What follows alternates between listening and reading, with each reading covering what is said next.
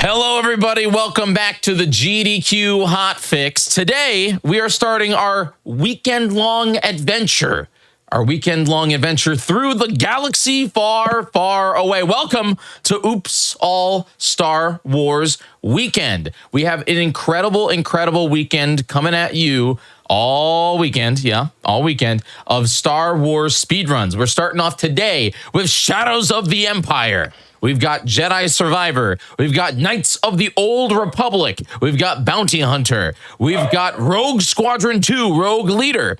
We've got Episode 1 Racer. And we're wrapping up the day with the classic Star Wars Battlefront 2. So I'm happy Resurgence Day. If you are playing Battlefront 2 EA Edition today, definitely leave us up all day.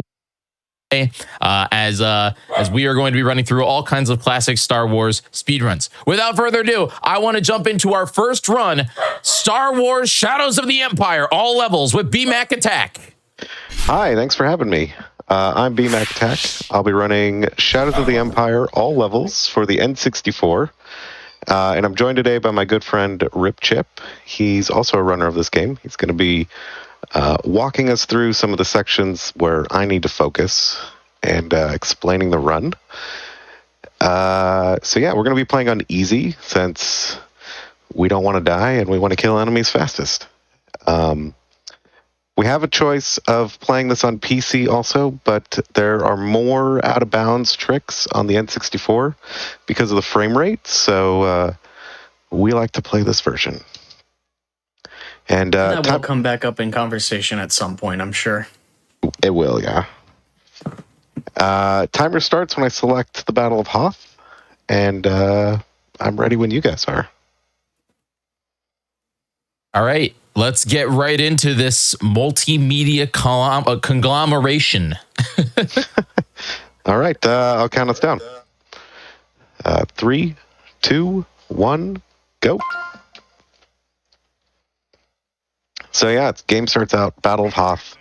This is probably the most iconic stage or level in especially this era of Star Wars games. I think everybody played this back in the day. And it actually spawned the Rogue Squadron series. This level is what made them decide to make that game. Yeah, this was more or less the groundwork. But the whole objective with this mission is we have to take out 4 different waves of enemies. Each wave introduces a different type of enemy. First one's probe droids, they're easy to kill, and then we have ATSTs here, which take a little bit more effort, but again, still pretty easy to take out. The main thing you gotta do is hit the heads of the ATSTs, because that's where they take the most damage. And weak spots are gonna be a common thing throughout the game in general, not just in this level, which is pretty interesting. But now we have ATSTs in this point, and there's technically 2 ways to take out the ATSTs. One of them is to use tow cables in, Empire Strikes Back fashion. But since this is AT-ATs, yes, sorry, I just watched Star Wars the first time yesterday. But anyways, AT-ATs, yes. That's faster to actually shoot them because this is easy difficulty and blasting them is a lot faster. On Jedi difficulty or harder difficulties, you would go for tow cables because they have a lot more health and defense you have to worry about. But you'll see him shooting for the head because, again, this is the weak spot. And if watching Empire Strikes Back didn't give you that hint, then there you go. But as you can see, he's able to just melt through these enemies very quickly. Getting some pretty average RNG here. On the 3rd and 4th stage of this level, the ATSTs can walk in different directions, and depending on the way they walk, helps set you up for taking out different enemies. We'll just crash into that guy. Yeah, because crashing does also do damage. Did we? Oh, okay. Nice job. We had some weird enemy placements there, but we're good. There's little bits of RNG throughout this run that will make you bleed some time. But, yeah, some are worse than others. All in all, not a big deal. All right, so now we're going on to the first grounded level, which is a majority of the game. So So BMAC, you're going to start taking off very quickly if you want to explain how Dash is moving so quickly. So the N64 controller does not give you full range of motion, the joystick. And so there's multiple ways that we get around that. By you offset the center of the stick through the game options. And I don't use that method, but you have to like hold R and L and press start and like change the position of the stick at the same time. It's a bit complicated. We also allow for different controller options, which give you better range of motion. So like if you use a Hori controller, like a lot of Mario 64 runners do, you get better range of motion, which allows Dash to have a higher walking top speed. I personally, I have a controller switcher. I switch between an OEM controller and a controller with a GameCube style stick. Yeah, the neutral reset method you would have to do with a regular N64 controller requires you to offset it just a slight bit backwards, and you do get to run full speed, but it does make your movement and especially turning really awkward, but it's manageable. Most, for the early days of the runs of this game did that until we realized that a lot of third-party sticks could give us that motion without having to adjust anything. So a lot of times you will see a lot of people using, you know, like Hori sticks and stuff like that. And if you do offset it, if you were to stand still, Dash would just be constantly trying to walk forward all by himself. Yeah, this really slow creeping forward. So if you wanted to just stay still, you'd have to hold the stick back in the position you set it to, which is a little bit uncomfortable. Yeah, we're already almost through the end of this level. This is Echo Base. It's falling apart, and we need to get our ship, or get to our ship. Literally falling apart right now. Yeah, it's literally falling apart. But yeah, we got to get to the Outrider, or as I like to call it, the not Millennium Falcon. Hey, you gotta be look, Dash is not a replacement Han. Han is in Carbonite right now. It makes sense in universe. Well, not yet. Technically, he's not in Carbonite yet. Oh, you're right. This is episode 5 right now. He just escaped. I just watched him leave. Yeah, it is kind of funny that there's 2 Corellian freights though, just at Hoth, just 2 of them, 2 highly modified Corellian freight, haulers. Yeah, so this is the first real boss fight. As you can see, it's over already. As I mentioned earlier, the ATST. Not scary. You can take it down with a common blaster. Yeah, so like I said earlier, a common theme you'll see, especially with boss fights, is weak spots that will do more damage than hitting them elsewhere. And with the ATST, it's like right in the center towards its neck where it takes the most damage. So with carefully placed aiming, you can take that out with just your blaster very easily. But yeah, that was Echo Base. Pretty good. Yeah, pretty good. Now, there was a lot of cool execution and stuff like that. Now we're going to sit back a little bit in the cockpit of a turret and let randomness kind of dictate a little bit. So this is Asteroids. The whole objective of this is that you need to take out a certain number of TIE fighters and TIE bombers. And while that sounds easy enough, this is one of those levels where RNG can sometimes cause you to bleed time, whether you want it to or not. What waves of enemies spawn at any given time, as well as like the timing and location of them, is a bit random. So while you can go through this level pretty easily, there's not really any challenge to it. You can end up losing a little bit of just a few seconds or gaining a few seconds purely based off of RNG. Yeah, enemies can spawn far away, they can spawn close. The TIE fighters can spawn in waves of 3 or 4, so if you get good spawns of 4, you can obviously kill them faster. And then every now and then you'll get TIE bombers, which we have right here, and they could spawn in waves of 2 and 3. So waves of 3 are obviously preferable. Yeah, and as you can see, we're on the 3rd level, and this is already a 3rd different control scheme that we have to use. That was kind of one of the coolest features of Shadows, was that it had a bunch of different types of levels. Even though most of them are the grounded types where you're running around as Dash, it's cool to see, you know, all these kind of experimental ideas thrown into one game. Okay, getting a little unlucky here. Yeah. Fine. With this particular section, though, the main thing you're going to be seeing be done a lot is we're going to be using the missiles, which basically are the seeker missiles that you get on the ground. But with how the enemies fly and how the missiles are coded, they can sometimes take some very creative flight patterns to try and get to the target that's directly in front of you. And sometimes they can drag out for so long that they just blow up before they hit anything. And ideally what we want is the missile to take out as many enemies per shot so that we can use them more effectively. But sometimes you just get unlucky and it will only, if like there's 4 TIE fighters, you can shoot a missile and get 2 of them. Or sometimes you'll get lucky and get all 4 of them. TIE bombers in particular are the weirdest because their flight patterns are a little wider apart. So sometimes you will be able to take out more than 1 with a missile, but most times you can only get them 1 at a time.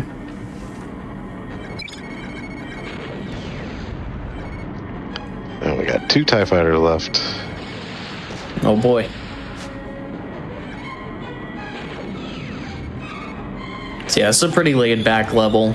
Like I said, the only major downside is the fact that, you know, you're kind of at the mercy of RNG to see how fast you're going. You could have the most amazing Hoth and Echo base and then suddenly lose a bunch of time because you just didn't have good luck here.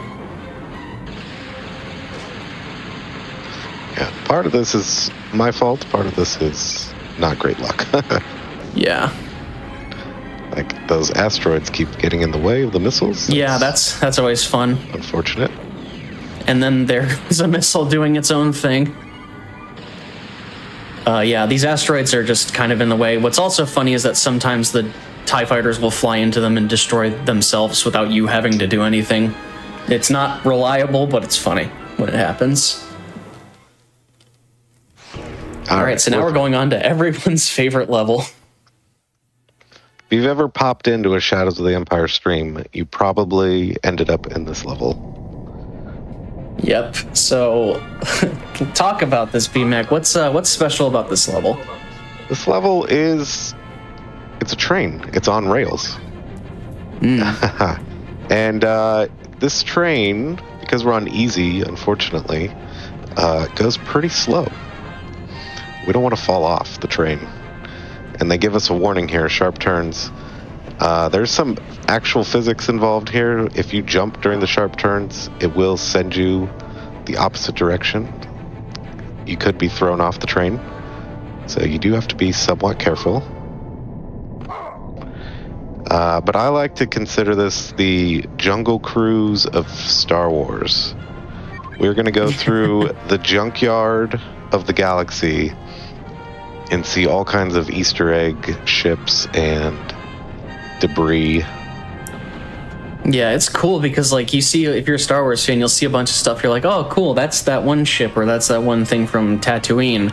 And that's cool the first time you do it, but after 50 times, this level gets a bit cumbersome. It's a very beautiful level. You can see the flowing river of poo down here. This is one of those levels where I think the fog to compensate for draw distance actually works in its favor because it gives it this illusion that it's, you know, musty and gross in here. Right. But what's funny is this is the second junk planet in the galaxy, right? Because we have Raxus Prime and then we have this one. Right? Well, this was before Raxus Prime, though. Yeah. Oh, yeah. Because I don't think Raxus Prime is introduced until The Force Unleashed. I think it was in the Clone Wars video game. Oh, okay. Yep. You do a speeder bike race with Anakin on Raxus Prime. That's right. Yep. Yeah. Junk planet. So I guess since we have a little bit of downtime here, I should mention one thing. You'll notice that the category that BMAC's running is called All Levels, which, if you've played Shadows of the Empire, that would kind of make sense because it's like you have to beat all the levels anyway. There's a reason for that being called that, and that's because there is a PC version of this game, which is pretty much, it's structured the same, but has some very jarring differences in terms of performance and physics. But a few years ago, somebody found a exploit that allows you to, on a fresh save file, when all the levels are locked, because you can see the levels on the menu, but you can't enter them because it'll say that the level's locked. They found that if you wait exactly 1 minute and 47 seconds for the demo file to load on the menu and hit enter, you can enter any level you want, and that allows you to go straight to the last level of the game. So that became any percent, and now all levels is just describing what was originally the any percent route. So, and it should be, I think this is something that only exists on the PC version. Nobody's found this on N64, right? Not as far as I know. No one's really tried, because theoretically the any percent is just an IL attempt at the final level. It is. It really is. And like, for reference, the record for any percent on PC is 6 minutes and 58 seconds, and only about a minute of it is actual gameplay that is important to the run, which is the final part of the final level, because you have to wait 1 minute 47 seconds, then you have like a 4-minute auto scroller you have to sit through, and then you actually get to fly the Outrider. So that's why that's called all levels as opposed to any percent. But on the topic of PC, there is, like I said, the game itself is still Shadows of the Empire on PC, but there are some differences. You know, there's some unique menus. There's rendered cutscenes instead of these illustrated ones. But there's some other big ones, like the PC version runs at 60 FPS consistently. As you can see with this game, 60 FPS isn't really an option. This is a, 1996 N64 game. So it's already uncommon to have an N64 game running at 60, but this was still in the early days of the console. But the PC version runs at 60 FPS, and that creates a lot of weird things with the physics, as well as some other really jarring and janky elements. But the PC version is ultimately faster because of the performance increase and because of the load times and such. There are some things, however, to the N64, despite being slower, that make it more unique as a speed game. Like we mentioned earlier, you have faster movement with, increased analog range. And there's going to be some skips and stuff that are exclusive to the N64 that you can't do on the PC because of the frame rate. And we'll explain more of those when we get to those actual skips and stuff, but just keep that in mind for when we get to that point. This entire level inspired a movie. A movie? Which movie? Han Solo, a Star Wars adventure movie starring not Harrison Ford.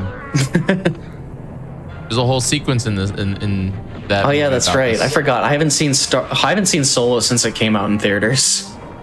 Yeah. I don't know. Anyways, BMAC, you got any fun little pieces of trivia about Shadows you want to share? Pieces of trivia. You know what? I'm kind of at a blank. I'm just trying not to die on the train. This is on rails, and if you die, they send you way far back, and it's like a good 45 seconds lost. But we do have a Star Destroyer right here. Oh wow, that's cool. Crash. It's funny because this little section here really, I don't think nearly emphasizes how big a Star Destroyer is, and it still looks big at this point, but I feel like Star Destroyers are supposed to be just enormous compared to the size of Dash. That's the what's that thing called that the Jawas use? Sandcrawler there. Yeah. Sandcrawler, that's what it is. Yes. Jawas. Shout outs to Jawas. Those are actually my favorite subspecies of Star Wars characters. They're little gremlins.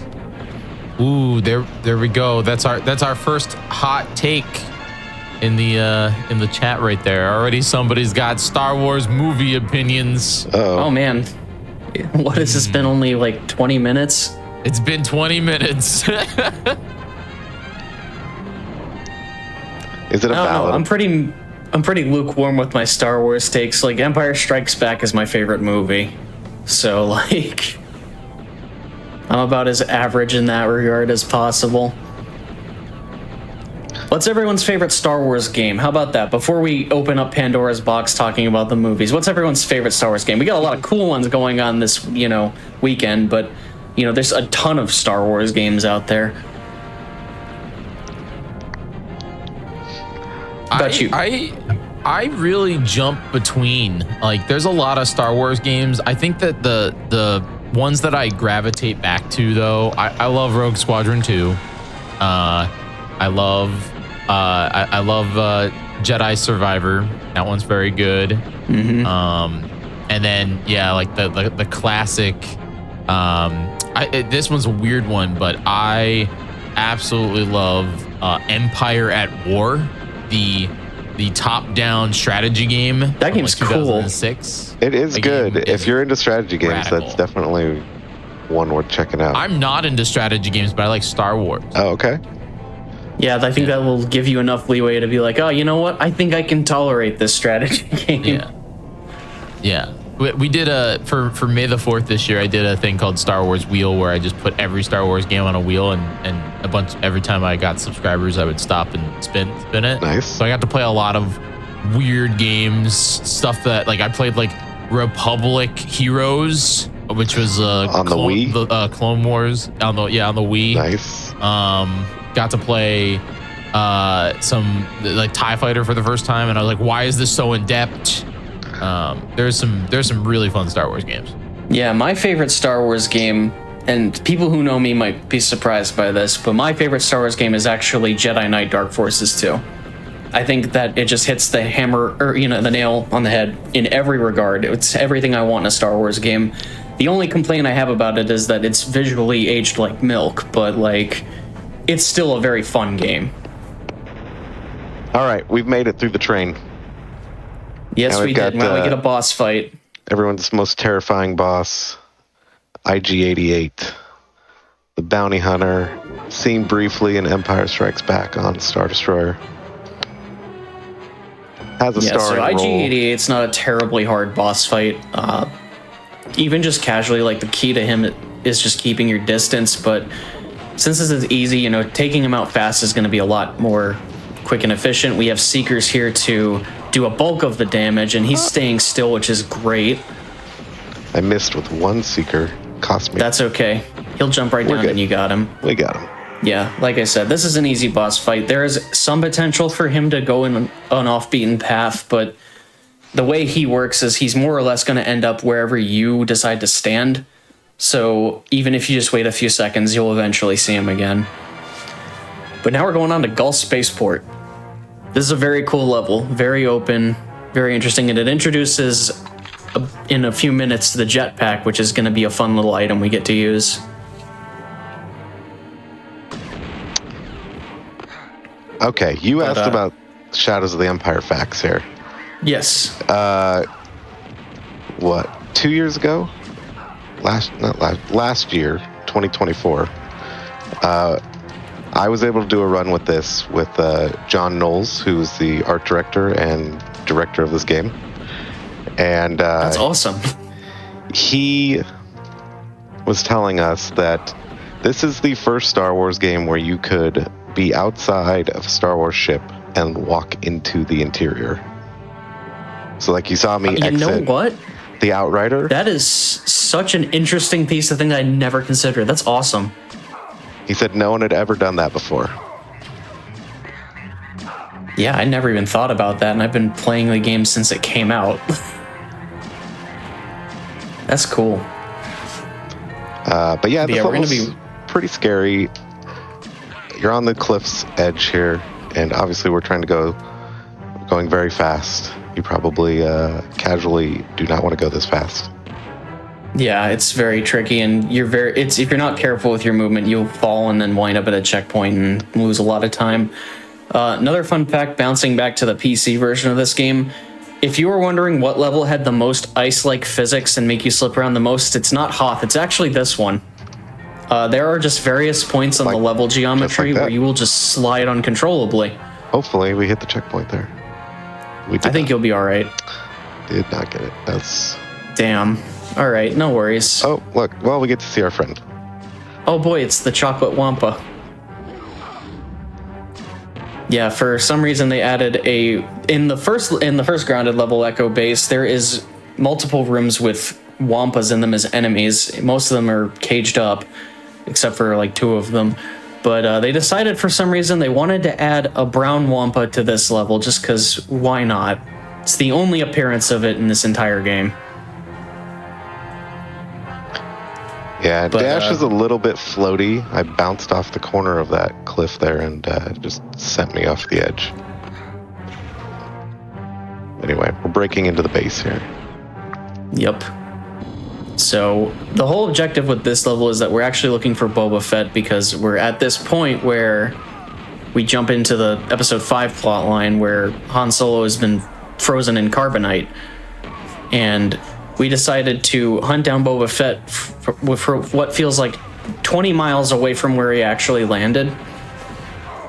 Which, I mean, I guess makes sense. Boba Fett's a dangerous bounty hunter. He probably has, a plethora of things that could cause problems. But what you're going to see BMAC do here is die intentionally, because, as we've mentioned, there's a checkpoint system in this game, and by dying there, you skip having to ride the platform to get all the way back there, and it saves quite a few seconds as opposed to waiting.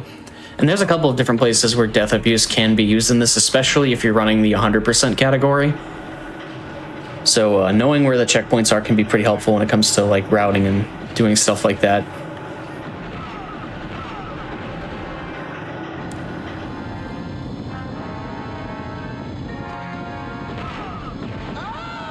This guy waiting by the door, man. Wanted to say hi. He's like, oh my god, it's Dash Rendar from Shadows of the Empire, the multimedia project. Yeah, I was gonna say, to me, one of the most powerful things about this whole thing was, and chat, here's some nerd knowledge for you. This game was a major part of the Shadows of the Empire multimedia project, which was a combination of, weirdly, Lucasfilms, Nintendo, and a whole bunch of publishers. And it bridges that gap between episode 5 and 6, which right now, currently in canon, we actually really do not have a lot of media to support. We actually are starting this event with within this era of between episode 5 and 6, and we're ending this event tomorrow with the only current canon media that we have for that time period, which is Star Wars Outlaws. So it's kind of a weird situation. Where are you going? While you were saying that, I guess we should have probably mentioned this. We got the jetpack, and I'll stop talking here because I don't know where you're going. Yeah, Jedi. The jetpack. You see, he's sky high, and that's not something you normally are supposed to do with a jetpack. But by using a glitch where you sway back and forth, and then you lock yourself in position by doing that by holding a strafe button. By doing that and letting go of or by turning off the jetpack, it causes Dash to zip to the side as well as zip upward, and that allows you to get a lot more height than the jetpack is supposed to be able to give you. And this is going to allow us to get through this section a lot more quickly, but it's going to have some other interesting uses coming up here very quickly. So if you if you want to explain what exactly we're going to be doing with this zip trick, BMAC, go right ahead. So that section where I went super high, what they want you to do is jump from platform to platform, reload your jetpack, because it takes time to recharge. And when you're using it, you use a ton of fuel, so you can't get very far on it. So using the glitch to go extremely high allows us to cross that platform without actually taking any breaks. Yeah, that's like more or less a tutorial section for how to use the jetpack. But using that glitch, we are going to do an out-of-bounds trick right here to skip about a third of this level. Yeah, normally you're supposed to fight an AT-ST in here, and then you open up a path and have to take a lengthy series of tunnels and a hover tram to eventually wind up in the arena where Boba Fett is. But by using this glitch and setting ourselves up with a specific angle... There we go. All right. Yeah, we'll be able to go right out of bounds and go directly to that area. It'll load in the arena. And there's multiple places you can actually do this. Well, that was, that's unfortunate. I'm glad you did that because I missed it the first time, and I'd love to see you do it again. But, yeah, so this is something that's been around for a long time, this trick. And then when the PC version got re-released in 2016, I think it was, the biggest issue was the frame rate made it so that we couldn't get the angle we needed to make this out of bounds work. So we were worried at first that the PC version wasn't going to be worth running. But eventually we found another way to do this because, again, as I said, there's multiple ways you can actually get to this arena using the zip glitch. And as a result, in all levels for both categories, you effectively skip like the last third of this level and go straight to the Boba Fett boss fight. And Boba Fett is a fairly annoying boss fight in some ways, not super hard, but the first half of this fight is a little bit random. That we triggered it. So if we get lucky, what'll happen is Boba Fett will stay in place and go to take off with his jetpack, and if we get lucky, he will stay in a stunned position in one area, and we'll be able to do as much damage as we can to take him out quickly. Otherwise, he'll start flying off in another direction, and that's just a little bit slower. But it's not a true Star Wars game if you don't have Boba Fett as a boss fight. Yep, so you just wanted to take Unless you're playing every single Star Wars game that doesn't have Boba Fett in it. I think it's funny because, like, everyone touts Boba Fett as this, super hardcore bounty hunter, but he's gotten his butt handed to him quite a few times in the games at this point. So it's like, is he really that good of a bounty hunter? But yeah, we just took him out, and now he's going to get into his ship, and this is the easy part of the fight. The ship has a weak spot on its backside, and we're going to be using the pulse cannon, which does tick-based damage, and that's going to take out this thing's health very quickly. And there, it's done. Boba Fett's been defeated, and we still don't have Han Solo. All right, that was a rough call, Spaceport, but we're not through too it. bad. Yeah, now we're going on to a very fast-paced level, which is Mos Eisley and Beggar's Canyon. So, important thing that BMAC's going to do at the beginning of this level is that he's going to eliminate that swoop bike gang member. And the way the game wants you to do this is it wants you to take out all of them because they're going to, track down Luke Skywalker. But on easy difficulty and easy difficulty only, if you kill that one swoop biker at the beginning and then don't kill a single one after that, eventually the AI just like bottlenecks into one spot and doesn't keep going. It's like some sort of glitch regarding like how the game wants you to not like be too far behind the AI or something like that. But either way, killing that first enemy and ignoring everything else eventually just breaks the AI, and you can zoom straight to the end of the level without having to worry about the rest of them. And again, like I said, this is something that only works on easy difficulty. Every other difficulty, you have to take them out as intended. As you can see, they're frozen here. Yeah, they're just chilling. There is backup strats, though. So it works if you kill an odd number swoop and then stay ahead of the even. So, like, you kill the first one, stay ahead of the second. If you accidentally kill the second, make sure you kill the third and then stay ahead of the fourth, and they will still freeze. Just in case. This level's like, in theory, on paper, it sounds awesome because you're riding a swoop bike through Mos Eisley and Beggar's Canyon. It's fast-paced and stuff, but you keep the fast-paced nature, but have to do it in these very tight corridors. There's a lot of geometry you can bump into, a lot of things that can slow you down. So it is a cool level in theory that is unfortunately just barricaded with a bunch of stuff that's going to slow you down. So like a super clean run of this will get you an incredibly fast IL time, but getting a run where you don't bump into anything is pretty much impossible unless you really grind for it. But on Jedi difficulty, things get a lot more harder because, if you miss jumps or run into something too fast, your swoop bike will explode. Luckily, on easy difficulty, it's a lot more forgiving. The only way you can die is if you fall in, like, pits, which there's only a few of them.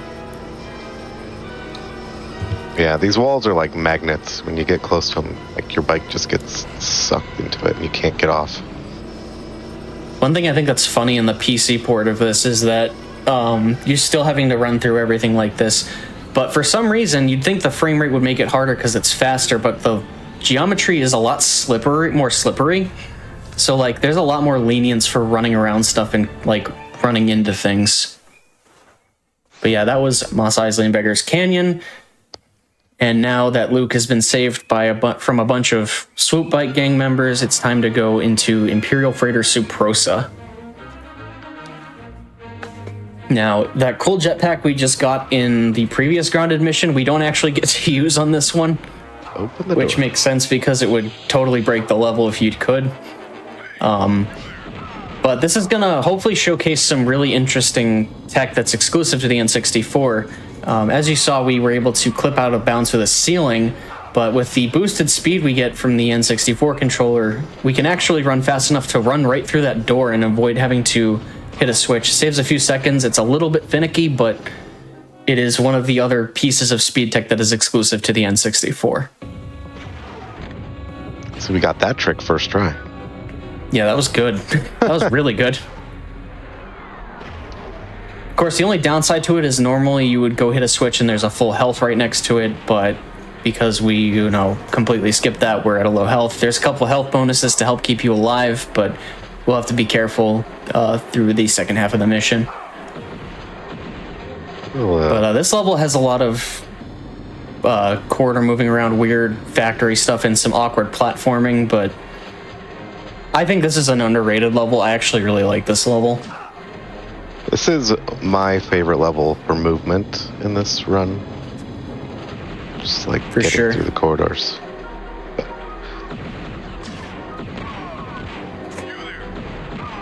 Trying not to die yet.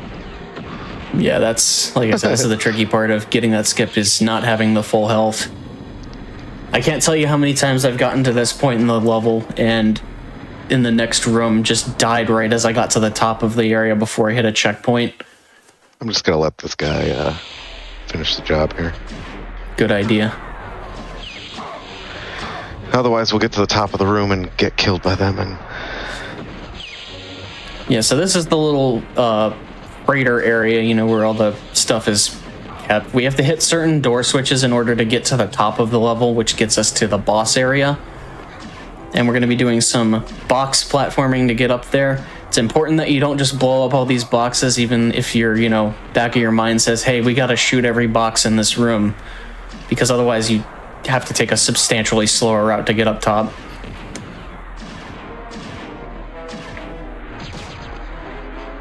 But now we're coming up on what is the least intimidating looking boss in the game, which is just a freighter droid. This one has a weak spot on its head, and with tick-based damage from the pulse cannon, you're going to see his health go from 100 to 0 very quickly. And the Death Star 2 plans in here. Yep. Protected by a single freighter droid. Empire had a lot of faith in that droid. But yeah, we're out of this level and we're going on to another level, which is one that a lot of people I know say is their favorite level, which is the sewer level, which is ironic because most people hate sewer levels. But right here at the beginning of the sewer level, though, we are going to... There's a trick you can do with the zip, because normally zipping makes you go upwards, but you can also angle yourself in a way that you can zip downwards. And if you hit it correctly here, you can zip down this first part very quickly. All right. Good. Didn't die. There we go. Zipping down will kill you if you hit a floor. Yeah, you have to be very careful with that glitch. But the clip we did with Gaul Spaceport in the ceiling, again, you can do some alternative strat for it on the PC version. You just can't clip through the ceiling. So this level has a ceiling clip too, but it is something that you cannot do on the PC at all, or at least as of this moment. There's no way to do it. We have two of them. Two of them right here. Two of them, yes. The first one coming up is a pretty nice one because it skips a good chunk of the first quarter of the level. A lot of tunnels you have to go through and stuff like that. It can be a little bit clunky because you don't have a lot of wiggle room, but if you get the right angle, you can get in there right there. You went right through the tube. Nice. God clip. But yeah, that's just to get that key, which gets us access to the next area. And interestingly enough, there is ways to clip into the next area without the key. But if you do that, it doesn't load the textures in the next room, so it makes navigating pretty much impossible. Because this game's swimming physics that you're going to see here don't exactly have what you would call a very clean control scheme. You're basically just using the jetpack underwater, which is an interesting method for swimming. Is there any N64 game though that has good swimming mechanics? Like, let's be real. You know what? I think the closest I can think of is Majora's Mask with the Zora mask, but honestly, no, not really. Barely. Hey, it's more control than you get in Ocarina of Time, all right? That alone is a miracle. But you just saw him go underwater to get some disruptors. Disruptors are like the big weapon in this game. They basically fill up the entire area with a massively active hitbox of damage, and it will pretty much clear any room with enemies if you fire it, but it can also do a ton of damage to bosses. On higher difficulties, however, the disruptor can actually damage you, so you have to be careful with it on like Jedi difficulty. But on easy difficulty, you don't take damage, so you can very easily take out and use it wherever you want. Switches in this game, in fact, in all Star Wars games, are the true final boss of any speedrun. Just... okay. Characters just cannot seem to activate switches. Another thing I haven't really touched on is that you see BMAC playing this in first person. There are a couple different camera modes you can use. One of them is the action cam, which is totally gimmicky and useless. There's a top-down view as well as a third-person camera. But first person is just kind of the most comfortable to navigate with, and it also can reduce lag as well, because it's an N64 game. But we're doing this zip setup here because this next boss is really scary and we don't want to fight him. Ooh, okay. Almost ran out of time. And yeah, you got to see something that's this is not only exclusive to the N64, but this is the only boss fight skip in the game that you can do. Because the area to the exit of the level still exists and you can just access it. But yeah, by doing that clip, you can do that. It's very difficult. It's probably one of the trickiest clips in the game. And you only get a few seconds to do it because the water rises in that room and doesn't allow you enough time or enough distance between the water and the ceiling to get enough speed to clip through the ceiling. So you have to do it before the water rises, it's very tight timing. But now we're on to Shizor's Palace with this absolutely amazing music. Love this track for this level. But we're getting towards the end of the game. This is the last grounded mission before we go to the final level. And there is more disruptors we're going to pick up because we're going to need a lot of them for the upcoming boss fight, but just going to be a lot of moving around, shooting, and, usual stuff at this point. Got a lot of murder droids.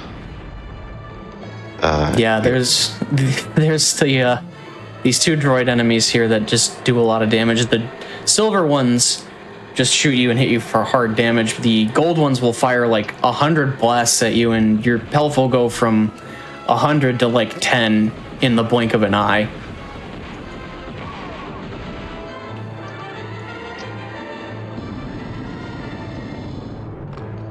Yeah, we're just activating some bridges to get to the next part.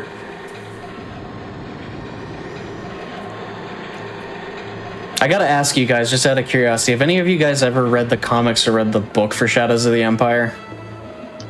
I've read the book.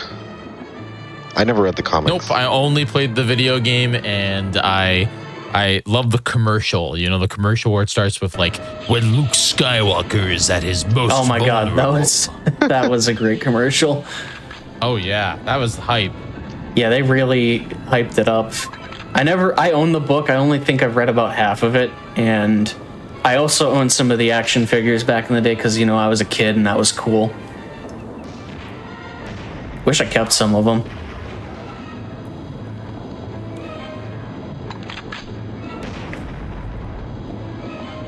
Yeah, we're just getting through all these. These cogs all do damage to you if you touch them, so obviously you don't want to touch them. All right. Not much to say here, but now we're going into this room where we have to plant 3 sequence charges. Op tower. And yeah, this one, we're doing it in a specific way so that it's optimal, but we have to do some careful stuff here. We have to hit them, go down, and then use the stunners so that the enemies in the lower section aren't a threat to us, because it's much faster to do that than it is to actually fight them. And then we're going to go to the top one to do the same thing. And then that's just going to allow us to fall straight to the area that opens up afterwards.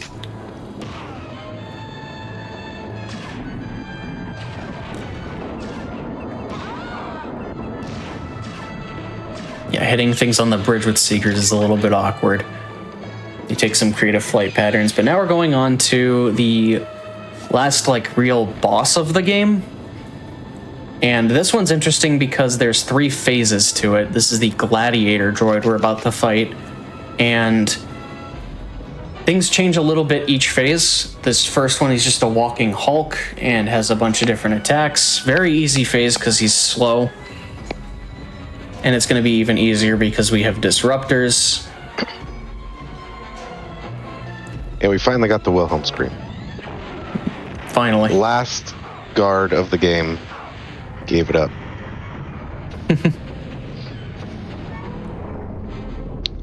Alright, so phase 2, the floor opens up to this little maze thing, and then the gladiator droid starts flying because we lost his legs.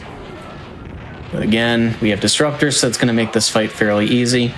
He has a couple different attacks that can do various damage. The one that he uses the most is that little, like, laser beam. It's also the only attack he can use now in this third phase where it's just his head. You know, you gotta give props to the gladiator droid because he is fighting to the very end. You know, he is earning his paycheck, but it's not gonna be enough because, again, we got a bunch of disruptors that's gonna make that fight very quick.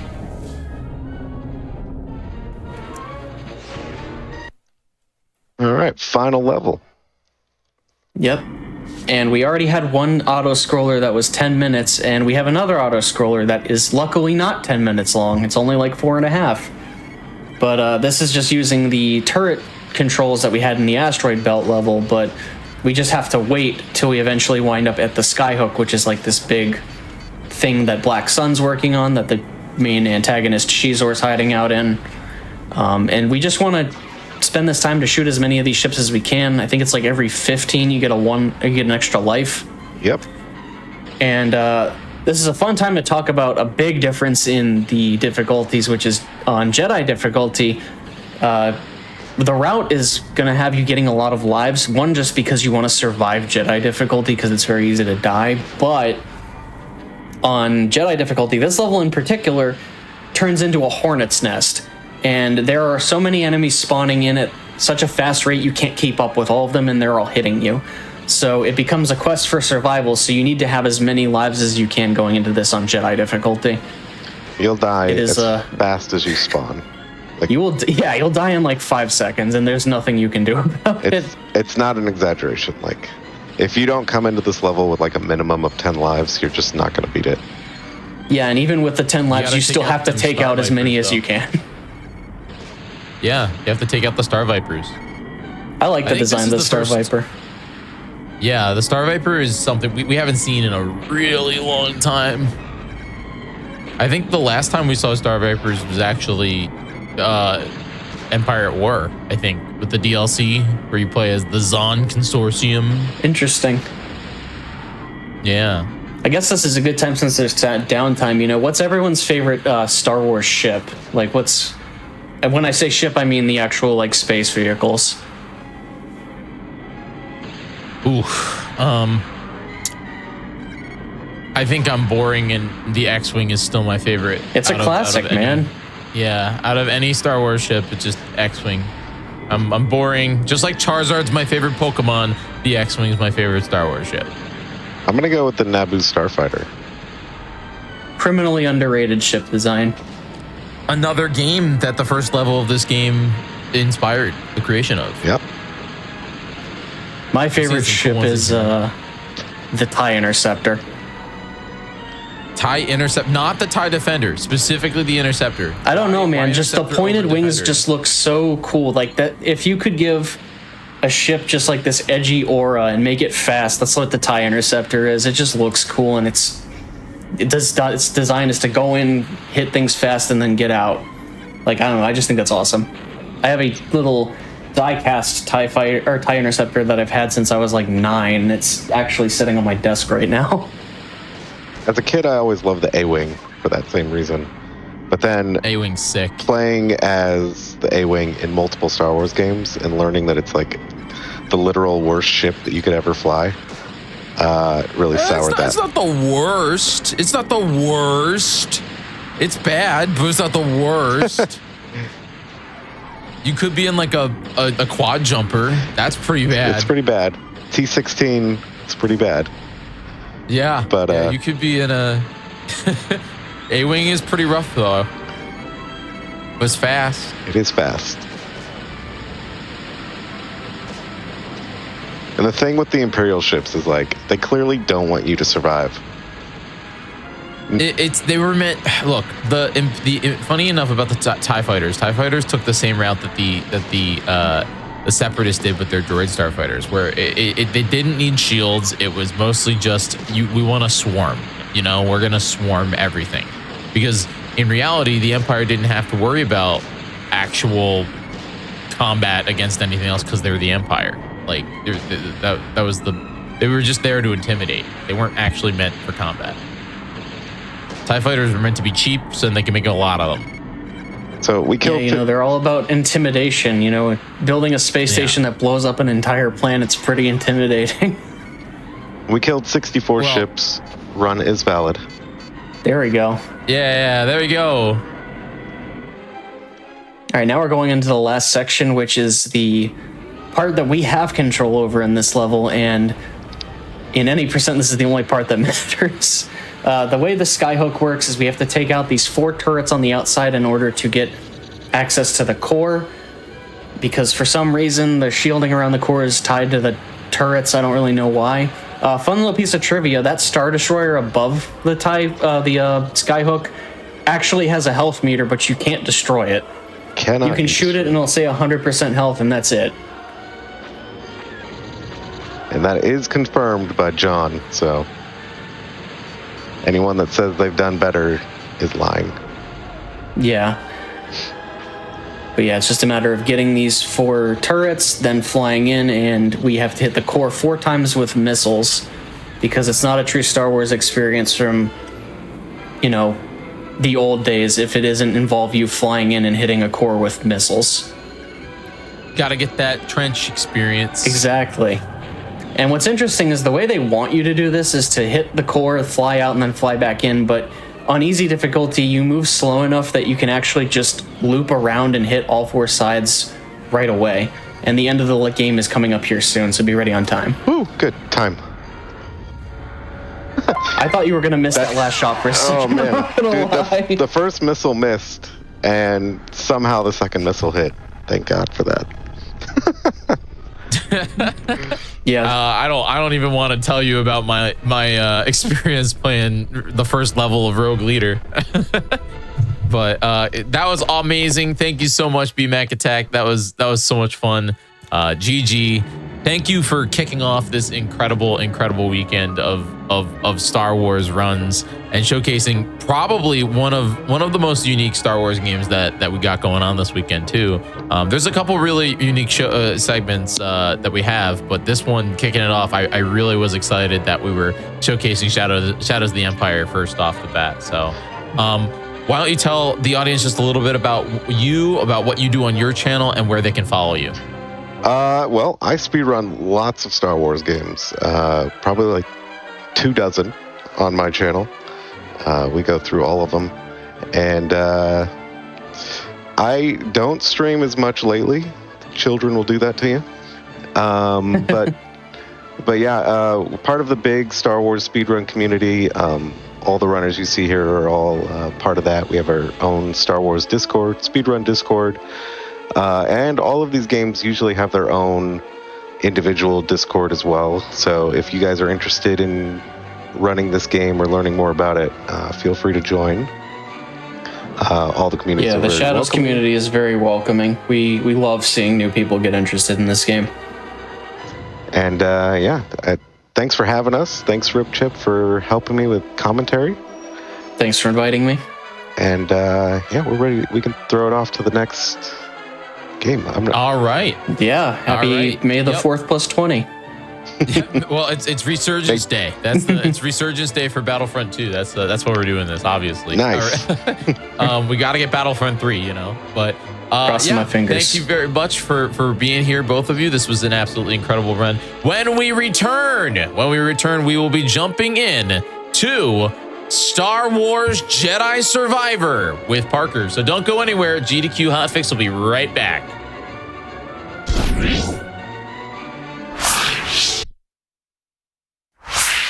Welcome back, everybody, to the GDQ Hotfix All Star Wars weekend. We are going to just get right into the next run here in just a second, but I want to say thank you very much for hanging out with us, and I hope that you'll stick around for the remainder of today and tomorrow for the Star Wars runs. And if you're interested in what we have going on here on the GDQ channel all week, you can go and check out what is coming up on Hotfix. This whole week's schedule and the whole season is available at gdq.gg/hotfix. So definitely go check that out. All right, without further ado, time for Redhead number 2. It's time to jump into Jedi Survivor with Parker. Parker, how are you? I'm doing great, Jiggy. Thanks for having us here. Super excited to showcase this game for you guys. We're doing Jedi Survivor, any % restricted new game plus. I'm currently the world record holder for this category, and I'm joined by Garbage RNG, who is the former world record holder, as well as Z Money Train, who is another avid speedrunner and glitch hunter within the Star Wars games. They're going to help with commentation. Garbage, would you like to explain what this category is, how it might differ from an unrestricted run? So this is New Journey plus restricted. If you've played Fallen Order, you'll know that in Fallen Order, you only get the cosmetics for playing New Journey plus. However, in this game, you get a little bit of gameplay advantage. You get to keep your stances and your skills from the previous playthrough. You do have to buy your skills again, so we'll have to buy some in a little bit, but we'll get to use those later for some speed tech. Restricted actually, Z Money, do you want to explain restricted? Yeah, sure. So restricted only really bans one version of PBCs, which is pause buffer clips. During the run, you'll see the screen kind of go in and out a little bit because that's Parker toggling F11 key. And that's the main way we clip through triggers and things like that while we're playing the game. You can also do it on console with just the pause menu and toggling to the settings tab, but restricted only bans the pause buffer launches. So during certain animations or climbing on walls and vines, you'll get this kickback animation. We can use launches, and we might show that off at the end if we have time. But I guess we're good to jump in here. Yeah. All right, so I'm on the overwrite screen. I'm ready to go if you guys are. So I'll count this down from 3, 2, 1, and let's go.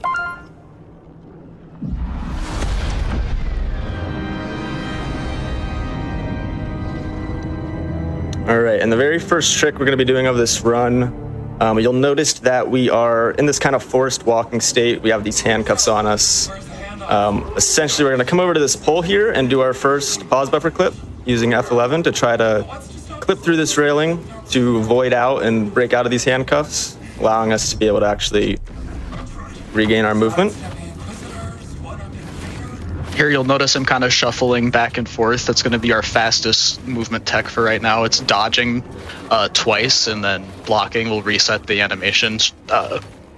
Doing this over and over again is slightly faster than sprinting. Yeah, just a little bit of out of bounds movement there, using some other PBCs to flip in and out of bounds. There's Skipping a trigger right here for a mini cutscene. Yeah, normally if you just walk straight there, you will be scanned by that droid and have to wait like 10 seconds or so before moving. Jumping over it allows you to skip it. And Normally right here we'd be on an elevator, but since we hit it so early, that's really bugged out and we're like in the floor.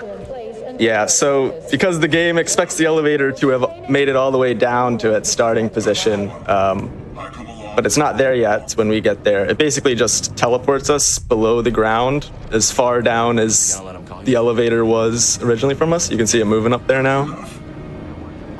Once it reaches the It's like top, a- we're gonna spawn back up there, so. It's like a set distance, so no matter what, whenever you hit the trigger, that's where you're going to be at your starting point. Yeah. And then when it gets to the top, it teleports you back up top.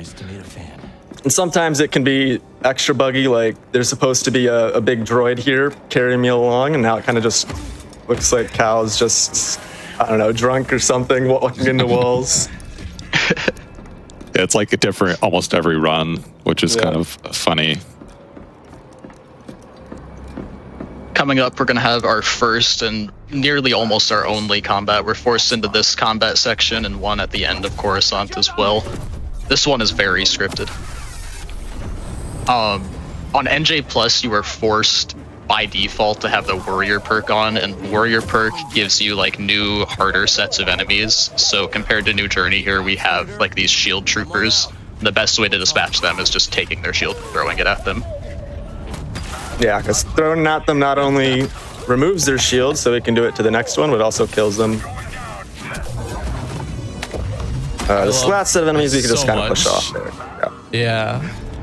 I love that you're just pushing them. get to They're that just- That was a close one, buddy. All right, Parker. Reason for full beard It's not your fault. Cal. Full beard Cal is just what I went with, just heat of the moment. That's what I decided on. But I'm gonna equip the Trendsetter perk in a little bit so that whenever I get a quit out, we will see some just random outfits. Right there, Parker just broke out of a scripted climb sequence about 10 seconds earlier than he was supposed to. You never give up. And one effect of that is that we lose the ability to gain XP. Since this is New Game Plus, we don't actually need to worry about that because we already have all the XP that we need. Here we're going to stop at a med pad and buy some skills and equip the perks we need for the run. Main skills we're going to buy are improved footwork, dash strike, and aerial dash strike. Improved footwork is used for a couple small launches throughout the run. Dash strike will be our main movement tech, and air dash strike will be used for a couple strikes. We're also going to get the Power of Friendship skill, which that's basically going to refill our force meter whenever we use a stim. It's just essentially just going to be a safeguard for certain ADS strats, air dash strike strats, making some of them possible.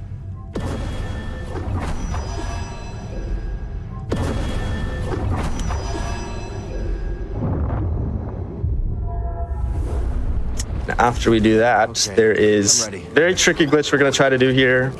If I don't get it first try, there is a backup we can go for. But essentially, if we're at the right angle here and interact with this great climb at the right time, we can kind of just launch straight up to the bowed trigger here, which is our ally at the start of the game. Give it one more go here. All right. It is very tricky, but thankfully in New Game Plus, since we have the ADS ability, we can grab one of these stormtroopers. We have to be very precise with where we aim here. It's just a little bit to the left of this light. Throw him up onto this billboard, ADS up to him, and then just jump from there. And now we're basically just skipping a big minute-long loop around this area. Saves about 45 seconds. It skips the trigger to, oh, you've loaded. Oh, I loaded. Yeah, so there's a... Okay, so, yeah. When you sequence break in this game, a message pops up. Like, the game knows you've sequence broken when you skip a trigger. So a message will pop up and it'll ask you if you want to reload to where, like, your last unbroken save was. And when you sequence break here, it puts you into a cutscene and it's a full black screen, and Parker was spamming to skip the cutscene and he ended up loading back. We got to see the skip again, though. It was really cool. It's on a second time. Yeah, there we Yeah. go. Yeah, so you got to do some blind menuing there, and I think I did it a little too early. Yep. I've definitely done that in runs before. Oh, I've done that like 100 times. That's like the only one that's blind too. I feel like usually it pops up, but maybe Yeah. it's because it's stacked with a cutscene or something. Yeah, it's right in the black screen for the cutscene. No gunships. We get our first random outfit change, though, from doing that, so. Yeah, there we go. Yep. More drip showing off. Let's go, Western Cal! I love Western Cal. That's the fact that you can customize his facial hair in this game makes me very happy. Yeah. Same. Just another redhead dude with facial hair just makes me happy. Great evolution from the first game where it was pretty much only ponchos. Yeah. Stormtrooper patrol. They still have the poncho in this game. they did carry the poncho over. See that cable? Right here, we're summoning a rope. We're going to try a tiny launch on the staircase to get up to the ledge, but it seems like we're going to go for the rope back up. I'll try to get at least one showcase of this if we can. Didn't quite make it. We go for that rope prompt just to bring it down, because if you messed it up within one try, the rope's going to be down by enough time that you can just grab it instead. Bucket heads below. Some PBCs we can do here. Then we go Out of bounds movement. This skips some story sequences, some kind of forced cutscenes. And this is basically allowing us to get to the next boss fight for our ascension cable ability much quicker than normally would.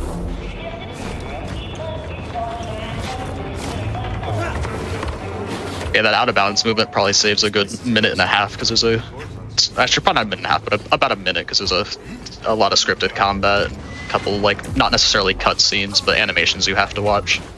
We can just PBC right through that door. That saves about another 3 minutes of combat and just cutscenes and platforming. So just from one door skip. And here's the droid that captured us at the start of the elevator ride. We now get to fight him as a boss, although boss is kind of generous for how easy he is, even on the hardest difficulty. He does give us the ascension cable ability though, and this is going to let us grapple up to certain areas, and it is essential for this category. We are able to skip it in unrestricted. We just haven't found the tech to do that yet in this category. There's only one single grapple point in all of Coruscant and all of the entire game that you need this. Yeah. If Gabs gets bored, she might Yeah, all of these ones we are doing right now, we can technically skip, but too good. it is faster to just use it since we're getting the grapple point anyway. Lawyers.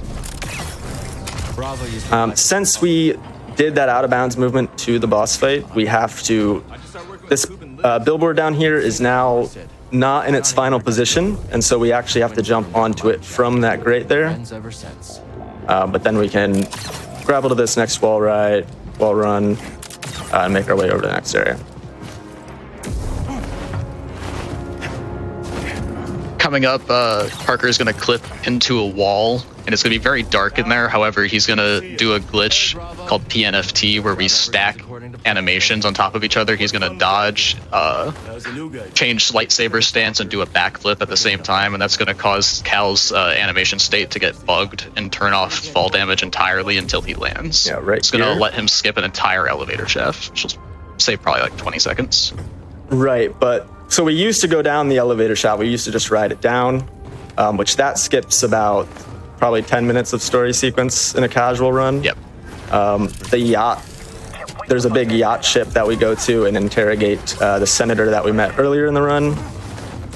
We're basically skipping all of that. Because we skipped that, the upcoming boss fight would not spawn in, and so we needed to find a way around that to be able to skip this boss fight too. And right here is where we're going to be doing that. Basically just PBC out of bounds, falling onto a ledge there so we don't void out, and then just some movement through these rooftops. Essentially that platform to my left there is where that boss would normally be.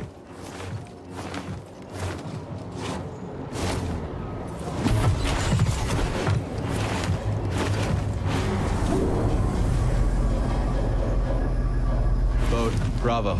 Are you there? And the rest of Coruscant is pretty straightforward, just a little bit of combat, and Meet us at the hangar. otherwise we're pretty much at the end of the planet.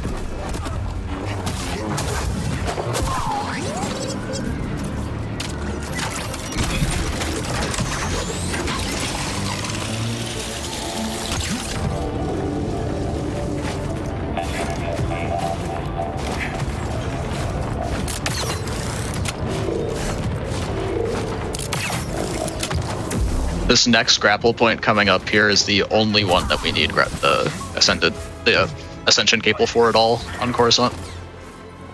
We're gonna go for this lamp jump. I'll give it a few tries, but it only saves about 5 seconds, so I've already lost time. But yeah, you get it just You're intended precisely to climb enough. a rope. You can spawn by the rope. I'm gonna take the rope up, but you can do a precise jump off of that lamp to.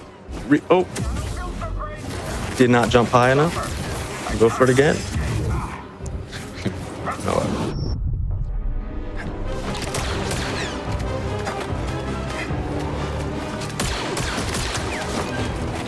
There we go. And I could double jump and still grab the ceiling there. Yeah. Fingers close. Another thing you might notice me doing on zip lines is I hold down the block, and that basically boosts your momentum when you get off of it. Yep, you can hold the momentum from it for just a little bit. Parker just did a little bit of out of bounds movement there that skips a cutscene trigger that would have spawned most of the enemies out here. However, since he skipped that, he's just going to have like a small wave to fight and then the end of Coruscant. One side effect of skipping that is your buddy Bravo would normally be here sniping some of these enemies, helping you out, but because we skipped that cutscene, he's just not going to help us at all, so we got to do this all on our own. Thankfully, there's only a handful of them, and it's pretty scripted.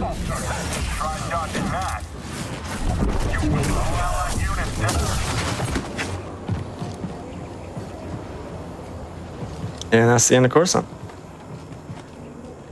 Not bad, Bo. Not bad yourself.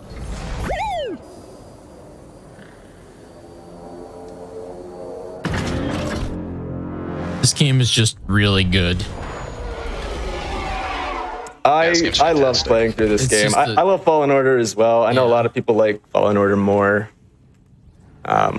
I do think this game improved a lot of Fallen Order, but Yeah, before we visit Greece. there's some things that are better in Fallen Order. I think the combat's probably better in Fallen Order, but I was probably more hyped for this game than any other in the past like decade almost. yeah.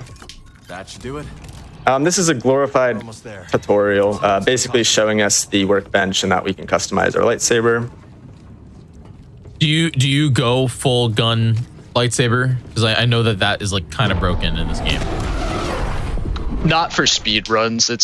Like we can only equip one single saber stance because of the skip you did earlier, and it's only really good for combat. It's not good for speed tech. This was failing all over. Guys, I know challenge runners like to use the blaster stance a lot. Yeah, blaster stance is ridiculous. Yeah, I used it for a lot of it, and I felt like I was cheating. Yeah. Yeah. There's another pocket no fall timer. If you play the game casually, you'll know that the fall timer is pretty aggressive in this game. You can't fall very far before the game voids you out and puts you back where it thinks you should be. Well, So being able to cancel those animations to fall basically infinitely is really nice. Fixing we Cal's just weak saw- ankles was a big discovery. What we just saw was a classic GDQ walls are but a humble suggestion. Yep. Yep.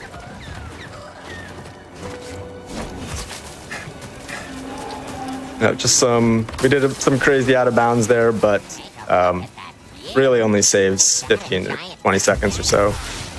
Yep. Up here, we're gonna do another stab launch using that improved footwork skill. We can just use that left side of that rock there. It's just gonna give us crazy upward momentum, allow us to skip this whole damn section. Yeah, the improved footwork launches, basically, you can just do them on angled terrain and it keeps the momentum from the move into, like, just carries you upwards using that momentum. Z-Money actually found that you can also do that with pushes just recently. So. Yeah. Which, unfortunately, it will not be shown in this run, but hopefully somebody can get a record with one of those glitches. We grab I'll that definitely be med point trying. there because it will help us with the end of the game. We're not going to come back here until the very end, but we do need that med point. That was not a safety save. Here we're going to do a couple of ADS strats. We're going to throw up this Bedlam Raider ADS up to him. friend BD. the rope. Oh, I think they like you. gotta wait for my force. Throw them down here, and we're gonna use them for another one. We do only get one try at this, so hopefully we get it, but it's fairly consistent now that we found a good setup for it. Essentially, we're grabbing this guy, gonna do 3 force pushes. Oh, and we messed it up, so we'll go the backup route then. But if you do that right, you can get 3 pushes, ADS up to him, and then you'll be high enough to be able to essentially get to that wall run and just wall run across. Yeah.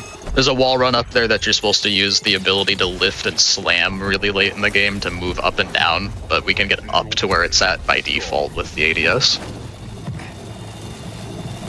And don't have any force, not gonna bother trying to regenerate that. We'll just grab the rope here.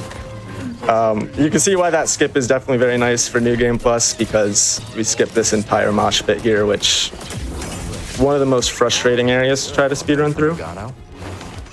You think I can do that, BD? And that push tech that Z-Money found actually allows us to skip that section in a new game now, so.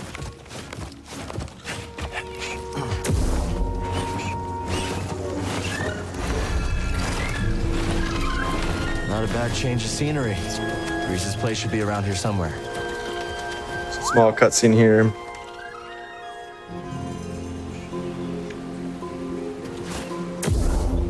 Another PNFT. And we are coming up to the point where this current route of this game diverges from the older route. Garbage RNG's world record for this category previously used a route where we would fly to the final planet of the game using the Mantis. This category, we're actually able to bring that planet to us. And so if you were watching both of our runs side by side, it's basically pretty much even up to this point. And this is where the route drastically differs.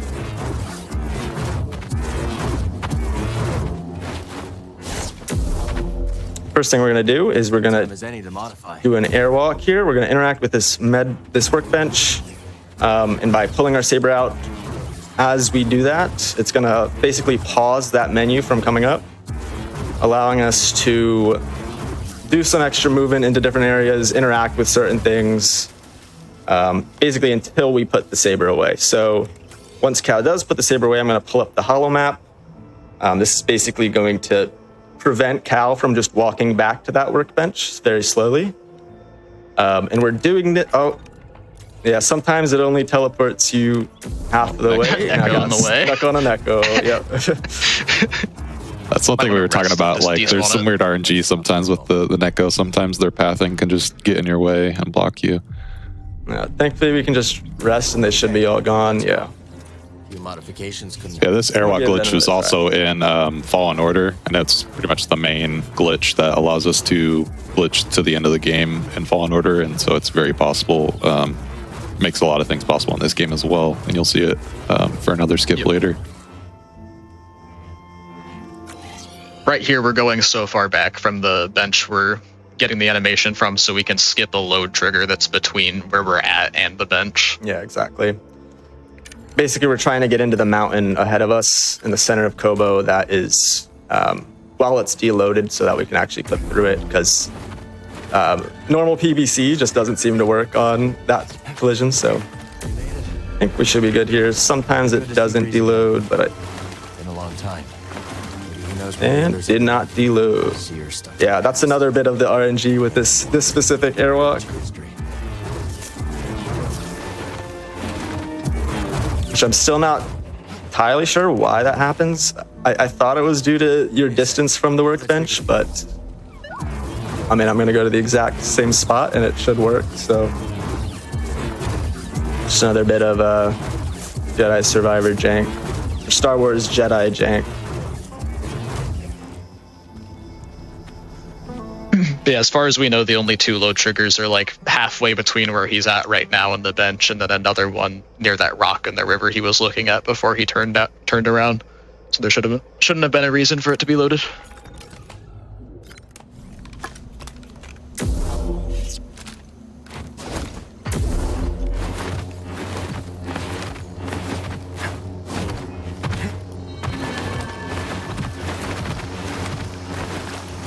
That definitely worked that time. Yeah, that looks better. Yeah, it looks like Play-Doh now. All right, now I got to be very careful to not hit a gloating trigger in this rock, which we just did. And that's going to do the exact same thing, load in that mountain, which we definitely do not want to do.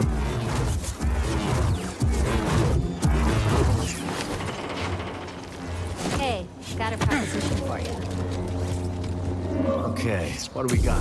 All right, one more try. Let's get this as the one.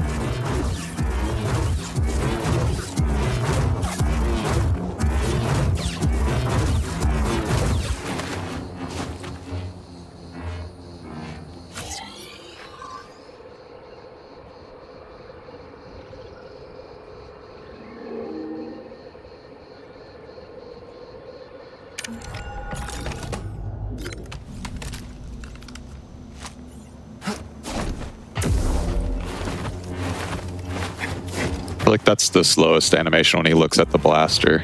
And that's like Yeah. another Yeah. NG plus like random you have to worry about.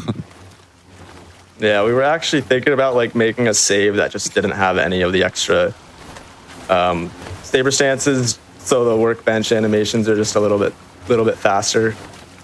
Yeah, I got halfway into that, but I didn't end up getting all the perks. Sure.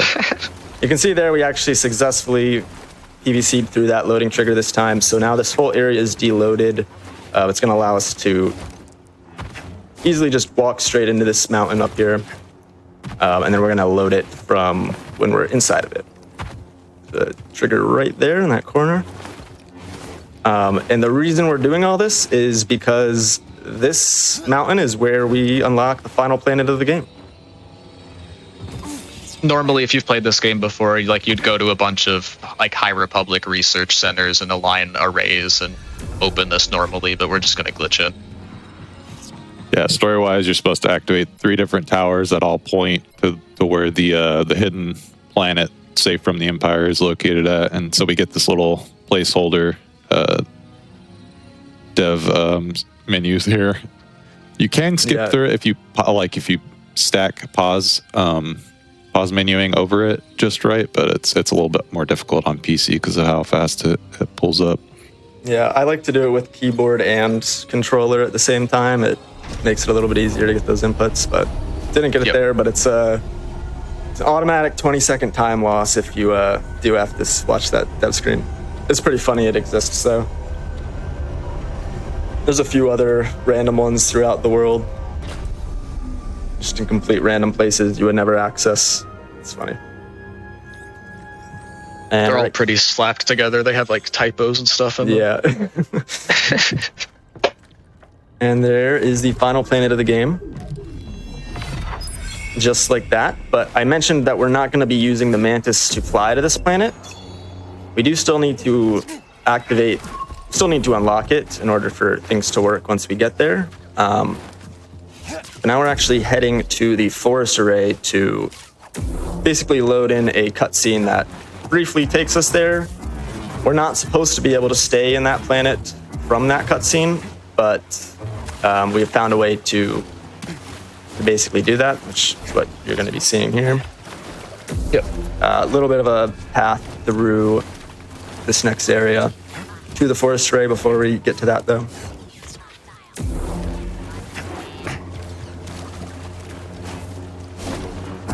Another little ADS we can do there onto these droids. ADS is actually so powerful, and it's used a lot in the glitchless category, and there's a lot of cool skips that can be done using it. Yeah. The array should be From a casual perspective, I think ADS is the most broken thing because you can Yeah. just do so much unintended stuff with it. Yeah, I remember when the game came out, there was a lot of clips of people getting that error message of you may have skipped story elements and stuff like that. Yeah, it's so easy on Jedi. Yeah. I think even I got it on my casual playthrough. We just did some out of bounds movement to get to this Necropools area. Because we're in New Game Plus, there's a very difficult glitch we can do here to basically get to the forest array faster than going the intended path. It is safer to go the intended path. But if you can get these glitches first try, then not without some probably save around 30 seconds. This might be the hardest strat in Restricted. And first try. First try, let's go. Basically, what we were doing there is stab launch onto that rock to get some upward momentum, and then we can do an aerial dash strike through that balloon using the troopers in the distance as our target. And when we do it at the exact right height, exact right location on that balloon, it'll reset our double jump ability, basically allowing us to make across that gap. Yeah, it's actually so precise to do. So resetting your jump there is actually really, really difficult. Yep. Oh. It's like a precise 3 pixels of Cal's hips where he'll get the jump reset and not get blocked by the balloon. Here I'm just they really did say we need enemies for this planet, and they were just like Star Wars chickens. That's what we need. Yeah. Oh, these things on Jedi Grandmaster made me rage so much. Yeah, they're so brutal. I guess I can't ADS to that guy with all this deloaded. I just tested it out in a different save where all these invisible walls did not exist. So we're gonna go for this much harder strat of using this ground collision here.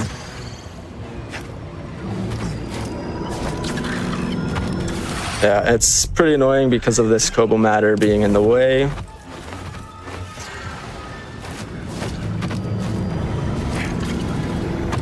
Yeah, not quite far enough.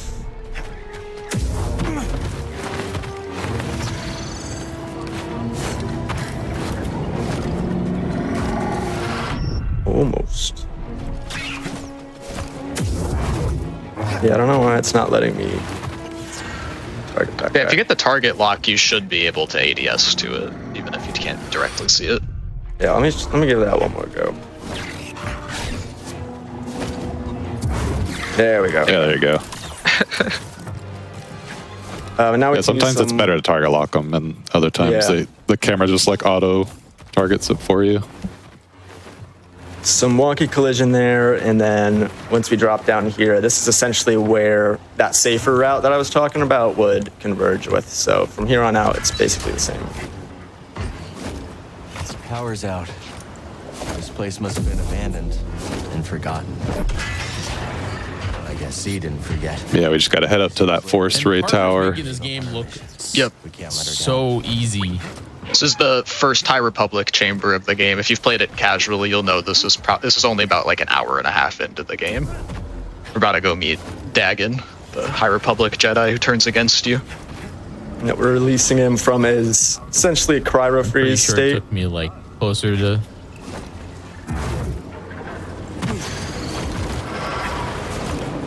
I'm pretty sure it took me like 5 hours to Yeah, get some people through like an hour took and a all half. their time on Coruscant, so I'd say some people like their first session was just leaving Coruscant basically.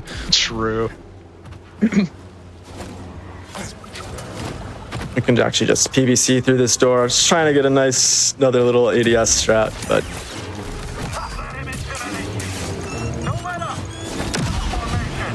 we can actually use these guys to skip a puzzle that we normally need to do. I'm gonna grab an extra one for safety because there's soft block potential here.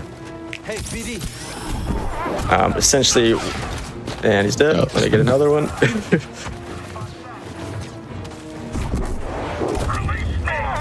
I can take you myself.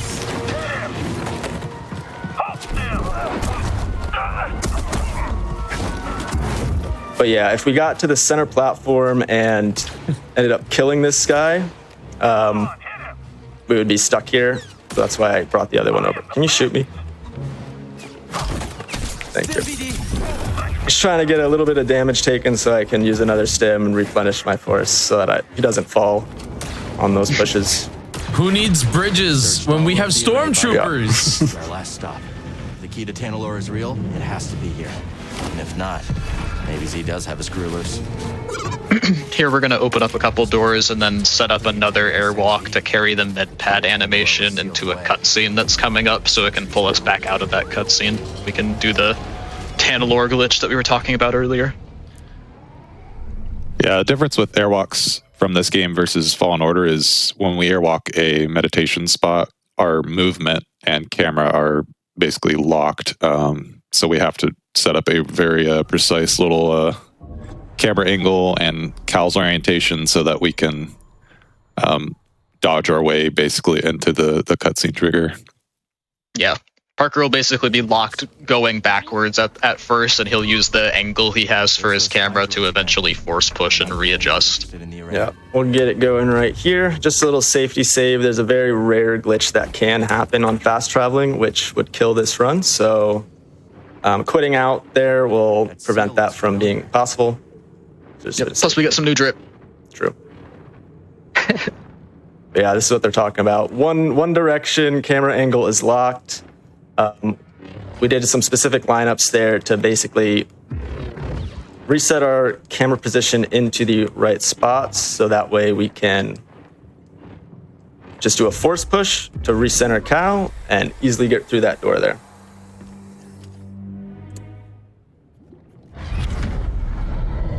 Now we're releasing Dagon from his tube, which puts us into a flashback on Tanalorr, which is the last planet of the game, technically. And this flashback is actually just loaded directly under Kobo, so since we carried this med pad, we can just fast travel to a different fast travel point, and then we'll jump back down into Tanalorr after we fast traveled. Yeah, and fast traveling during this flashback sequence is actually what flips the meditation spots from Kobo to Tanalorr. So when we finish the flashback sequence on the final cutscene, the Tanalorr med spots will be loaded in, and we get to glitch to the final boss. It basically has both planets partially loaded in, and thinks we're on Tanalorr, so only gives us the Tanalorr. We'll just save there, and then we'll quit out and come back. Another PNFT there, followed by a PVC mid-air to get through a void plane. That's gonna always void us out just by passing through it. And then just some out of bounds movement here to, this is essentially the final area of the Tanalorr flashback. There's like a perimeter that if you enter the area and then leave it, it'll just teleport you into this next thing. So that's that movement there was. After this, the perimeter will still exist. We have to open up the menu to basically deactivate that. PVC through an invisible door and make our way over to that med point. This would normally be the back half of Tanalorr, but it's not loaded at all because it doesn't need to be for this flashback. However, the med pads are still here because we fast traveled. So it's the last med pad of Tanalorr, so I'm just going to save here, or quit out, return, be on Tanalorr. Also going to equip the Purity perk, which is a New Journey Plus exclusive. But basically, that's going to just drastically increase our damage done as well as damage taken. So it should allow us to do this final boss fight super fast.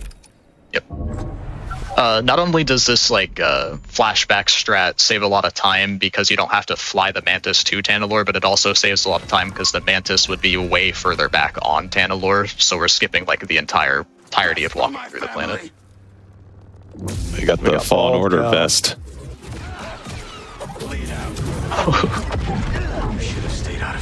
I was Purity also increases damage taken, so Parker could die here. Purity is a lot of fun if you do a playthrough with it. Yeah, you take more damage than you do on Jedi Grandmaster, but the damage, is it the same on story in Jedi Grandmaster with Purity? Damage I think it's still more on Grandmaster.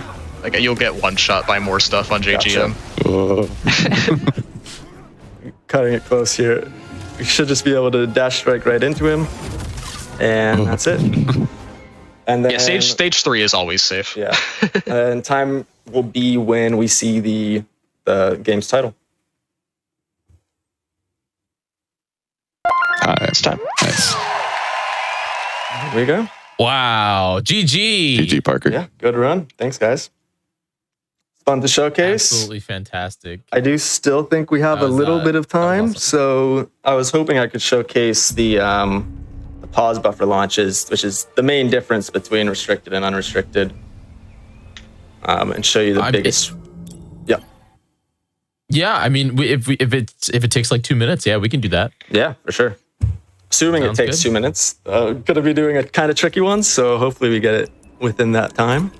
But you should be able to see what the tech basically does, even if I have some failed attempts. Yeah, it's funny. The routes are basically the same at this point, but unrestricted just kind of launches to each place faster, cutting out a lot of the little tech we do with the stab launchers and things like that. Yeah. Yeah, restricted just has to walk. Yeah. Yeah. So this is the very start of Kobo. Oh. And there we First go. try. So this is the unrestricted launch. Straight to this area, which if you remember that like mosh pit area with a bunch of enemies is right down here. Yep. So yeah, that's like a good 3-4 minutes of time saved just from that one launch. So Probably the biggest launch in the entire game. yeah. But yeah, that is Jedi Survivor. Absolutely fantastic. Thank you once again, Parker, for showcasing this. It was incredible, and I'm really happy that we got to see it. And you destroyed the game. It was Excited to be awesome. here. It was awesome. Good. Yeah. Why don't you tell? Yeah, I was just gonna say, why don't you tell the audience just a little bit about what you do on your channel, what they can expect, and Yeah, where sure. they can find So I mostly just post PBs on my YouTube channel, but there's a bunch of different categories within this game, both official, unofficial. I do some other games too, mostly Jedi Survivor. I'll occasionally stream here on Twitch, but I'm not on like a strict schedule or anything, just more so when I feel like doing some attempts.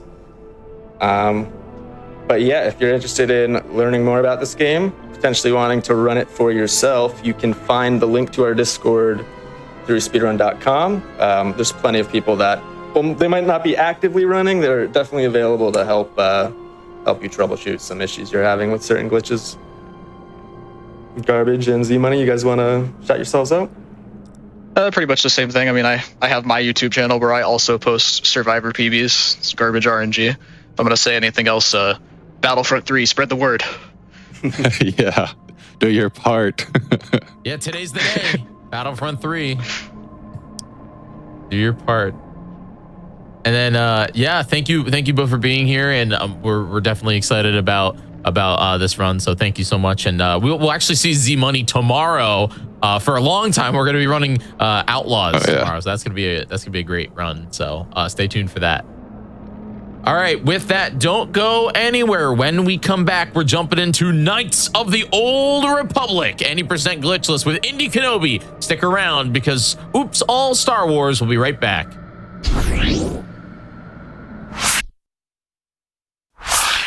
Welcome back, everybody, to the GDQ Hotfix Oops All Star Wars weekend. We are about to get in to Knights of the Old Republic. But before we do, I just want to let you know that if you missed anything that we did here on the GDQ channel or any of our events like SGDQ or AGDQ, you can go and check them out at youtube.com/gamesdonequick.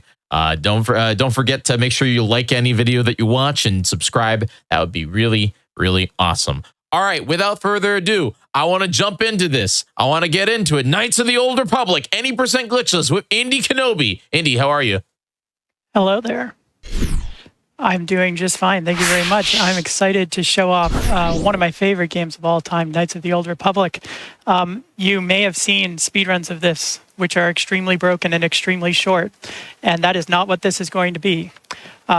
We are going to do any percent, hopefully glitchless, because as you'll find out, playing KOTOR is an exercise in playing a glitchy game. So we'll see how well we do. Here to join me and talk about it is the any percent unrestricted world record holder, Chaos Drifter. Hello, everyone. I'll avoid the hello there. I'm sure everyone has heard plenty of that. And Indy, I can't believe that you said this is going to be a long inclusion. It's still pretty short, all things considered, for KOTOR. Yeah, I mean, you know, we try to go through things as quickly as we can. So let's go ahead and jump right in. First thing I'll show you is that I have no saved games. So this is out of the box. We can do this just, you know, starting fresh. So I'll talk through character creation real quick. You can do male or female. There's only one difference. There's one particular NPC who likes to, named Lasho, who you can flirt with if you're a male main character, and that makes a persuade check a little bit easier. But I'm used to running as a female MC, so that's what we're going to do. The plan is to hit things hard with lightsabers. So we're going to max out strength. And then we're going to take 14 points in intelligence. This is relatively new, but basically we want enough of a modifier to our intelligence so that we reach a threshold in computer use and can use slightly fewer computer spikes. So that's how we do our intelligence. We're going to put a few points in dexterity and constitution so we can survive at least 1 or 2 blaster shots before we fall down. And then we're going to put our last 2 points in charisma. Persuade is going to be one of the most important skills that we use. And charisma gives us a little bit of a boost. And there's actually some persuade checks which, well, KOTOR lies to you. It's not actually a persuade check. It's checking if your charisma is 10 or more. So that's what we're going to do here. Because we take 14 intelligence, we actually have more skill points than we know what to do with. The only really important ones are these 2, persuade and treat injury, and a little bit of computer use. We're not going to put any more points in computer use, but the 2 we put here combined with the 14 intelligence gives us what we need. And then the rest of this we're just kind of wasting. So stealth is important because it gives you an extra belt to sell for credits.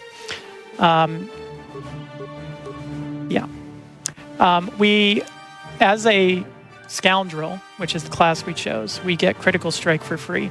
The reason we choose Scoundrel is because we get access to class-specific feats called Sneak Attack. And if you know anything about Dungeons & Dragons, Sneak Attack adds some damage based on the level of the feat whenever you're attacking from behind or attacking a debilitated enemy. And so anytime we can add damage, that's going to be really good, especially for the end game. It sort of gets us some kills that we wouldn't otherwise get. But we still want to do more attacks, as many attacks per round as we can, so we're going to take Flurry as our feat here. Well, since we have a wonderful host, let's name our character Jiggy. Oh, that's a disaster. Don't do it. No. Name it's it too late. 3. Name it Battlefront 3. Oh, no. All right. I do not hold responsibility for this run now being 4 hours long. I can't do it. It won't be 4 hours. Oh, my gosh. If this went 4 hours, it'd be something. Yeah, that'd be something. All right. I got this. Right. We're ready. I'm going to do a countdown. Whenever you are, Andy. All right. Here we go. 5, 4, 3, 2, 1, go. So we have successfully avoided our first glitch. We didn't quick save before the cutscene. Quick saving is actually banned in glitchless because we decided it was too glitchy to be allowed. You are still allowed to use auto saves, and you can do manual hard saves as well, but no quick saving. So, and our Aspire is the tutorial segment of the game. We have our best party member here, Trask, to help us through that part. Trask is going to be our hard carry for the tutorial here. We're going to give him an extra blaster because 2 attacks are better than 1. And basically for the Endar Spire, there's certain areas where you have to eliminate specific Sith soldiers in order to open the next door. So it's going to look a little weird because we're going to kill some Sith soldiers, but we're going to leave other ones alive. Trust me that we're killing the ones that are important to kill and leaving the rest to their fate. Yes, remember to save often and in different slots. We are actually going to save a couple times, including one coming up here, which will actually, well, activate a glitch. But shh, we'll talk about that in a minute. Whoa, glitches in my glitchless run? What is this? So as I mentioned earlier, playing KOTOR is an exercise in playing a glitchy game. So even if you try very hard to avoid glitches, it's actually somewhat unavoidable. And so we actually allow 1 or 2 glitches in glitchless because otherwise you'd literally have to restart the game every time you went to a new area. And that's just a little bit ridiculous. Or just wait a couple extra hours. We could just do a true glitchless run for this one. We did say 4 hours, right? Yeah, well, that's now our new time slot, we right? just got told we had Officially? 4 hours, right? No, Exactly. Nope. Look, as much as I love Knights of the Old Republic, I am excited for Bounty Hunter later. I want to hear Lady Watto go Django. That's what I want. So I'm excited for that too. Okay, so we just made a save and a load. And what this does is actually mean the next time we go through a load zone, we're going to activate duration glitch. So this PC version of the game was actually a port of the Xbox version. And they realized due to varying load times that if you had temporary buffs on, that the duration of those buffs would be kind of messed up if you went through a load zone. So they tried to correct it. And whatever they did to try to correct it didn't work very well, because effectively, if you go through a load zone from one module to another with a buff active, then it gets extended. Its duration is extended to the point where you basically only need to use one set of buffs for an entire planet. But that only works if you have loaded a hard save prior to going through a load zone. So by doing that quick, not quick save, but a save and load that is quick, we are able to activate the duration glitch. So we we'll don't want to see. turn this into an 80% unrestricted speed run. No quick saves, right? And no DLZs, please. That one won't be, on you. If you DLZ, that's just the game. Yeah. We'll talk about the other glitches that are allowed as they come up. But we made it off the Endar Spire. We're now here with Karth. Karth is going to be our friend for the first part of this planet. And I actually recently rerouted the first part of Terrace here, because if you have played this game before, you know that your party members are actually really bad at following you. And KOTOR has a system where you can only go from one area to the next if your entire party is close enough to you. So we had to do a lot of sort of gymnastics to get Karth to follow us consistently through this first segment of the run. And I actually will talk about that in a little more detail when we get there. Indy very casually says that he's rerouted the beginning of Terrace recently, but honestly, there's been a lot of rerouting that's been done over the past year on this glitchless category that's been primarily headed up by Indy, and it's really pushed this category to new heights, or to new lows, I should say. That's true. Okay, so I'm going to explain this next segment in detail because it's going to look like I'm just running around. And sometimes when I'm running around, I'm really just running around, but other times there's very specific reasons for what I'm doing. So here, we want to do some shopping to buy some Adrenal Alacrity. So I'm going to activate solo mode and send my main character over to the Upper City North entrance, which is where we're going next. And now I'm going to talk to Zelka, but I'm going to do it by swapping to my main character first. And this lets me talk to Zelka without swapping my main character's position. Whoops. And so by doing that, I leave the main character near the door, and then I can run Karth over here, deactivate solo mode, and then go through this way. Now, by having solo mode off and going through that load zone with the main character, I can ensure that Karth is always going to follow me through this section. And this was a huge issue not more than a week ago. Like, Karth would almost never follow you here, so you'd either have to do a save and load to get him to follow you, or you'd have to remove him from the party or do other ridiculous shenanigans. So now that we have Karth with us, we can leave him by the exit because we need to come here to get some Sith armor. So we're going to take care of this guy, and then we're going to kill both those with a frag grenade.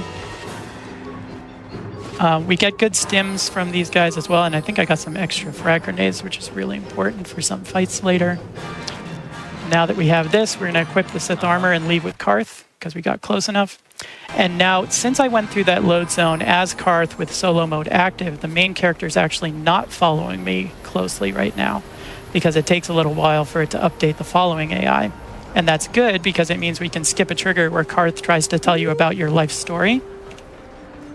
And now, when we come over here, now that we had solo mode off, Karth is going to follow us closely, but we need to hug that wall there to skip a second trigger where he tries to tell you about your backstory.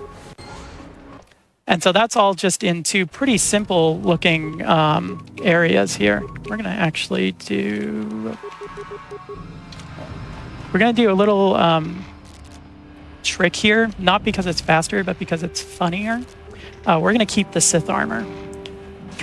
Normally the game takes the Sith armor from you when you go to talk to Gaddenthek up here. You trade it to him for some security papers to get into the Undercity. But it turns out the game doesn't actually check if you have the Sith armor in your inventory. It just kind of assumes you will, because you're not supposed to be able to get here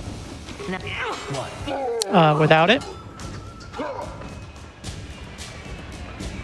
And so we can get around that. First, we're going to hug the wall here to avoid a trigger that spawns some enemies. Sorry. And congrats and we can on avoid skipping this past the by BLD line.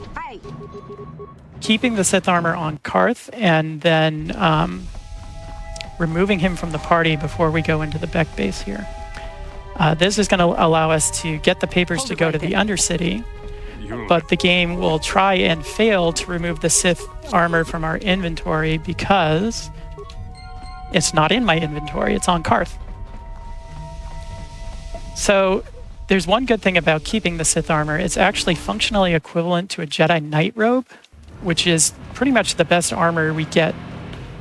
You can get a Jedi Master robe, but it's kind of out of the way and it's only a single defense boost, so it's not really worth it. And so once we keep the Sith armor, we're going to just wear it for the rest of the run. And because you're not supposed to get the Sith armor off of Terrace, this has some amusing side effects later. So we're going to do one more enemy spawn trigger skip there. We have relatively low dexterity and constitution, so we want to run past as few enemies as we can. Hold on there. Yes. All right, and now we're in the Undercity. Now, I do know that recently you also changed the XP route as well, and now it's really tight. Do you want to talk a little bit about that? Yeah, so the main XP thing we need to do on Terrace is get enough experience so that Bastila reaches level 4. Because then we can have her learn Force Speed and run through this area even faster than we are with Adrenal Alacrity. Alacrity increases your movement by 20%, and Force Speed is actually 50%. So it's a big increase. But Bastila, even though she's not in our party right now, she gets experience equal to 80% of the experience that our main character gets. Please, you have to help me. So we need to reach 7,500 experience in order for Bastila to get to 6,000 experience, which is what gives us level 4. And part of that is that we're reliant on a few random spawns or a couple of lucky movements, right? Not random spawns, but for instance, moving in the right direction. Yeah, for instance, here we're running with Karth over to this door here while our main character goes a different way, but the main character is fighting a bunch of Rakghouls right now. Whether the main character actually manages to kill those Rakghouls is dependent on how well they roll their dice. So we could get enough Rakghoul kills here to get our XP threshold without worrying, or we could get no kills. Looks So like I'm we hearing got... this is on Jiggy. You won't be able. Yes. It's not on me. It's not. It's Hey, you've done well so far, okay? You killed all those Rakghouls, no problem. Yeah, this Look, is... that's the goal is to get rid of the Rakghouls. Well, I didn't think you see had- any Rakghouls alive, which either means we killed them all or some of them ran away. But we actually... It's pretty rare to miss this experience threshold. You almost get all the way there without any extra kills. So even just the 2 Rakghouls that I saw on the ground there are probably enough that we don't have to worry. Yeah, there's a later XP threshold that is also pretty tight, but there's a few workarounds. It's just a couple of extra kills along the way, and they're in convenient spots. Want to talk about Rancor Juke? Yeah, so this Rancor in front of us, named Stampy in the code, part of what we want to do is we're going to try to run, oh god, the Gamorrean, is try to run around in a little circle, because the AI will keep on trying to walk in a straight line, and it's so big that it has to stop, turn, stop, turn, stop, turn, so it never gets the chance to hit us. If it did hit us, it's a one-hit KO. So it's a really swaggy way of doing it instead of doing it the traditional way. Now we're coming for the up hardest part of the run. Yeah, this is the biggest pure randomness in the run, at the start at least. It's called turret skip. These 3 turrets will also kill you in one hit. You're supposed to use a computer to disable them, but you can instead throw a couple concussion grenades at them. And if you throw 2 concussion grenades, which is what we've routed in, you have a 59.5% chance to stun all of them. You have to stun all of them because we're actually coming back out this way, and so if you don't stun all of them but somehow make it to the garage anyway, they'll just shoot you on the way out. So what I'm learning from Indy today, and chat, you all better be taking notes because there's going to be a quiz, is Knights of the Old Republic is the math Star Wars game. Yes, and as a former math professor, it's kind of right up my alley. 100%. This is definitely the math and like program heavy side. We have a lot of really fantastic members of our community who have put in a lot of effort to develop tools to help us in creating strategies, on doing other fun activities like randomizer, or being able to take apart the game and learn how it all works. So big shout outs to them, with Lane and Glaz especially, who have headed up a lot of that heavy lifting. What did you just do? I think you just picked up some random stuff and then they just started shooting at you. What's going on now, Yeah, Andy? so the plot here is that there are 2 rival swoop gangs in the lower city, and Bastila has been captured by one of them. So in order to rescue Bastila, you actually have to enter this swoop gang's annual race and win it, which means you need to get one of the 2 factions to trust you enough to enter you as one of their racers. So it is faster in this run to side with the Hidden Becks, who are sort of the good faction. They had a prototype swoop accelerator that was stolen from them by the Black Vulcars. So we just ran into the Black Vulcar base through the sewers and picked it up. And so we're going to bring it back to the Hidden Becks, and they're going to let us run in the race so that we can rescue Bastila. We are going to do a small little thing here. We're going to duck into the cantina and return to the hideout and transit back. This sets our transit waypoint inside Javier's cantina. So the next time we're back in the hideout, we can use that waypoint to quickly return to the cantina. This is normally not all that useful because normally to get back to sort of the starting area of the planet, you have to run there yourself. But after we rescue Bastila, we're automatically placed back in the hideout, so we'll be able to use that to cut out a lot of backtracking later. We'll take you to the swoop track. Yeah, so now we're going into the swoop races themselves. So we'll have to do 2 swoop races here. One where we race pretty good, and then we'll have to beat our time coming up. Speaking of math, though, we actually, if anyone is really hankering for an interesting math project, we believe we have all the variables and information to solve these swoop races. The issue is just coming down and actually crunching all the numbers. So if you really like math, we'd love to have you come in and just solve the swoop races for us. It would really stamp your name on the community. Now, this the swoop is races are pod very racing. fun. No, this is swoop racing, Oh, Envy. sorry. That's a different game. My bad. We'll see that one later, though, right? Pod racing? Yeah, we're gonna be seeing episode 1 Racer later today. Pretty excited about it. That game is wild. Like a lot of Star Wars games are wild, and this one is pretty wild with math. So whatever time you get in the first race, you have to beat it by, Redrose beats it by 1/4 of a second.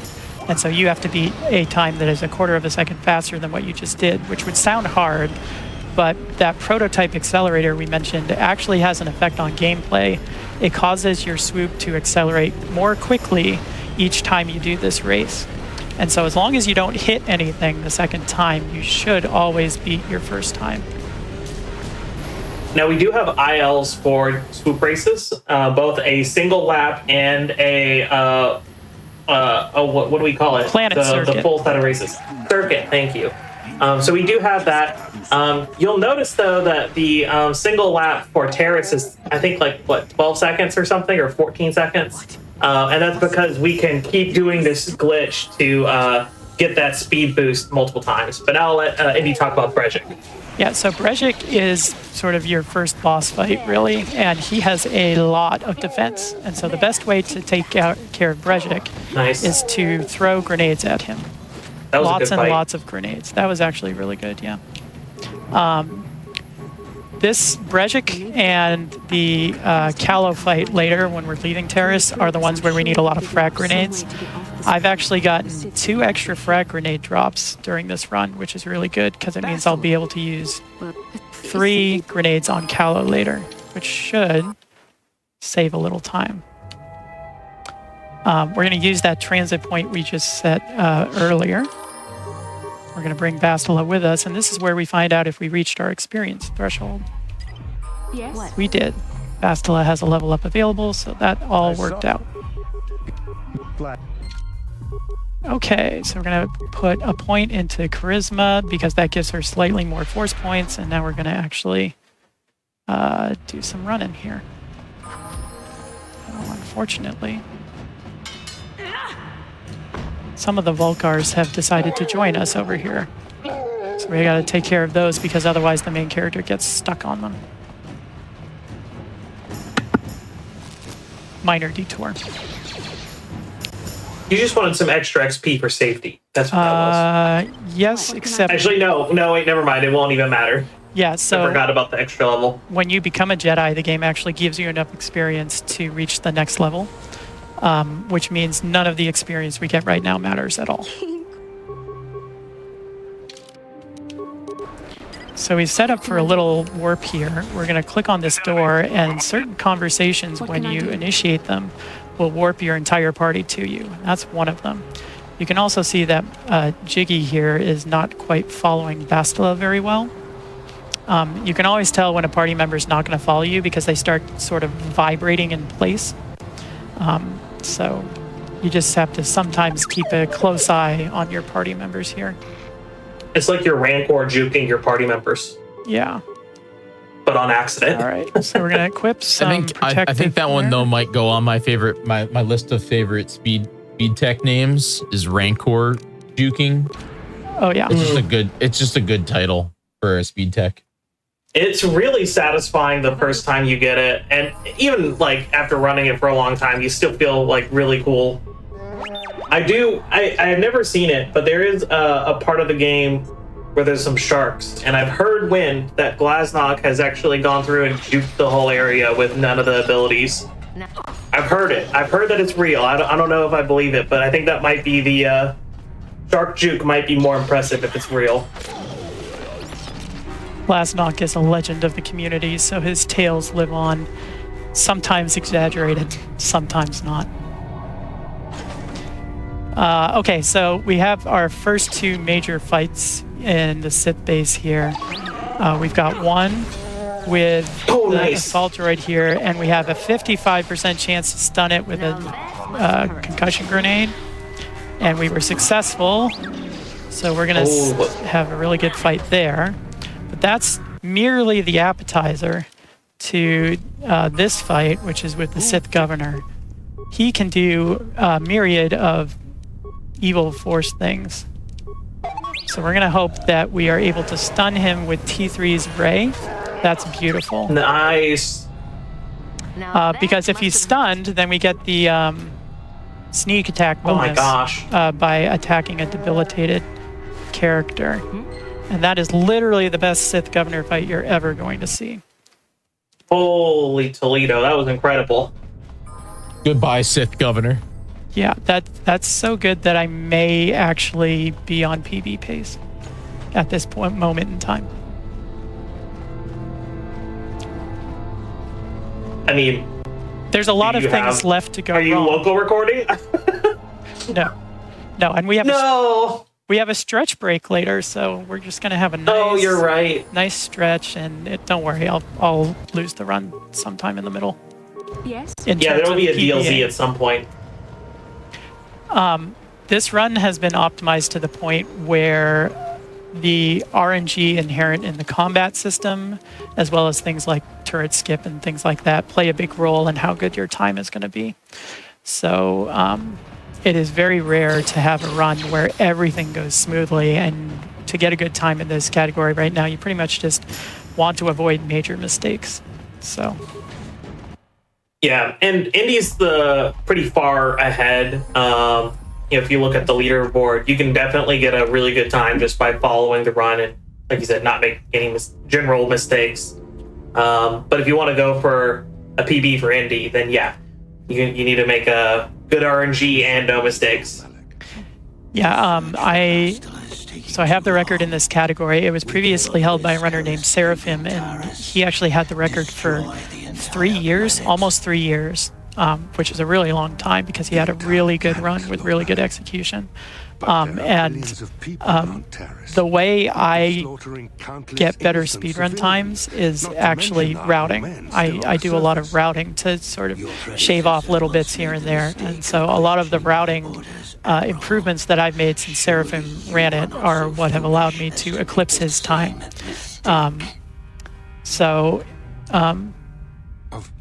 Yeah, I like routing this game, sort of going with the map theme. It's like a big optimization puzzle where you're worried about things like how many credits you have to buy things, what your experience is to make sure you hit the right levels at the right times, what your alignment is, because there's a piece of equipment we're going to want to use that is restricted to light side characters.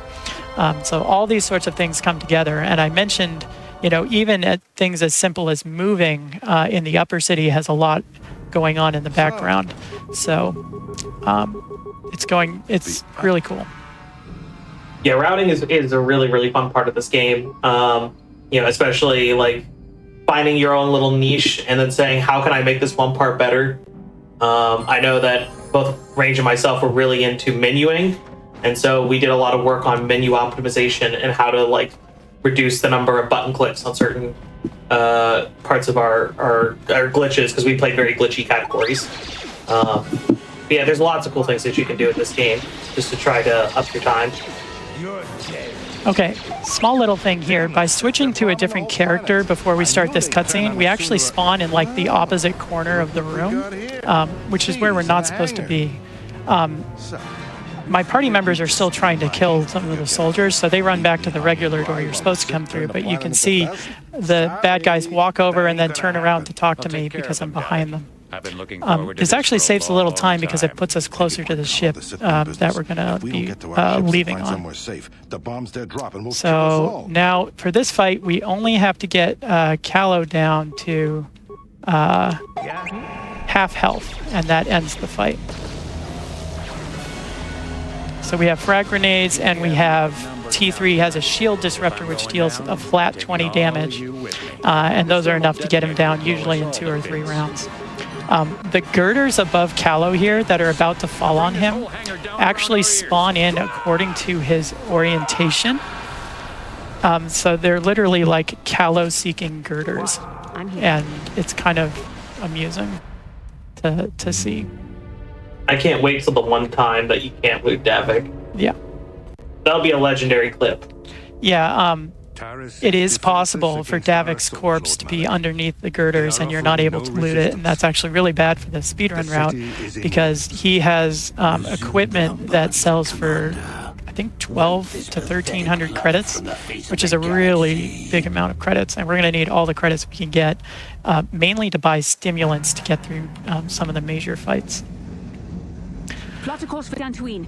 There's a Jedi That's it. enclave there where we can find It's time for a mini game now. Incoming fighters. Everyone loves shooting at fighters. I think we saw a couple of those in the Shadows of the Empire run earlier. KOTOR has its own version, which is thankfully not an auto-scroller.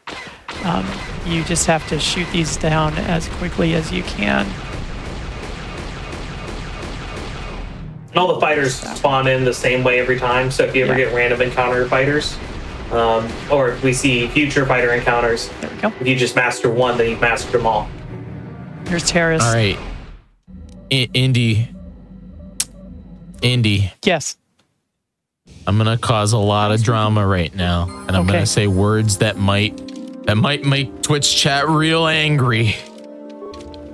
I'm ready. What do you think about Knights of the Old Republic remastered? You there, Padawan. Why are you not wearing the customary robes of the Jedi? I feel that it is unlikely to have the charm of the original game. You're here. And so I am sure that if it ever comes to fruition, it will be an entertaining game and it will be fun to play. But I think it will not, for me at least, not measure up to the original. Because, I mean, this game has a very special place in my heart. It's like I grew up with this game. I've been speedrunning it for over 10 years now. So it's just, for me, I think the remake won't be as good as the original. That isn't to say it won't be a fun game, because it very well could and probably should be. But yeah, that's how I feel. I'm of the opinion that they will, if we get a remake, we will get something like a Mass Effect style game or a Dark Souls kind of style game where it is an RPG, but it's not a turn-based RPG. And one of the things I really love about KOTOR is that it is turn-based. I think that turn-based RPGs have kind of fallen out of style until pretty recently. So I think I'm concerned that it'll move away, and I think that's a lot of the charm for me. That's what got me into D&D, got me really into RPGs is this game. So yeah, I think that it'll move away a lot. You think that they're going to Final Fantasy VII, this game? Yeah. I think that they would. Yeah. I didn't even think about that. I want to point out we have the Sith armor on now. We borrowed it from Karth again, and we're good. Yeah, they're just letting the Sith like train up in the Jedi temple. Like, what is this? I mentioned that there were some amusing side effects of having the Sith armor on. We are about to see the first one right after this cutscene. I like how they, condense the entirety of Jedi training into a 1-minute cutscene. Yet even though you are a mere apprentice, your potential is unlimited. I mean, look, he's a mere apprentice, but his potential is unlimited. And the progress he's making, oh my gosh. It's amazing. I've never seen one who's mastered the initial training so quickly. Surely that has no plot relevance. I don't know.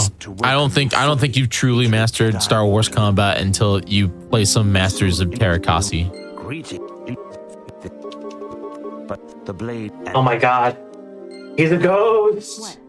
Yeah, we're invisible now.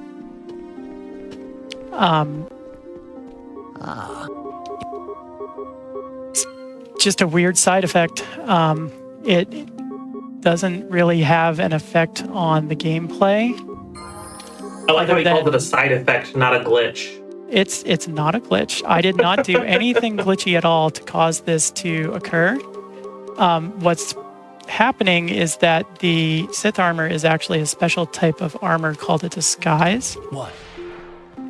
And as a disguise, it's usually meant to be worn over armor. And so I think what happens is during the cutscene, it realizes that this disguise is on, and after the cutscene, it tries to remove it to put your armor on. But it realizes you don't have anything on under the Sith armor because you're just equipping the Sith armor. So yeah, that's where we are. Should we start calling it a duration side effect, not a duration Yes, glitch? it is definitely a duration side effect.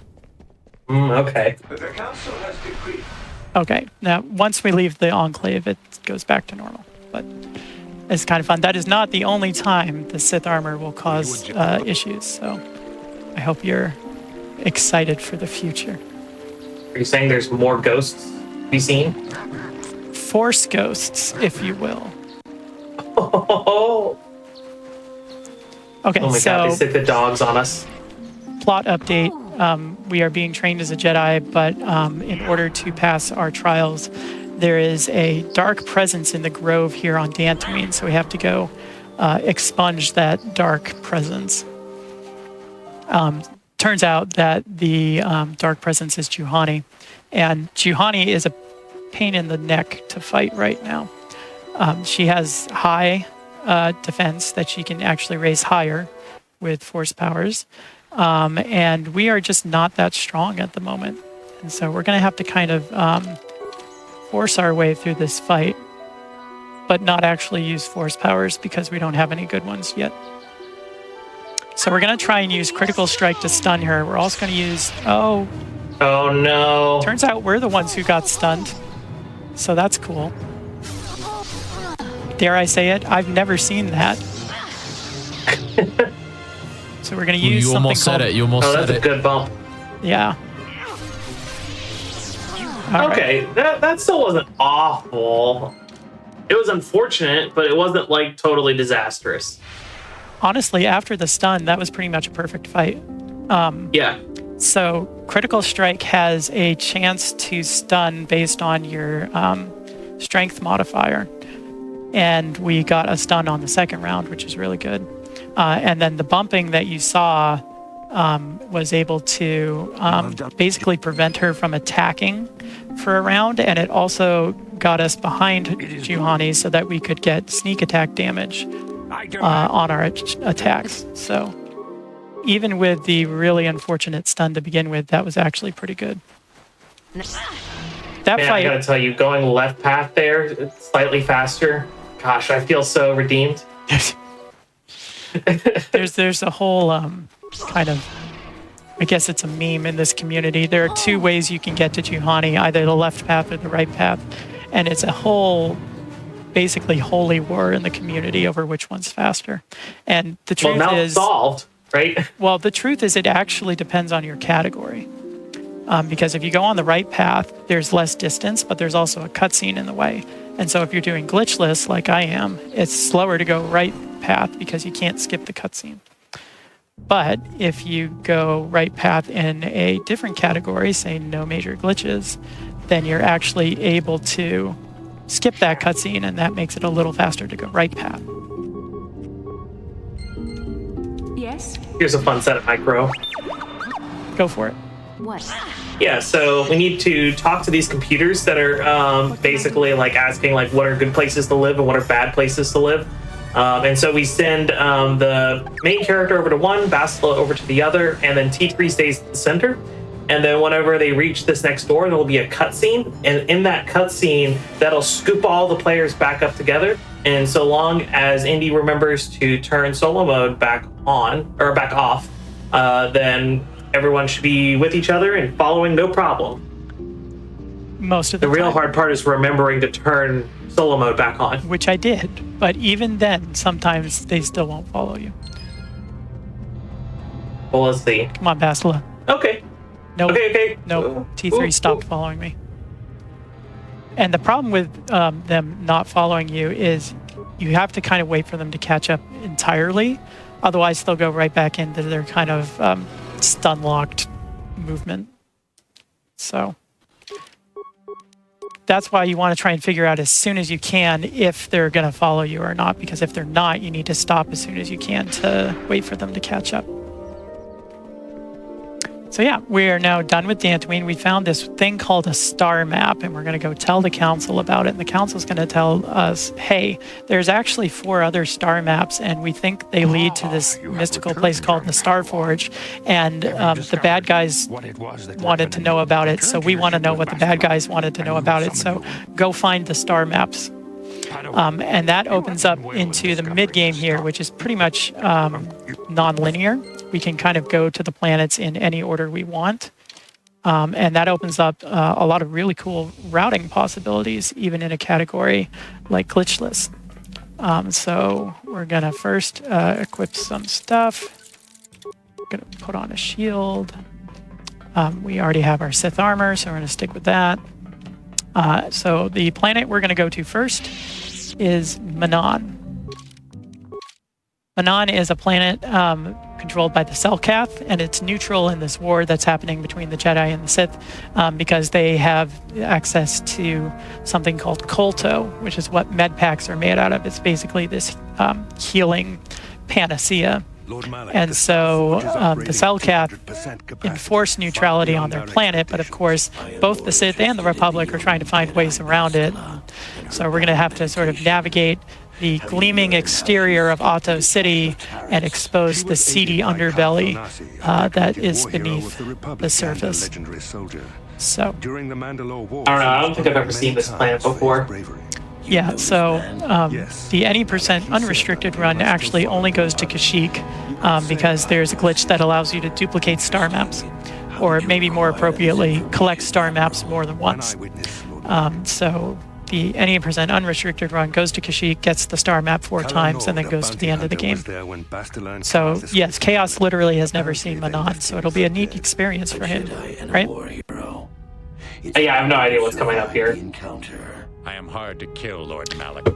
Well, it looks like Callow survived those girders that were out to get him, so we'll probably see So much him for again being later. heat-seeking. Yeah. Oh my gosh, they're heat-seeking because they're actually shields for him. Oh.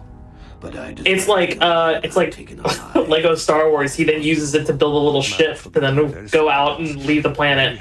That's my new headcanon. I don't trust anything else. That's the only way he could have gotten off that planet. I promise you will be very interested in what Callow has to tell you about Bastila. The bad guys know something. Well, that's probably not important. It'll be fine.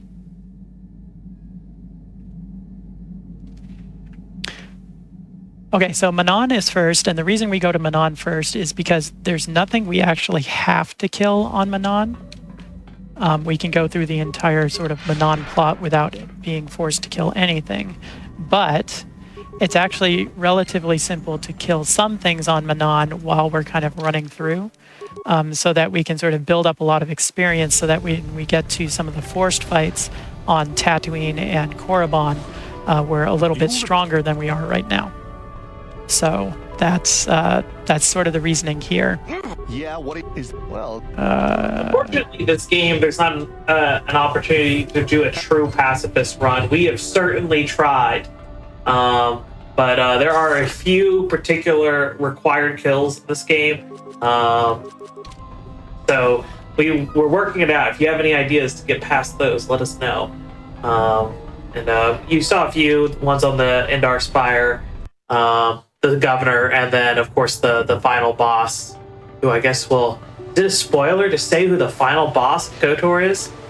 The big bad evil guy? I bet it's Callow. Oh, you're right. Yeah, probably. Show up in the cutscene after. All right. Are you gonna talk to Bob? Obey the laws. Just oh my God, he talked to chaos. Bob. Someone clip it. Clip it. So Bob. I don't think Andy's ever talked to Bob.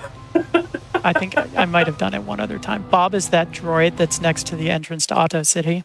And if you talk to him, he says, "Obey the rules on Manon, human."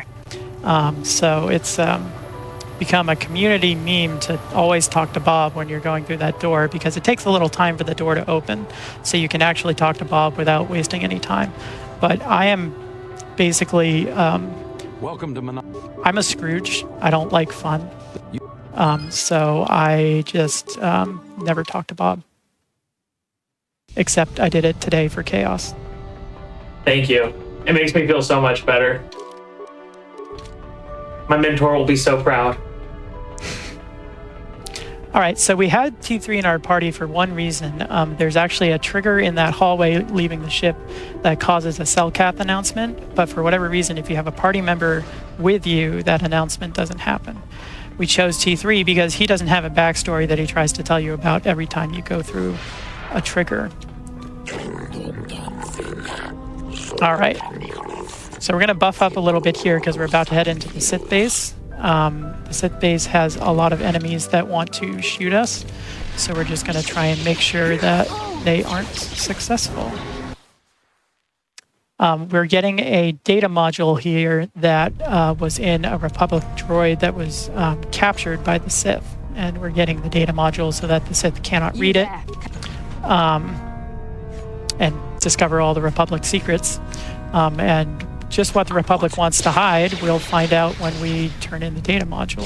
So this is a little bit of a risky area because usually you're pretty low on med packs here, and the enemies in this room actually can stun you if they hit you. But it's a pretty low chance for that to happen. So we managed to avoid that. An NMG, I've lost a run to it.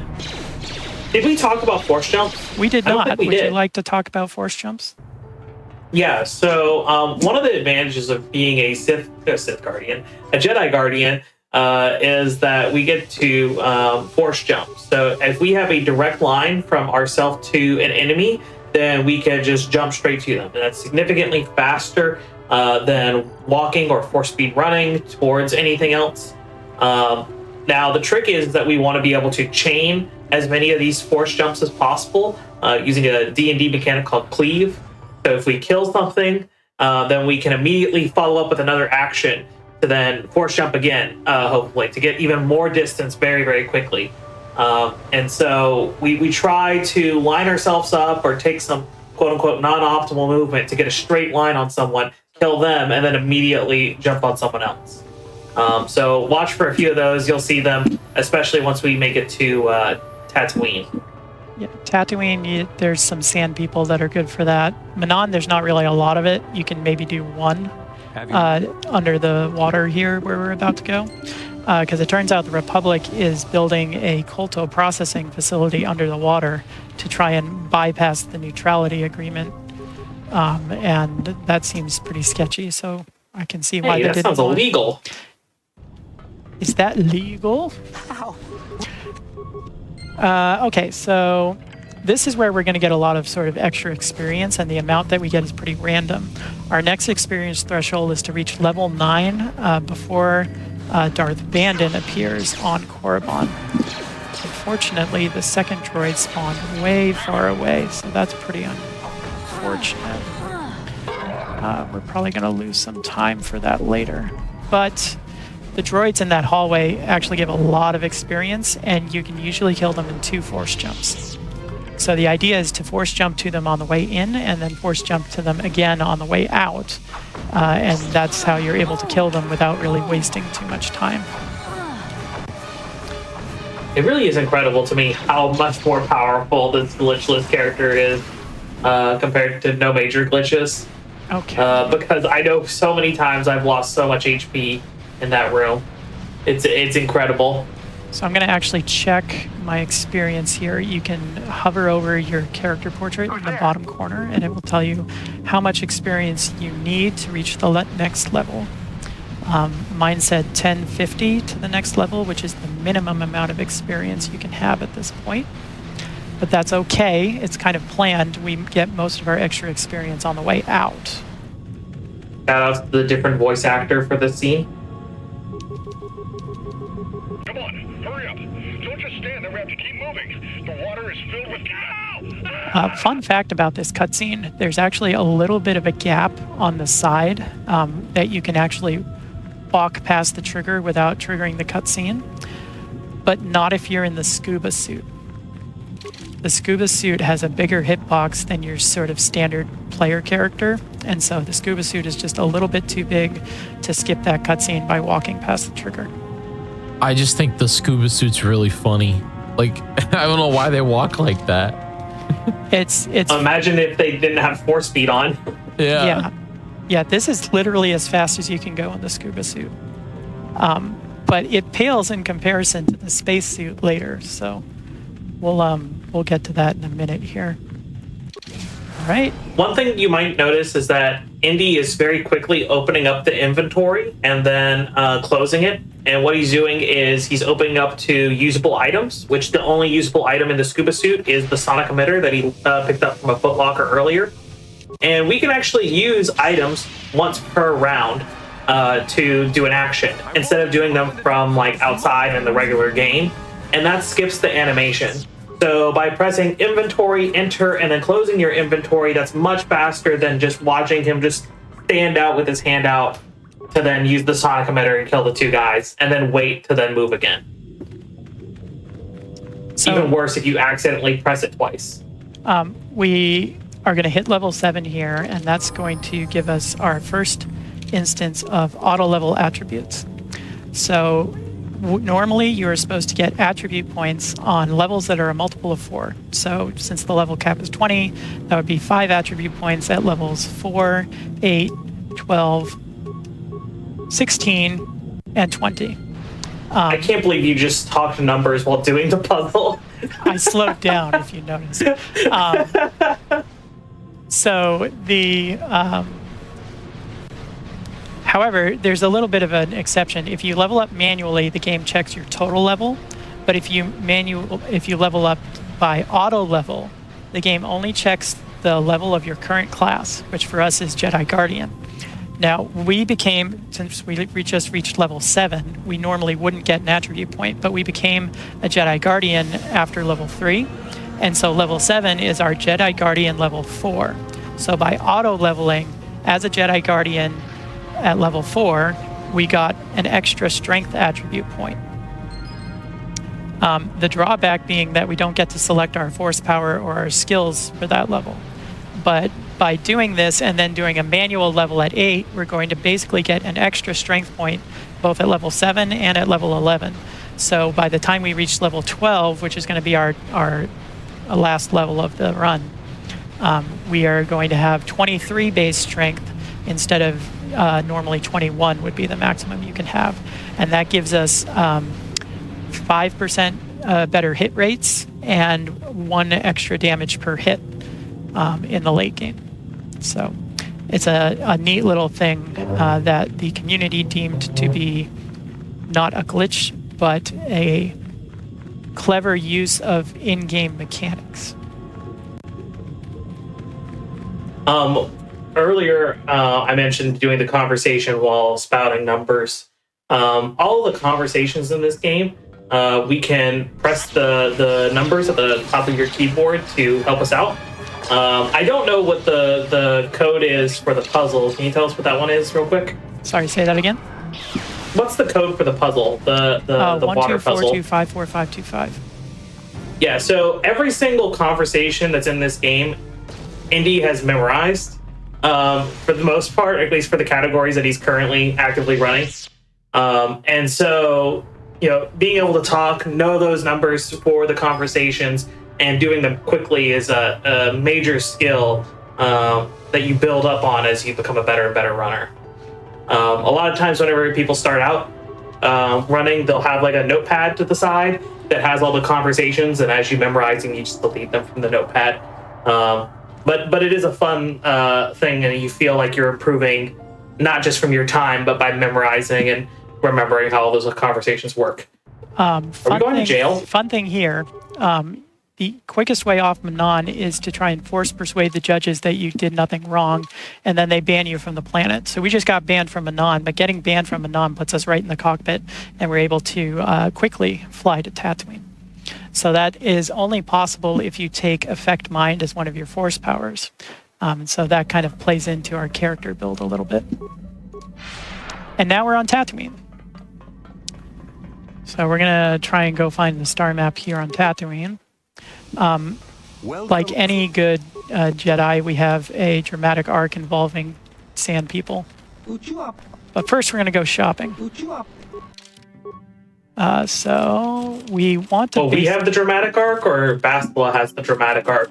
We all have a dramatic arc. Every Jedi has a dramatic arc on Tatooine involving sand people. We're going to buy a nerve amplifier belt. This gives us immunity to mind affecting things. And so when we equip it, we will be unable to be stunned by things such as flash mines or dark Jedi powers or things like that. Okay, so first we have to check in at the local Zerka office. Zerka is like Star Wars' Walmart, basically. And they kind of control this planet. So we have to get their permission to leave Anchorhead. Can I help you? Yes, Walmart, but like a more evil Walmart. Sure. More evil Walmart, check. I mean, look, when you get to cash it, I think it's pretty it's clear. It's pretty evil. That's true. Yeah.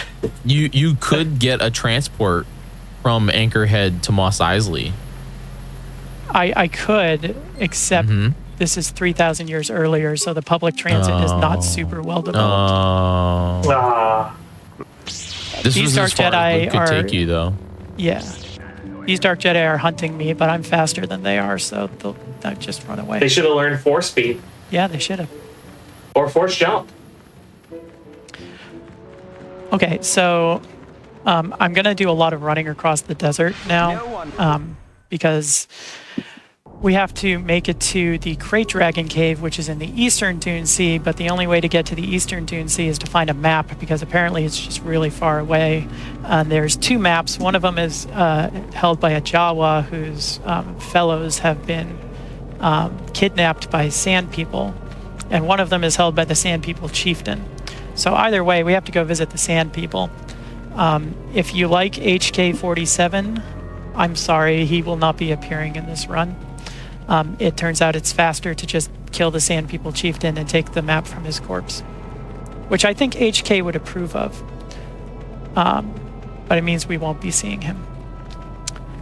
This is the other area where I'm going to try and force jump to as many Sand People as I can to get as many extra kills as I can. Well, that's kind of unfortunate right there. These two guards on the side can either throw grenades at you or charge at you, and you want them to charge at you. But they threw grenades. So I'm taking a very specific movement path through this area because there's big invisible triggers that cause ambushes to happen. And so we have to try and take a path that gets us through those. We're going to equip our disguise, but the game takes a little while to realize that you are wearing this disguise. So we're still able to force jump to a couple of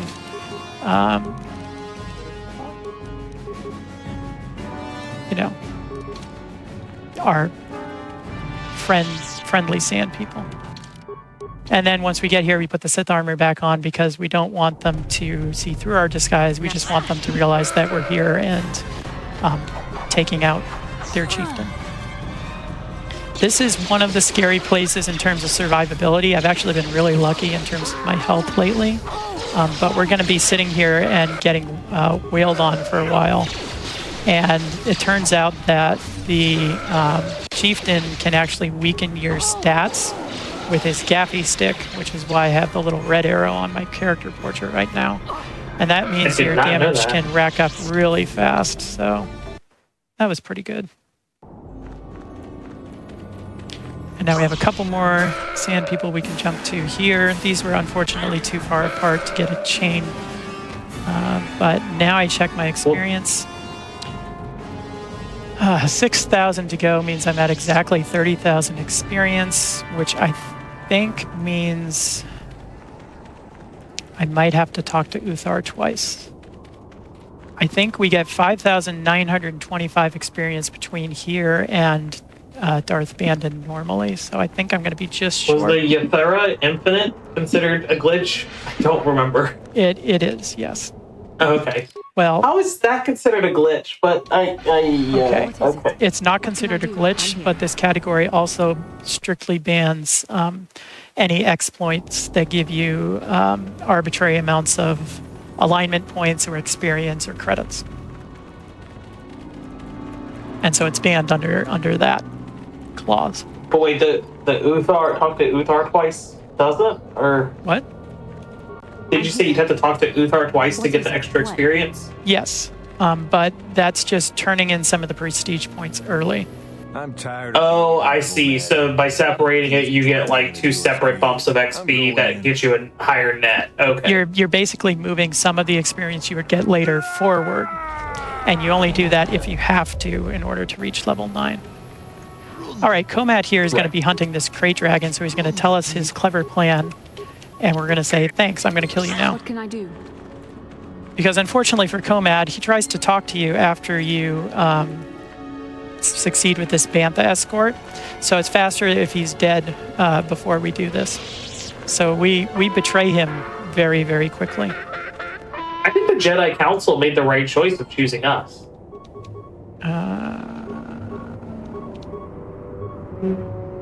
So we're setting up our fight here. We're using stun from our 2 party members to either stun the bad guys, or if they're not stunned, we're able to at least lower their defense. So that all worked out. And that was a pretty good fight. That's one of the forced fights, and it's a little bit random. We got a little unlucky because Bastila got adhesive grenades, so she was out of the fight early. But we got some pretty good rolls on some of the stuns and pretty good combat rolls, so we were still able to get through it pretty quickly. There's a couple big fights where you kind of queue up your combat actions ahead of time to have multiple party members contribute to the fights. We saw one with Callow, we just saw that one there. And we're going to see one a little bit later on the Leviathan. And actually a little bit later on Korriban too. Okay. All right, what is your favorite lightsaber color and why is it purple? Are you asking me, or are you asking? I'm a blue. I'm blue, man. I'm blue. Unfortunately, it wastes a lot of time to get a blue lightsaber, so we're gonna have to go with a. Well, okay. No, you can put the purple in the blue. Yeah, move we'll the blue do that. to the yellow. Weird. We can make it work. Juggle the crystals. We can make it work. We will get the blue lightsaber.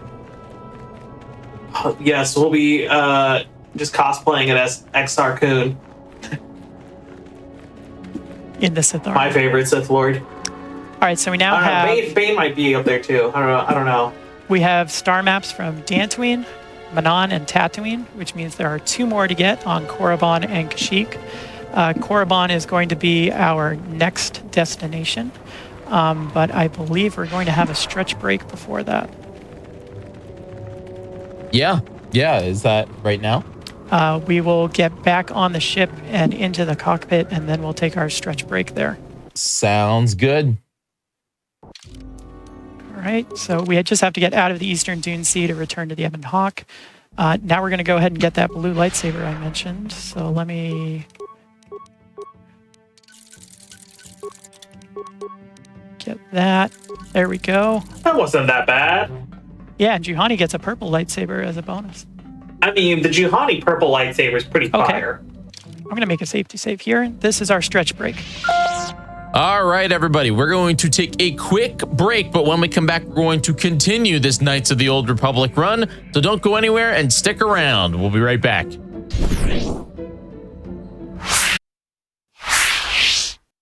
Welcome back, everybody, to the GDQ Hotfix Oops All Star Wars weekend. We're going to jump right back in to Knights of the Old Republic with Indy Kenobi. Indy, are you ready to rock and roll? Let's do it. All right, so we have star maps on Manon, Dantooine, and Tatooine. So now it's time to go into the fire and visit Korriban. And we start with a cutscene, because there's cutscenes in Glitchless. This one is introducing our next antagonist. His name is Darth Bandon, and he is Darth Malak's apprentice. Salt here says Callow is dead. We just kind of ran by him on Manon, so I guess the sharks must have got him. Not yours. Maybe the Republic decided to destroy their base once it was found out. Everyone kind of knew. Yeah. Didn't think to check the logs of who last went down there. Well, we actually did blow up a part of the base in order to placate the progenitor shark who was causing all the trouble. So yeah, maybe he just couldn't get out after that or something. Maybe we blew up his submersible on the way out and it just happened off screen. But anyway, Callow won't be bothering us anymore. Instead, it's Darth Bandon, who has some anger management issues. He's actually one of the key route changes that I made when I first started running this again, because we used to do Korriban 2nd and Tatooine 3rd, but I swapped the order because the reason we used to do Korriban 2nd is so we could more quickly leave the planet after getting the star map. And to do that, we needed to do it second because then Darth Bandon wouldn't appear, because if he does appear, he's in the way when you're trying to leave.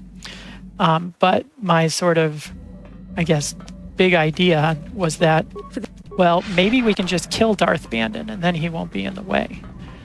And that sounds kind of obvious, and in one sense it is. Yes, if we kill him, he won't be in the way. But of course, in theory, it should take a lot of time to kill him because he is sort of one of the bigger fights in the game. But as you'll see in a little bit, I won't spoil it, we have a way of killing him that doesn't really waste any time. So it's exciting. Korriban is set up, you infiltrate the academy by enrolling as a student. Here's Lasho, by the way. I mentioned that this is the difference between male and female. By telling her a joke about a Mandalorian here, we turn one of her persuade checks inside the academy from a hard persuade check, which we have a 25% chance to fail, to a medium persuade check, which we are guaranteed to pass. So humor is the way to succeed in that particular instance. If you're a male character, though, you don't have to tell her the joke. You can instead just call her beautiful inside, and she'll go along with your plan. So once we get into the academy, we're going to have to convince Uthar that we're the most promising Sith student. And to do that, we have to get prestige points. There are 10 total prestige points that you can obtain. We need to get 5 of them. The fastest way to get them is to recite the Sith code, snitch on Uthura, snitch on one of our fellow students who's having doubts about being a Sith, and both killing Lasho and bringing the holocron that she finds to Uthar. So, you know, all things considered, this is remarkably like the Jedi trials. Just saying. Actually, really set it up to be, you know, a little similar. That's kind of true. I never really thought about that before. This is where we're going to find out if we hit our level 9 threshold.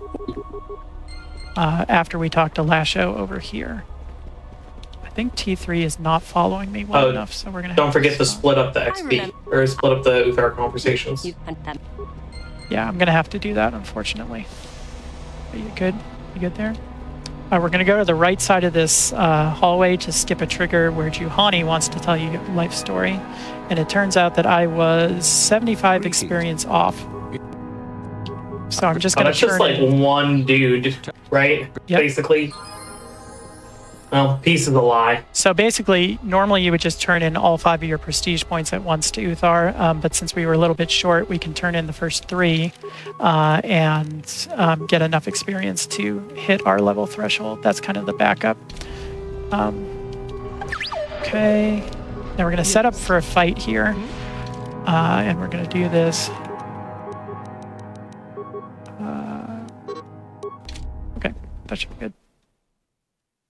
I forgot Valor. It's probably fine. Okay, so the setup here is very specific. We're going to pause at the start. We're going to force jump to that particular thug on the left, and that pulls the right thug over to the left so that Juhani can run past. And now my main character, that XP 1100 means Darth Bandon is dead. Juhani is going to be running over to our next fight while T3 and our main character sort of mop up the thugs there. You know, Juhani really deserves the purple lightsaber. You know, yeah, I like it. You know, went from going dark side and then got pulled back to the light, presumably. So by entering this trigger with Juhani, it warps our entire party over here to the Tucatas, which is how we can kill Darth Bandon without really spending any time on it, because we would have had to run over here to Lasho anyway. Oh, I missed 3 times. And so we're able to just sort of do the fight while we're also doing something else. And this is what lets us do Korriban 3rd instead of 2nd. Which lets us do... Iraq jump. That lets us do Tatooine 2nd. And Tatooine second is good because then Darth Bandon doesn't show up after you kill the Crate Dragon, which means you can bring party members to the fight with the Tusken Raiders. Basically, this is better. And I like it because Darth Bandon dies off screen.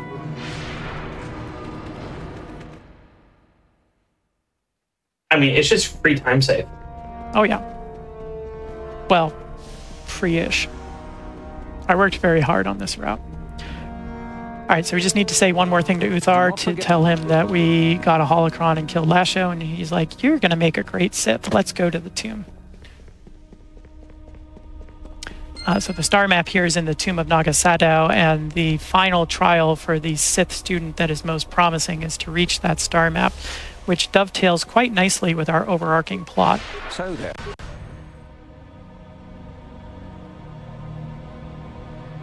Look, I get that we had, maybe 2 nights of rest, but it's a little bit crazy to be like, yep, you're the best student around within just 2 days. Go ahead and finish your trials and become a full-fledged Sith. You can I guess it's better than the Jedi who did it within a couple hours. A 1-minute training montage, yeah.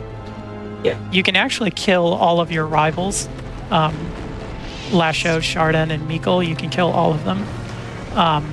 But even if you do, it's possible to kill all of them and still not have enough prestige for him to take you. So he's like, go now, you have more to prove. And I'm like, I'm literally the only one left.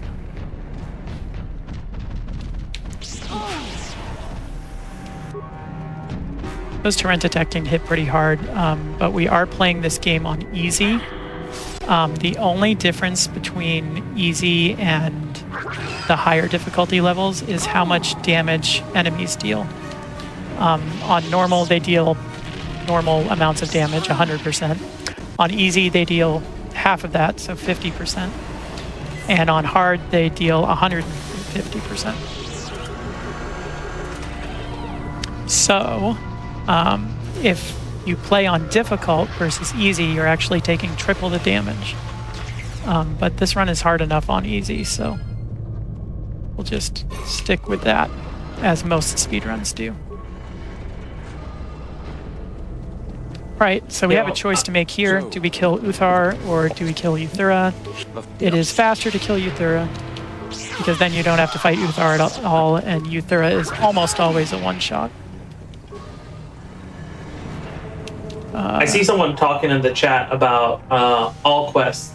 And so that's actually a category that you've had a lot of experience in too.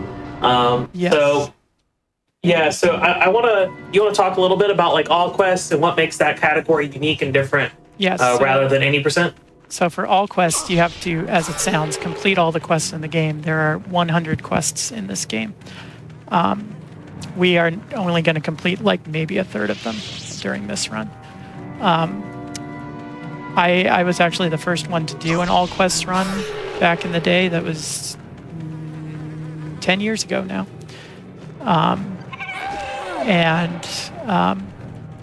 You get to see a lot of interesting things, like you're forced to play a game of Pazak, you're forced to do some more swoop racing, all of that stuff. So it's a really cool category that you can check out if you're ever interested. We're going to add Canderous to our party here, and we're going to have him use Hyperstim to move faster, because I have a feeling that we may be about to be captured. What you're saying is a surprise drug that we'll be using later. Yes. Yes. One of my favorite quote-unquote glitches or exploits is drugs in bed, which is that you can take the stimulants while you're in the sleepy time cutscenes, and so you'll be laying in bed and you'll see the character just stab himself with a stimulant and then go right back to sleep. It's pretty good. Yeah. And of course you get duration glitch off of that, so that it'll last the whole planet then. Okay, so here's the Leviathan. The Leviathan is one of the scariest parts of the run, and it's almost entirely because we are forced to have 2 party members, Bastila and Karth.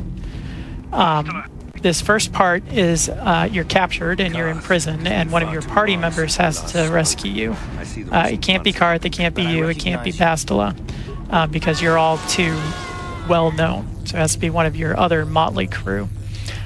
We pick Canderous because he is the only party member that does not have a cutscene at the start of his prison block segment. So by giving him a hyper-adrenal alacrity before we get captured, he's able to start in his room here, and apparently he's also got the best back. I just said we used an alacrity, but apparently it wore off. So we're going to run very slowly to the footlocker that has the key card for the cells. But Canderous is, we're just going to run past all these enemies. Canderous has a latent regeneration ability, but honestly, even if he didn't, he's tanky enough to take all these shots. Despite being fairly late in the game, the enemies in this section are pretty weak because they didn't want you to be stuck on this segment because you're forced to use just one party member, and it might be, depending on who you picked, a pretty weak combat character. So Canderous is in no real danger here. Once we get to the terminal here, that's when we have Karth and Bastila join us, and everything on the Leviathan is about managing their movement and making sure that they try to follow us as closely as possible. There is some randomness involved based on whether enemies use certain force powers or not. The Leviathan stresses me out. Like, there is so much that can go wrong, and until you get like better at the game, it often will go wrong. Luckily, Indy has done a lot recently to improve some of the routing, to keep us away from a few of the enemies, and to improve the following of our party members in particular, or our lack of need for them to follow us. We'll see some of that here soon. This one's pretty free, though. You don't really have any problems regardless, because we can just go straight onto this elevator without our party members being connected. But it's the later ones where we have to gather our party where it gets a little problematic. So we do a save and load here to make sure that Karth and Bastila follow us. And now we're going to try and run straight past this guy. He usually uses a shield and then throws a grenade, and his grenade aim is very bad. So we successfully got around him. There's a small chance he'll try to shoot one of you, in which case Karth and Bastila will aggro on him and you have to kill him. But we had the desired outcome here. We're going to pick up some thermal detonators here for a fight later, and pick up the spacesuit, which is somehow even slower than the scuba suit. And then we're going to make a safety save here and try to get through this room without the Dark Jedi doing bad Dark Jedi things. And it worked very well, so that's good. Yep, looks good. That went as smoothly as possible. Ready. Now we get to see the spacewalk. Unfortunately, unlike on Manon you can use buffs before you go into the airlock, and those buffs persist on the other side while you're underwater. Unfortunately here, it totally wipes your buffs when you put the spacesuit on. And so there's no way to make this faster. We just need to walk very slowly. They really did say, they really did say, what if we did the water suit again, but now in space? Yes. And there's no combat, there's no obstacles. You can look at the beautiful starfield, but it's literally just walking. I guess it's like... Well, while you're walking, I'm going to talk about Pazak real quick, because a lot of people are talking about that in the chat right now. Pazak is great. I love it. Pazak is great. Pure Pazak. Pure Pazak. If you do love Pazak, we do have IL categories for that, where you can go up against all the different Pazak players. We also have a 100% Pazak run that no one has run in, I think, maybe 5 years or something. I'm here. That's led by Soberlight. There's been so much optimization to running this game since then that if you're just good at Pazak, you have a solid chance. But now we're into another technical fight that Andy has crafted up some goodness, so I'll let him get back on chatting. Yeah, this is probably one of the biggest fights in the run. This is the Saul Kareth fight. There are 7 enemies in here that we have to take out, and Bastila and Karth are somewhat useless, but we're going to have them be slightly less useless than usual. So we're going to buff up everybody, make sure we're all fully healed. And now we're going to use a thermal detonator and a couple stuns. You're going to jump over there and do that. You're going to use a thermal detonator. And they're going to have Karth and Bastila try to take out these people behind us, while our main character is over here trying to take care of Saul and the Darth Jedi.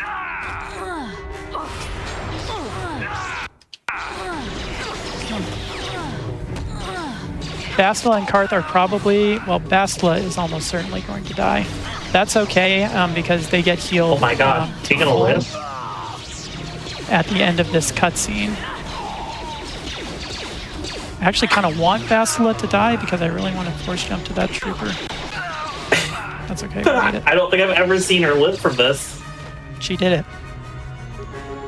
Right. Karth is going to have his touching final moment with Saul, his old mentor, and now we need to get out of here. So this is kind of the trickiest part right here. It's not actually the fight, it's escaping, because in typical KOTOR fashion, we have to make it to the exit. And it's fastest, if we can, to do this without killing anybody. But as you can see, it's kind of hard to get all our party members going in the same direction at the same time. That wasn't too bad. Yeah, we'll take that. What can I do? Okay. There's a new trick here that I don't know if Chaos is up to describing or not. Do you feel up to it? I can take an attempt at it. So what we'll do is we're going to move our party members so that way we can get one of them inside of the elevator, as that will take us somewhere else, and then another one in there is that will be just outside. While Karth will remain back. What can I do? The idea here is that we're going to have the 2 characters inside the elevator and swap to Karth, and then Karth will be the one, quote unquote, talking to the elevator, while the other 2 are within that zone. So that'll basically trick the game into thinking that they're all within the elevator's range, because how could Karth talk to the elevator if he's not nearby it? And then letting us go through. The advantage is that Karth doesn't get hung up on a whole bunch of enemies, and we can control Bastila and the main character pretty easily. If they got into a bunch of combat along the way, it can be very frustrating to get through that part of the Leviathan. Yeah, basically, Did I do good? That's pretty good. You pretty much hit it all right. Basically, Karth is the most annoying one to get to the elevator because he doesn't have access to force speed, and because he has ranged weapons, he can aggro on enemies from a long distance away. So the ability to sort of leave Karth alone and just worry about Bastila and the main character makes that so much cleaner. This is the big spoiler cutscene, so just in case you haven't played this game or don't know the plot, I've taken the liberty of doing something to prevent spoilers. It's a ghost! Not real. Revan was the friends we made along the way. Oh my god. That is the second amusing side effect of Sith armor. We are invisible for that cutscene. Okay, if everything goes well, both of these Malak phases are going to be one-shots because we have sneak attack. By sort of running a little to the side like I did at the beginning of that fight, we can make sure that we get sneak attack active for the fight. And that gives us just enough damage to hit the HP threshold that causes him to start the next phase. There. Now, one kind of one thing that Indy actually skips over is he chooses not to do a glitch there that would have ended the whole run effectively, or at least made it invalid. Force skipping is a thing that's very easy to do in this game, where you can use force abilities, and in particular, right after the cutscene, or right before the cutscene triggers, you can just press the button 4, and it'll skip a whole portion of the cutscene, and that would be considered a glitch. And I have lost many a run on attempting glitchless. Surprise! I have run glitchless once or twice. or attempted to. No, I finished a run. I finished a run of glitchless. Hold up, I definitely got my name on the category there. Yeah, no. So it's really easy to make a mistake and do something like that. But Indy's so goated that he'll never make a mistake. It's all just the RNG. I make many mistakes, especially during 2-hour speedruns, but this has actually been a very smooth run. I'm actually pretty pleased with how this is going so far, which means you've been doing awesome. It's been great. It means the end game's going to go really poorly, but most of the rest of this is relatively smooth. It's just really the Malik fight at the end that can be kind of rough. So yeah, we are now on Kashyyyk, which is where the final star map is. Bastila has been captured by Darth Malik, so we will not have access to her services anymore. But that's okay. We haven't actually used her since, well, I guess the Leviathan. But before that, it was Dantooine, so whatever, it's fine. We'll make do without her. Juhani has a purple lightsaber anyway. We'd rather use her. Indy, it's occurring to me, this is our third marathon the past month glitchless. And I've done comps for you for each of them. Is this just an attempt to indoctrinate me to run glitchless instead of unrestricted? I don't know what you're talking about. Okay, I see how it's not that. This is... Or not. Okay, so... It's a side effect, right? Yes. Not a glitch. So, Kashyyyk is force jump paradise. There's all sorts of enemies to force jump to here. We have to be aware of something called wire targeting. Basically, if you try to force jump to something, the game doesn't update your target until right after you force jump. And so you can actually very easily force jump backwards here, which obviously we don't want to do. And so what I do each time I'm doing one of these force jumps is I'll actually queue up a different combat action first, flurry, for example. And then I'll quickly cancel combat and then do the force jump. And so that first sort of flurry cancel gives the game enough time to update my target so that the force jump never goes backwards. That's just a really tiny thing that we have to do, which is kind of annoying, but it's thankfully not too onerous. So we reached the Wookiee village. Chundar, the chieftain, told us that he wants us to go kill some old Wookiee named Freyr. So we're gonna maybe go do that. We're really just using him to get access to the Shadowlands at the bottom here. Yes. That wasn't what you were supposed to cast. We're bringing Juhani with us because she'll actually help us save about 25 seconds later. But until then, she has to just kind of be a passenger. We are somewhat fortunate in that the elevator to the Shadowlands does not require our party to be near us. Because otherwise, trying to get Juhani through all of these Kinrath spiders and other enemies would be a huge pain in the neck. Also, unfortunately, you can see in the bottom corner there, Juhani's health is lowering, which means she's decided to fight a Dark Jedi. She's not going to win that fight, but it's okay. We don't actually care. Because, as I mentioned... Juhani to win fights. We just brought Juhani to go fast. Yeah, as I mentioned, we can just go to the Shadowlands and Juhani doesn't need to be near us. She also doesn't need to be alive. So, Your wish. She'll be fine there, probably.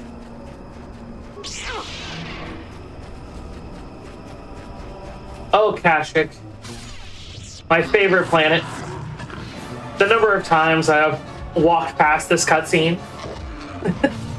Yeah, as we mentioned before, this is the only planet that any % unrestricted visits. To give you a sense of just how glitchy it truly is, the record for any % unrestricted is 18 minutes and 2 seconds, right, Chaos? I think that's right, yeah. That sounds... It's either that or 3 seconds. I can't remember off the top of my head. This run, the world record is 1 hour, 50 minutes, and 46 seconds. Who are you? All of a little these, different. I should mention, are timed with loads remove. We have a load remover for this game because as a PC game, loading times can vary based on hardware.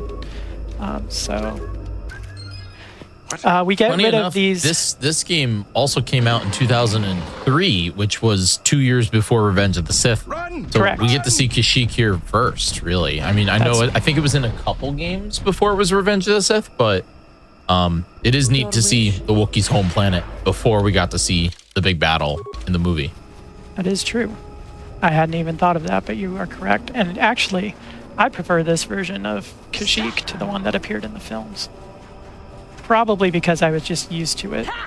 But now this might anger some Battlefront 2 players, but oh no, don't do that. Yeah, no, Don't do it. I think I love the Kashyyyk. I love the Kashyyyk 2, the Kashyyyk in Star Wars Battlefront 2, the original. Gosh, that was a fun mission to play. I know it's miserable in the speedrun because it's so much waiting, but that one was really memorable for me as a kid growing up playing these games. So we did another trick with Juhani there. We ran her over to Jolie to talk to Jolie. But again, we talked to him, but we swapped to our main character before the conversation happened. And that meant that our main character didn't switch positions with Juhani. And so the main character was still in the poacher camp. And so when Jolie joins our party, he spawns next to the main character over at the poacher's camp. And it saves about 20 to 25 seconds of backtracking from Jolie's house. And that was one of those strats I came up with fairly recently. So I like it because it's a clever use of how the game treats conversations, because the game always has to have someone who is actively talking to the NPCs. And for almost all of those conversations, it's the main character. And so it goes to great lengths to try and make sure the main character is next to the NPC that they're talking to. But by understanding how that system works and abusing, sort of exploiting the way it works, we're able to do neat little tricks like that. Wow, opening that star map was so easy. Crazy. Yeah, so can you believe it? Since we had our major plot revelation on the Leviathan there, we are able to skip the quiz that this star map computer usually puts us through. We are trying to avoid getting into combat with these Kinrath. Unfortunately, Jolie did not follow very well. Are you going to follow me? What are you doing? I don't understand what you're doing. But I guess Indy, we're just gonna have to kill what them. about the droid's attack on the Wookiee? Well, that'll happen about 3,000 years from now. So right now we're dealing with Zerka's attack on the Wookiees. Okay, all right. The I don't know. Some of the Wookiees are okay with it. Yeah, which is unfortunate. The kind of subplot here is with your party member Zalbar, and Chundar the chieftain is his brother, and Freyr, the guy he wants us to kill, is his father. And basically, Chundar is working with Zerka to basically sell some of his people into slavery in exchange for power over the Wookiee clans. And Freyr has been exiled because he obviously didn't want that to happen. And so if you pursue that part of the plot, you basically have a choice of whether to side with the slavers or to side with the Wookiees. And it's not a hard choice, honestly. But in this run, we don't actually have to do any of that because all we need is the star map. So we just use Chundar to get access to the Shadowlands, get the star map, and then immediately leave. What this means, though, is that when you first reach Chundar, he keeps Zalbar with him. You're not allowed to use him as a party member until you finish the quest. And since we're never finishing that quest, you can imagine. Yeah. Bye, Zalbar. You were really useful in the Sith base on Terrace way back when. Yeah, so now here's where we're really hoping to get some good cleave going on, where we can chain a few of these force jumps, just to speed us up a little bit more. Always the little things, right? I should mention that in order to actually get a force jump chain, you have to kill the first target you jump to. So that's another place where sneak attack comes in handy, because if you force jump to a target, it's considered a sneak attack as long as they're not already attacking you. And so that's another place where being a scoundrel and having sneak attack really smooths things out. It makes it much more likely to actually kill these Kinrath in one hit. Okay, we made a transit point back in the Wookiee village, so now we're back on the landing pad. We can use that transit point to just quickly get back to the Ebon Hawk here. And now that we have all 5 star maps, we are able to go to the Star Forge. So we're off. And while this awful cutscene takes place, I had a thought. Who do you think cooks the best meals on the Ebon Hawk? It's Zalbar. You think Zalbar makes the best meals? It's definitely Zalbar. I'll never fall. I mean, Zalbar definitely eats the most meals. Which character in the game comes and tells you that the food supplies have been disturbed? It's Zalbar. Yeah, but I thought that the implication there was that Zalbar just eats a lot of food, not necessarily that he can cook food. But a lot of times the people that eat the most food are also the people that cook the best food. Anyway, I feel like Karth would actually make pretty good food. He feels like he... Please, Karth is used to Republic rations. He probably can't tell ration bars from caviar. It's not Bastila. I don't think Bastila can cook. No, it's not Bastila. Honestly, I don't think she can cook. It's either Zalbar or T3. Gosh, I have no idea. I don't think it's Zalbar. We'll let chat decide. They can argue about this. Yeah.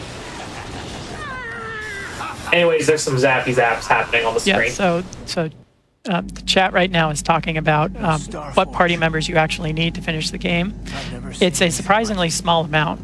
You need either Karth or Bastila, and then you need one of Jolie or Juhani. And so the any percent unrestricted speedrun chooses Bastila and Jolie, and then actually kills Jolie right after he's required, so you end the game with just Bastila in your party. You need Jolie for a cutscene on top of the temple on this planet we're about to end at, and you need either Karth or Bastila for the cutscene on the way to the Star Forge. It is actually possible, I should mention this, to beat the game with Trask in your party. It is possible to get him off of the Ebon Hawk and onto the rest of the game, and he functions mostly normally as a party member. There was actually, I had a route of the All-Star Maps category at one point, which actually used Trask. So I've beaten this game in under half an hour with Trask in my party. So that's always kind of a fun one. But obviously All-Star Maps is a really wacky category. It really takes advantage of some of the more egregious glitches that we have access to. I should mention that KOTOR speedrunning is split into 3 categories that each have 3 rule sets. So the categories are any percent, which is what you would expect, all star maps, where you're required to get each individual star map on each planet, and then all quests, which we've talked about already. The 3 rule sets... really, all-star maps is just for unrestricted because of how broken that category is. Yeah, the 3 rule sets are, what did I just say? Unrestricted, no major glitches, and glitchless. So we're doing glitchless right now. No major glitches bans some of the major glitches like menu glitches and displaced loading zones and things like that. And then unrestricted, of course, allows almost everything. All-star maps only makes sense as a category in unrestricted because you use menu glitches to get star maps more than once. And so if you're in no major glitches or glitchless rule sets, then you have to get all star maps. So effectively we have 7 major categories. 3 any percents, 3 all quests, and 1 all star maps. I have the record in 6 of those categories. I have the record in all of the categories that no one else runs. Any percent unrestricted is held by Chaos, who's... Yeah, I will give that up over my dead body. that one is my baby, to be sure. If anyone gets close to his time, he's gonna dust off the old computer and I think it's time. I think somebody's got to at least, keep you limber. That's the way I look at it. Friendly competition. If Range even just says the words, like, I'm thinking about coming back, I might have to buy a new computer and just start running again. Well, I will say that since I have 6 of the 7, I feel like I should at least make a shot at the sweep. So I may start doing unrestricted at some point. Chaos. You're gonna cause chaos to start sweating. That's right. I have a question about this game, and this I think also kind of echoes something that I think a few people in chat have been asking about, and that is that like this game is challenging to run on modern PCs. Do you all have like recommendations, or how do you run it? So the Steam version is pretty good in terms of compatibility. That's the version I'm running right now. Whoops. There's also the GOG version as well. And we do have a getting started guide on on all of our. It's now all on the GitHub now, right? We actually have it all on the These GitHub. ricotta go poof. Yeah. So you can actually read that guide and it gets it all set up. However, we do not run any mods. So if you want to run mods, which are very, very common for casual playthroughs, we can't give as much advice on that. But when it comes to just regular playthroughs of unmodded KOTOR, we're more than happy to assist. And the guide does plenty to get you there. Okay. Having some mouse trouble here. There we go. Okay. What is going on? Has that happened before? This is not good. Oh gosh. Give me a minute while I try to figure this out. Okay. Nice and easy now. So if you move the mouse to the edge of the screen, where I'm actually playing windowed right now, if you move the mouse to the edge of the screen, it will spin the camera around in that direction. And so if, for whatever reason, your mouse goes way off the edge of the screen, you'll just start spinning the camera around and around and around, and I apologize for that. It seems like it's back under control right now. My mouse is a little old, so this may end up being its last hurrah. Anyway. What do you did you two both play the Old Republic MMO? I did play it a little bit, yeah. Not a lot. What are your thoughts on that? On it?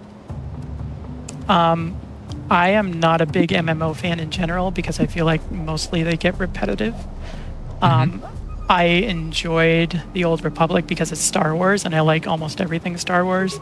And I thought some of the story plot lines are pretty good. But I got through like 2 of the class's storylines and then it was like I'm just kind of doing the same thing over and over again, so I kind of stopped playing at that point. But I liked it. I thought it was good. I got through all of the class's story modes. Enjoyed it very much, but I'm the same way. I'm not that much of an MMO guy. I think the farthest I get in MMOs is old school RuneScape. But that's really just the solo experience that you play on the side.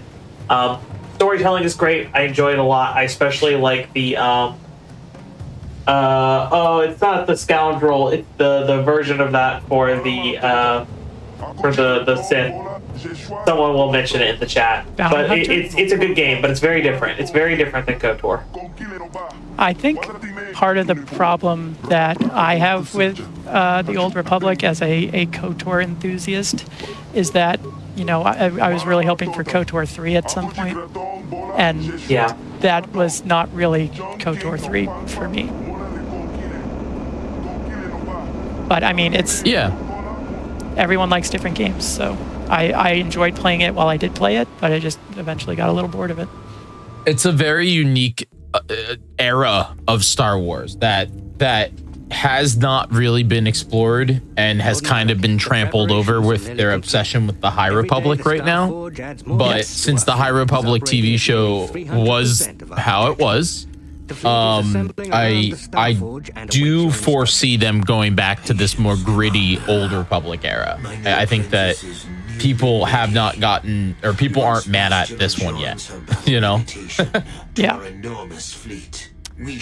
This is a very jaw-dropping cutscene. We shall begin our final conquest of the core worlds, and the Republic will be crushed forever. As you wish, Lord Malik. Yeah, did you not realize that Malik was evil? Because his jaw's gone. Now they have to really cement it in. He's like extra evil. What is it? Yeah. Okay, so we're going to leave our party members at the entrance here. Because it turns out that, so I mentioned you need to be close enough to your party to go through a load zone.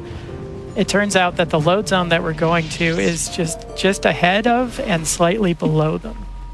So by leaving them at that entrance, we can actually go through this load zone down here, even though they should have had to go through the whole temple to get here.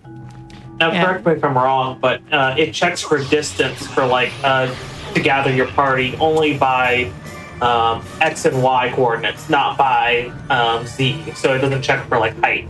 Correct? I don't know. I believe that's the way it works. Watch out for Lane, who's definitely in the chat, who will almost certainly correct me if I'm wrong on that point. Lane is going to answer this question very shortly. Yes. There are not actually a lot of places where the Z coordinate has significant changes, so I don't think that the Z coordinate would even come into play most of the time. But here it definitely would. Yes, here it does. Because we sort of go down this ramp here to this load zone, and then we're going to leave them there again because they're still close enough to the other load zone we want to go to, which is the surface. So yes. Lane says that he thinks it's the cylinder, so we're right. Yeah, cylinder would mean the Z coordinate doesn't matter, and it's just X and Y. Gosh, I love it when Lane says I'm right. I'm sorry, if you were expecting no math in this speedrun, I'm afraid you walked into the wrong I think we set that up pretty early on Terrace, that this is a mathy kind of run. Okay, Bastila here is our fight. She's fallen to the dark side. She's going to try and tempt us to the dark side, but first we have to hit her with a lightsaber. She can do a lot of very bad forcey things, so we're going to hope that she doesn't do that. Oh, good. She did throw. Okay, that's bad. Whoa, okay. Okay, that could have been worse. All right, that was acceptable. The last 4 runs I've done, she's used stasis to freeze my whole party, which is really bad. But that did not happen this time, so we got through it. We have chosen the light side ending because it is faster by about 5 minutes. And the reason it is faster is because if you go dark side, you have to bring Bastila with you on the Starforge. And Bastila likes to stop and try to kill enemies. Whereas if you are going to the light side end, you are able to just run past all the enemies because you don't have to have any party members as a light side character. So that's the only reason we go light side. It would be fun to do dark side at some point, but it's just so much slower and it's much riskier because... I haven't seen a light side ending in so long. Yeah, it's riskier because there's a lot of Dark Jedi in the Starforge that can do a lot of bad Dark Force things to you, like slow you down, freeze you, stun you, all sorts of bad things. And so if you actually had to stop and try to kill them to keep Bastila with you, it'd be even worse. It's bad enough just trying to run past them. Right. Okay, there's supposed to be audio playing during this cutscene, but because we've had the game open for so long, KOTOR has a couple different memory leaks. Are we going to have to reset this run? No, we should be fine. This particular one basically has certain things stop loading, and the first thing that stops loading is dialogue sound. So fast text is considered an unavoidable glitch. It's helpful in a sense because if the audio doesn't load for dialogue, then it proceeds to the next line of dialogue instantaneously. And so you can mash through even faster than normal. But it's also something that you cannot control without the use of a major glitch. So in glitchless, it's basically you like play the game long enough and fast text will occasionally happen in certain spots, and it might help you out. It's not really controllable and it's not really avoidable. So it's sort of one of the last things that's allowed. There's that one. There's duration glitch, which we talked about. There's the auto level attributes that we talked about for levels 7 and 11. And then there's stunned combat. You're actually allowed to, it's possible to attack things even while you're stunned as long as they're close enough. So this is our last sort of big cutscene. This is the cutscene that you need Karth for. If you don't have Karth for this cutscene, you soft lock here. Obviously in glitchless we're going to have Karth no matter what, but in some of the glitchier categories we have to go out of our way to make sure either Karth or Bastila is in the party, because the dark side version of this cutscene, you need Bastila instead of Karth. Oh, here's the door. Yeah, you can tell they were kind of under a time crunch when they were finishing this game, because when Vandar appears here, there's a door slamming during the dialogue. So like one of the voice actors just had a door slam, and they just decided to use that anyway, or didn't notice it, or whatever. So yeah, we got about 10 minutes left in the run. Yep. We'll be able to see if Jiggy can prevail against the forces of darkness. I believe. I believe also. I mean, how many thermals do you have? That's just all I'm asking. I have 0. Well, actually, that's not true. I have 1 thermal detonator right now. Okay, well, if you just dupe that, 9 more times, so we'll be good to go. We can finish the game, no problem. You are definitely not a glitchless person, are you? Well, what gives you that impression? Oh, I don't know. Okay. So there's actually there's going to be a little cutscene right here where a bunch of Jedi start fighting a bunch of Sith. Come on. Their battle actually continues while we're running through the Starforge. And so if the Jedi are able to kill the Sith that they're fighting, we get extra experience that way. So it's technically possible for these Jedi to kill enough of the Sith that we could reach level 13. But it's really unlikely, and I've actually been a little bit below what my normal experience is. So I even think even if all 3 of them die, we may not get enough experience anyway. But there's a few different cutscenes like this where the combat they're depicting is actually happening in the game engine. They're actually doing combat rolls and everything. Okay. So we have our first cutscene here. Malik is going to tell his lackey to stick a bunch of droids on us. Big scary droids. We're going to run past all of them. We don't have to kill anyone in the Starforge until the 3rd deck, which is also known as the command center. And then we'll have to kill a few Sith, and we'll have to have a final confrontation with Bastila. Okay. So we stim up.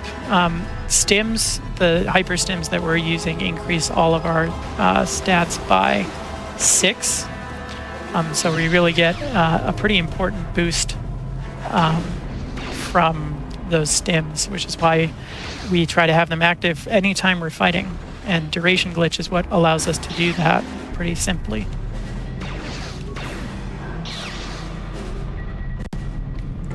When running this game, this particular section is like really nerving because even though this part is not that difficult, and you're kind of just running through, if you're on PB pace or on world record pace, this is a really stressful part of the run.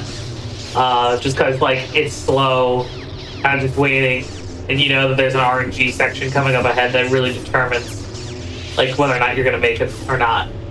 Anytime I'm on a good run at this point, it's like my hands start sweating. I'm like wiping them off during the cutscenes. More victims for You know, us to slaughter. you're starting to shake a little bit and all that fun stuff. So Oh yeah, it's a good time. it's actually kind of nice. The amount of like it's nice to be amount of running through like that. breathing exercises. You're just like, Yeah. It's kind of nice to be running through this without that pressure, just having a good time, you know. All right, so the guy's like, well, the droids didn't work, and he's like, all right, send everybody else.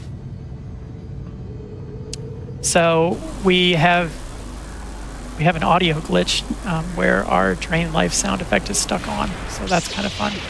We have carefully tuned our character build so that we have the highest chance of avoiding bad force powers here. We have Night Valor, which gives us immunity to poison effects, which includes the force powers Affliction and Plague, which lower our attributes. We have a mind-affecting immunity from our belt, so we're not able to be stunned. The things we got to watch out for are Stasis, which is a paralysis check, and even if you save against it, then you get slowed, which is bad. So that's why we also take something called Force Resistance, which has a flat chance of just canceling any force power that that is aimed at you. Obviously, I got nabbed a little bit there, but we were able to just recast speed and make it through. That particular area is usually called the Hallway of Doom, or the Hallway of Pain, or sometimes the Hallway of Death, because there's just so many things that can go wrong there. So that was actually relatively clean. as we kind of hit the end of this run, Indy, do you have anyone that you want to shout out before we get all the way to the end? Probably, I mean, so just generally the KOTOR speedrun community is a really good community. We have a lot of fun running this game, but I also am kind of proud of how helpful we are. Well, that's not good. We're a very helpful and welcoming community and all of that. So I do want to give a particular shout out to Lane. He's come up a couple times before this, but Lane does a lot of stuff with sort of, I think he's reverse engineering KOTOR's code right now, and he's doing a lot of stuff with glitch hunting and stuff like that, but he's kind of the glue that really keeps our community together. So I wanted to kind of give him a shout out for that. He does a lot of good stuff, both in the KOTOR community and in kind of the wider Star Wars speedrun community. So shout outs to you, Lane. This is going to go very poorly. So these are the Jedi that we have to kill, Dark Jedi that we have to kill. They've sealed this door, and it will only open when they die. Yeah, this used to be called the final boss fight, just because of how difficult it was. Unfortunately, yeah, I definitely agree with what Indy said. Lane is truly an incredible force that helps bind us together. So thank you very much, Lane. And thank you, Indy. Like, it can't be said, this KOTOR community wouldn't be where it is without having you as part of the helm.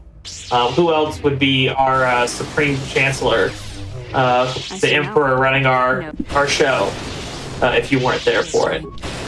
So definitely big shout out to you. I mean, like, we've said it many a times, so we get the picture. Thank you. Anyway, it's time to knock out Bastille and go watch Green Squadron coming in.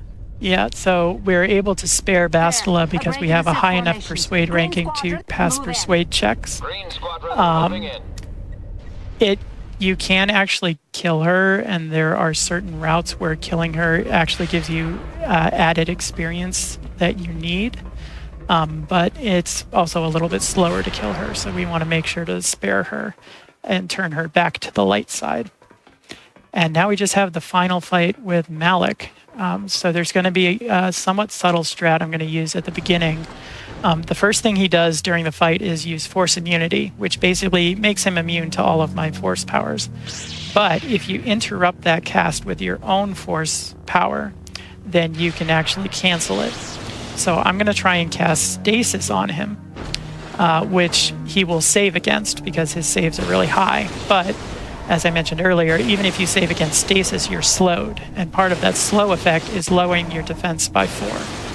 And so he has sky-high defense. And so if we can get off this Stasis cast to lower his defense, it makes the fight a lot more consistent. You know, when you said a subtle thing, I thought you were going to say watching that cutscene and then just busting open the door. No, that's just funny. They go through all this effort to set up these droids that are going to kill you, and then you're just like, all right, I'm out. I do think it's really funny if you had, like, security to open the door instead, because it's like set them all up and then I'm just going to do some lock picking. Okay, we got the stasis strat, which is good. That's actually a pretty small window. So that's good. Nice. You'll notice that the audio is gone. Both the dialogue audio and the music audio is gone.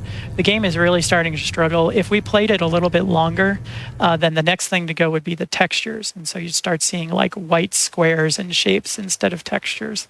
And when that happens, the next time you go through a load zone, the game crashes. So if you get to a point where your textures disappear, it is too late to save your game. RIP. Yeah, but that even if it happens now, the end of the run is still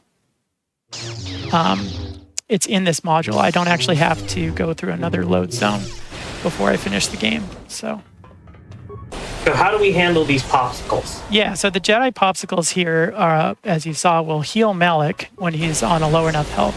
So what we do is we lower his defense at the beginning of the second phase. We get him down to just above the HP threshold that causes him to heal. And then we have to use specific force powers to basically eliminate the popsicles before he can use them. So the one we're using I do like that there's no explanation on the popsicles.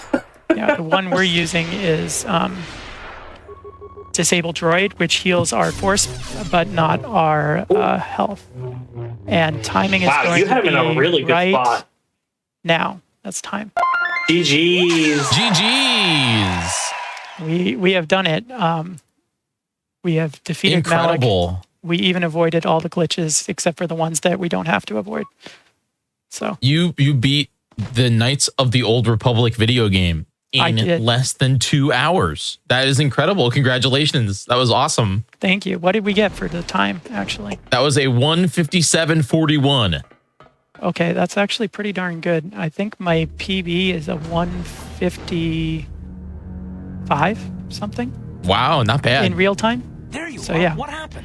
That went really well. That's wonderful. And that was no time to awesome. celebrate just yet. Yeah. I was able to use my battle medication So yeah, to that include the break? to break through the Sith fleet. No, it does not include the break. We paused the timer during the break. All right, just was curious. I wanted to make sure because that would be a pretty significant difference. If it was 1:57, it definitely didn't include the break. But yeah, that was a lot of fun. Thank you for having me. I'm actually really excited to see a lot of the other runs because it seems like a really awesome lineup and a cool event. So let's all cheer for Jiggy, who managed to defeat Malik with a blue lightsaber. Let's go, Jiggy. I saved the galaxy. Hooray. Now we can go and let Emperor Palpatine take it over. That's the main goal. Main goal is That'll we be have to wait. 3,000 years from now. It's fine. I think we have some other catastrophes to happen first. I'm sure the galaxy will figure it's something fine. out before then. Well, I doubt it. Indy, thank you so much for showcasing this in Chaos. Thank you for being here. Indy, where can they find you and what do you do on your channel? What do you do on your show? So yeah, my Twitch is just Indy Kenobi, one word, for Indiana Jones and Obi-Wan Kenobi. And I speedrun KOTOR. That's literally all I do on my channel. Sometimes I'm doing, well, right now I'm focusing on glitchless, but I also sometimes do KOTOR randomizers. Sometimes I'll do KOTOR bingo, and sometimes I do some of the glitchier categories as well. There's also the Indiana Jones stuff. I haven't done Indiana Jones speedruns in a long time. A long time. And you're going for Chaos's 7, right? You're going for that. We will see. Stay tuned. Don't stress me out, man. I'm hoping to get a 149 in glitchless. That's kind of what I'm focused on right now. But if I do manage to get that, then yeah, Chaos's record may be next. So stay tuned. I also want to say, if you are interested in running KOTOR, we have a KOTOR speedrunning Discord that you can find. So definitely go ahead and join up if you're interested. We have some pretty detailed written guides as well as certain video tutorials for certain categories. So we got a lot of good stuff. Amazing. All right. Well, anything else you want to shout out, Chaos? Thank you again for being here. No, I think Eddie wrapped it up pretty well. I don't speedrun too much nowadays, so if anyone's interested in KOTOR, please just come to the KOTOR Discord. We'd love to have you. We love bringing on new people and showing them all the fun that you can have in speedrunning KOTOR and learning all of the different tips and tricks along the way. Yeah, I should say that I also don't speedrun as much as I used to for a similar reason as BMAC. There's children involved in my life, and that makes time disappear. But I try to fit it in when I can. So, alrighty. Well, we are much. going to take a quick break before we jump into the next run. But hey, chat, how we doing? How we doing, chat? Hey, how we doing? How we feeling? Are we feeling good? We're about halfway through day 1 of Oops All Star Wars. And I have a quick request for you. All right. I want you all to experience what it is like to be in a Star Wars movie. Okay. I want you to feel what that sheer bliss, that same exact sheer bliss that Luke Skywalker and Han Solo got when they blew up the Death Star in Star Wars A New Hope. All right. So here's what we're going to do. During the break, I want you all to join the GDQ Discord. I want you to join the GDQ Discord. It's the best place where you can find out all about our upcoming events and everything. And I want you to go and post hello there in the general chat. And if you join the Discord, okay, if you join the Discord and post hello there in the general chat, I will give you a gold medal. All right, I will give you a gold medal. So go do it right now during the break. And when we come back, we're going to jump into Bounty Hunter. I want to see all the hello there's in the chat, in the Discord general chat right now. Bonus points if you add the hotfix roll. All right, we'll be right back.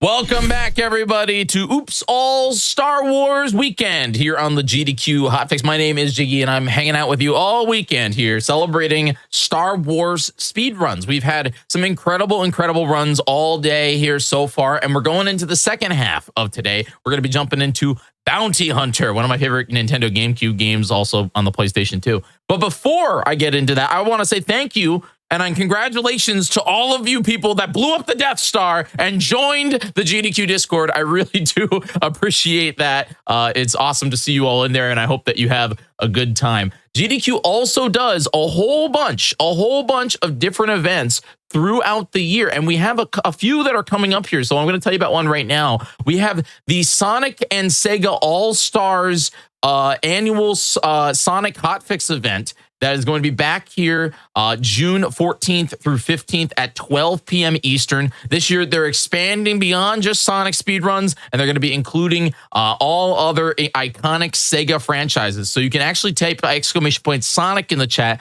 for the full schedule if you're and let us know in that Discord if you're excited for the Sonic event.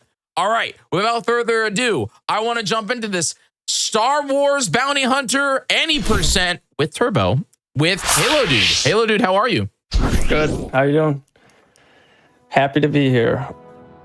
I am so pumped that you are showcasing this game. This is one of those games that, like, just like Shadows of the Empire for me was a Star Wars game that really expanded on an area of Star Wars that we didn't know too much about. And one thing that was really cool is when we got introduced to Jango Fett. Jango Fett's one of my favorite Star Wars characters. We got introduced to Jango Fett in episode 2, and then he was instantly gone because, well, Samuel Jackson. Yeah. So it was just Big shame. awesome to kind of explore how the heck he became who he is, and also just how he got that job of being the guy who they cloned for the Republic.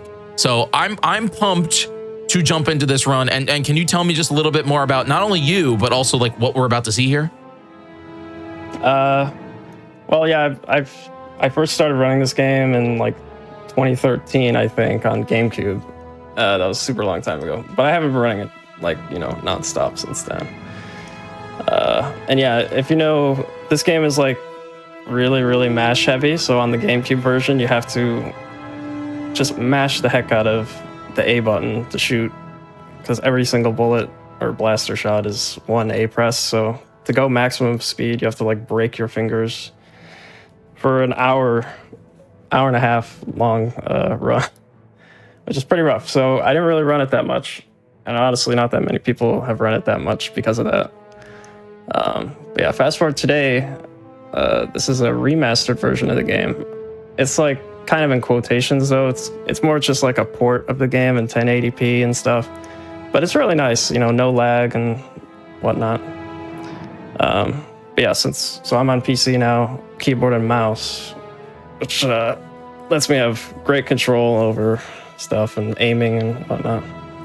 But yeah, we're using turbo because you can shoot way faster. It saves about 6 or 7 minutes. Wow. Over mashing. So it's That's a really lot. nice, and you don't have wrist pain after the run. So that's also really nice too. So Cool. All right, I'm ready to start whenever you're good to go. all right, well, we can get this going.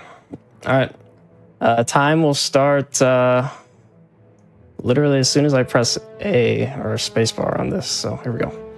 3, 2, 1, go. All right, so this is the very first thing you do in this game. Is this boss you weren't battle. kidding. You weren't kidding when you said that turbo helps there. Wow.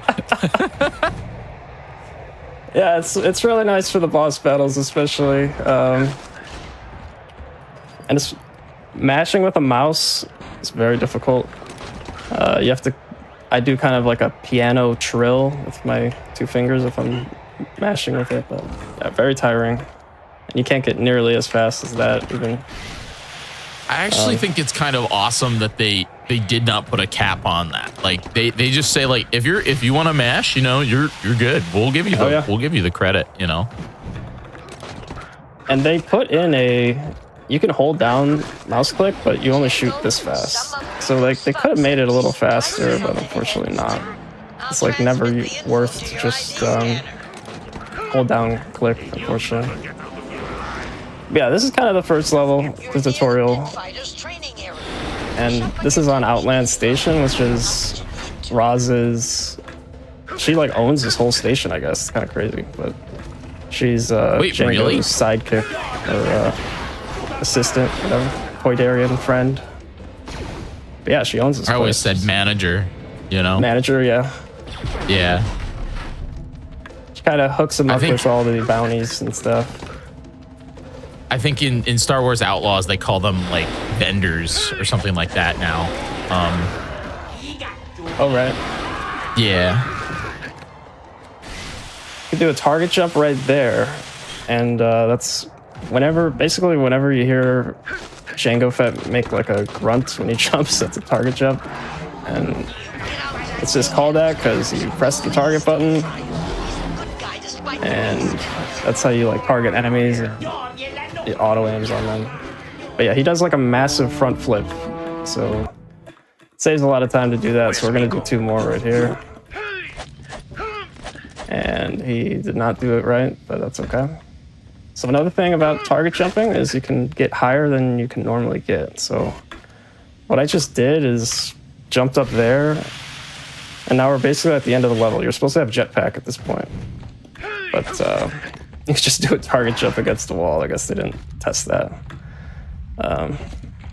Here's another target jump.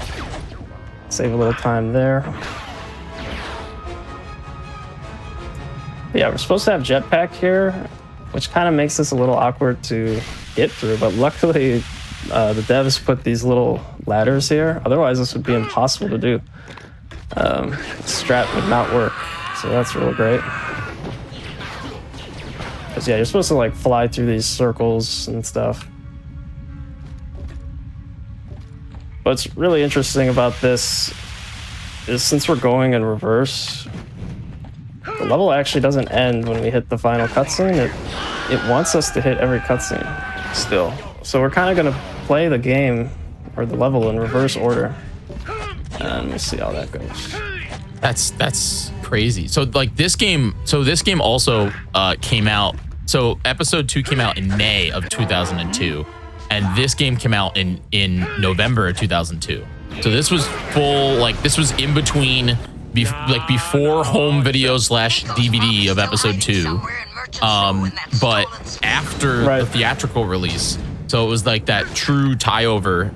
It was a big deal when this game came out. I remember when I was a kid begging my parents to let me get this game because I wanted to know more about Jango Fett. Yeah, and I remember like I was at school one day and like my buddy and I were talking about Jango Fett, and I didn't even know this was a game. And he told me about it. I'm like, and right after school I went to GameStop and got it for like $10 or something. Heck yeah. And immediately played it. It's just hilarious. That was back when you could actually, get games for like nothing. Affordable, yeah. Back when you can get good games for affordable prices. But yeah, so we did that all in reverse, which was super weird. I don't know, so you hit the last cutscene and it teleports you to where you get the jetpack, and then you just jetpack back to the very beginning. It saves about a minute compared to doing the level normally. To catch everybody up on the lore of this game, Jango is chasing Nico, and Nico is trying to flee. That's all you gotta know. I forget, does it? He just owes money, I think, right? He's just this is like a prologue bounty. Yeah, I think he's just kind of he's done a lot of bad stuff, but at the very beginning, during that like Borhek fight, it's like a little, like a beast fight at the beginning of the game. Nico kind of is cheating by like, he's got some electronics on his, and I guess Roz finds out about it. So another thing that I don't know if you talked about this or you're gonna talk about this here, Halo dude, but this game has a weird but kind of awesome little like side bit that they do where some of these NPCs, some of these characters that you see here, just the normal like people characters, have bounties attached to them, and you can scan them. You can scan every grunt in the game to see if they have a bounty, and some of them are worth more dead or alive. It's really cool. Does it matter? I don't think so. I don't think you get like what, more points? Yeah, like right there, you can bounty that person and get 2,000 credits. I don't know if that does anything, but you can do that for I think every single character in the game if they have it. Right. Yeah. Right.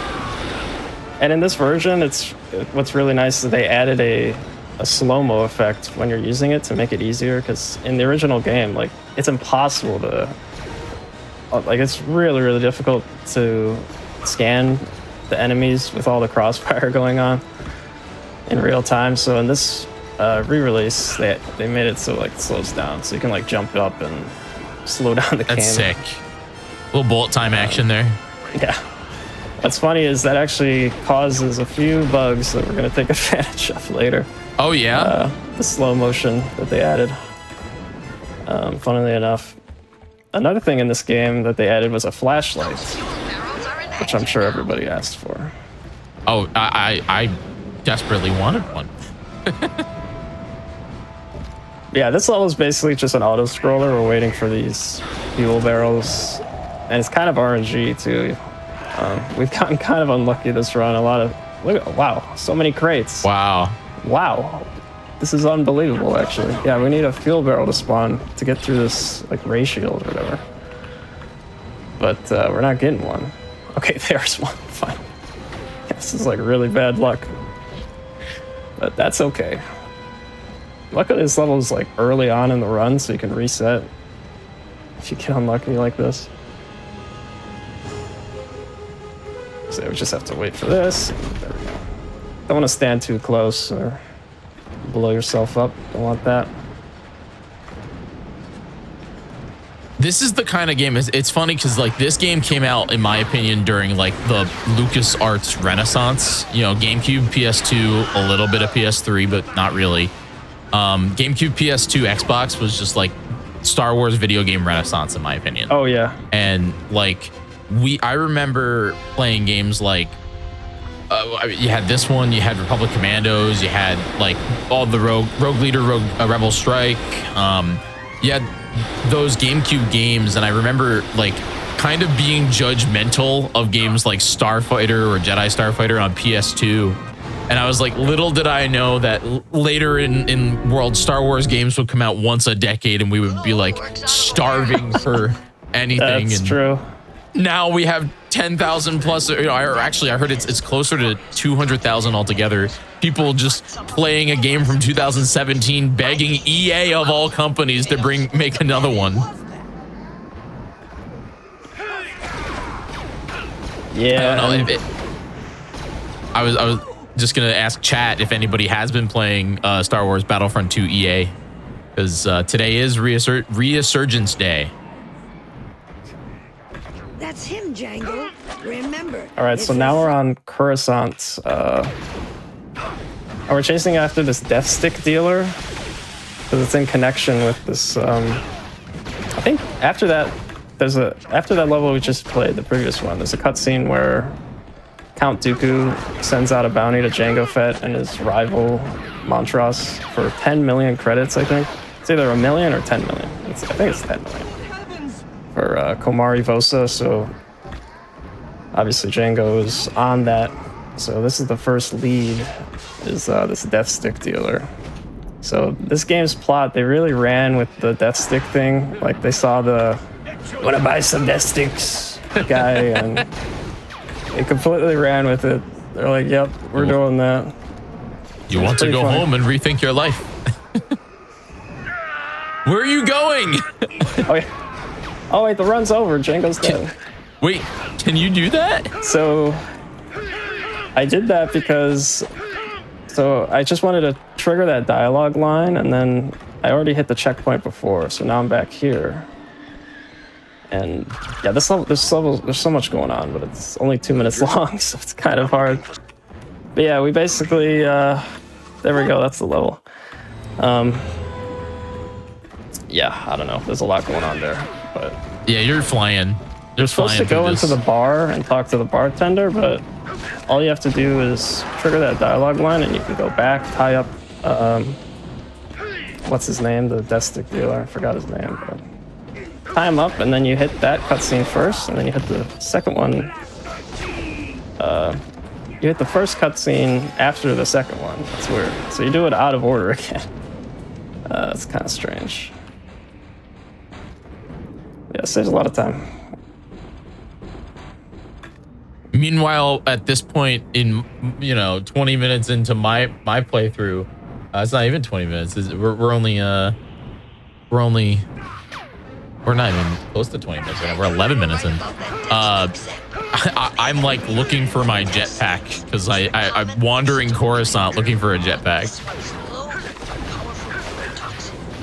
Assuming I'm even done with the first level. Meanwhile, Halo dude's just, flying up the platforms. Something funny about this level is there's these banana men running around. And this is the only game, and this is the only level with these banana guys in Star Wars. Yeah. So I was going to say, I don't think I know that species. Like, can we bring these guys back, please? Like, come on. Bring back the banana men. All right, so here's Montrose. You're late. Oops. Just a little funny mini boss fight, also known as a mashing test. You still put up. And there we go. Did you find? That's so many blasts though. That guy has health. Yeah. Don't even kill him during that fight either. He gets out alive after that. It's kind of crazy. But I mean, I guess they have Mando armor, so that is a thing. All right, that Halo character's dude. voiced by Clancy Brown. which is pretty cool. Okay, Mr. Krabs. Really? Iconic voice. I did not even know that. Yeah. Kind of hear a little Mr. Krabs in the back there. You there? Nice. Who is that? Yeah, now we're on. All right, Halo dude, tell me what is your favorite planet in the Star Wars franchise? I don't know. I really do like Coruscant. It is really cool. It's my favorite planet. This is so cool. Like you have like hundreds of layers of city, you know. Like I live in New York City, and so for me, I as somebody who sometimes like one of my favorite things to do here, and I've lived here 10 years, guys, and one of my favorite things to do is like I'll just go to a place I've never been in the city, and I won't take any public transit. I won't do anything. I'll just walk around and find something new. And so to me, it's like Coruscant is just the entire planet is one big city, and it's like. There's eons of stories that could be told just on one planet, because sometimes I feel like in Star Wars they kind of get like tunnel vision on specific stuff. Like how many times have we been to Mos Eisley? We've been to Tatooine so many times. Right, Tatooine. And it's like everything's Tatooine. Every movie, Tatooine or Desert Planet or whatever. And don't get me wrong, we've been to Coruscant a lot too. But I feel like we've only seen like one area of Coruscant, and that's like the Senate building. And so it makes me wish that we would have gotten more media like the defunct video game Star Wars 1313 or the or George Lucas's Star Wars Underworld TV show that he wanted to do, which would have taken place entirely on Coruscant. Oh, okay. Goodbye, ship. I didn't realize they didn't kill that turret, so I gotta go back for a grenade launcher. Got a little bit Also, ahead of yes, myself. Star Wars 1313 mentioned. Yeah. Yeah, I was just gonna bring that up, but... Oh, were you? That was canceled, which was just too bad. Or right when the Disney thing happened, I'm pretty sure, and they closed out LucasArts and all this. Which is really sad. It would have basically been a sequel to this game. Yeah, that's what it felt like. Yeah, now we're on Ubu 4. This is like maximum security prison of Star Wars universe, and we're here to like bust out an inmate for like a bounty, as a kind of like as a gift for this Death Stick Kingpin. So that's why we're here. This is one of the planets or like the moons or like this is one of the locations in Star Wars that I hope we get to see again. Like we've seen different like Imperial prisons. We've seen some stuff, but we haven't really seen Republic prisons. And we did a little bit in Clone Wars, but we've not seen Ubu 4. Okay, so this is a big skip. Just go on this rock. And by target jumping, you can kind of walk on that invisible ledge grab there. Like, kind of walk on the slope that you're not supposed to walk on. And that skip's going all the way around and going up a ladder and all this. And so that's very nice. And then there's another big kind of skip going here. There is a chance I fall through the world. Hopefully that doesn't happen. But there's not too many, skips or glitches in this game, so it's definitely a cool one. So you grab the ledge, elevator comes up, and it pushes you through the floor. And that allows you to just skip the elevator. You know, you'd have to wait otherwise for the elevator to go down slowly. So, I don't know, it takes like 15. And it also looks really cool, so. Also on this level, we get bounty hunter rockets, which is very fun to play around with. Just blast those guys. And this level is more so enemy based, so you have to kill a certain amount of enemies to move on for the doors to unlock. Which is kind of a big shift in level design, because those first 2 chapters are more so 3D platforming heavy. But these next 3 levels on Ubu 4 are just you're just blasting. You start blasting and you kill about 300 people on this chapter, which is kind of crazy. My headcanon is now that Django just runs around doing flips and jetpacking around with his death laser. Exactly.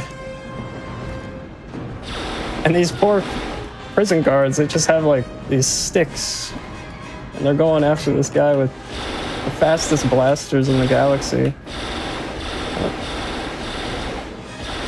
There we go. One thing, though, that I remember as a kid that and still to this day that I get upset about, they did not get Django's blaster sound correct. Oh yeah, right. It's not the pew pew like in this game is different.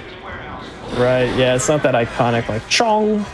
Yeah. Yeah, It's I a love very that sound. iconic blaster sound that no one else really has in the galaxy.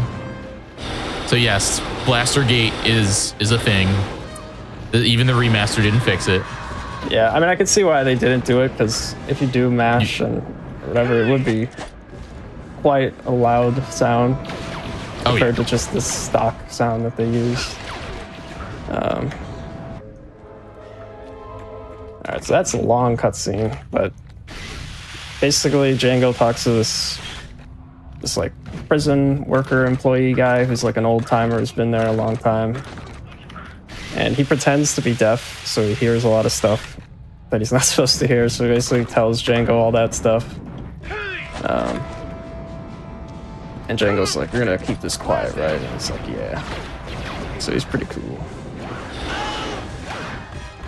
Kind of tells him all the secrets about the prison, how to escape, and stuff like that.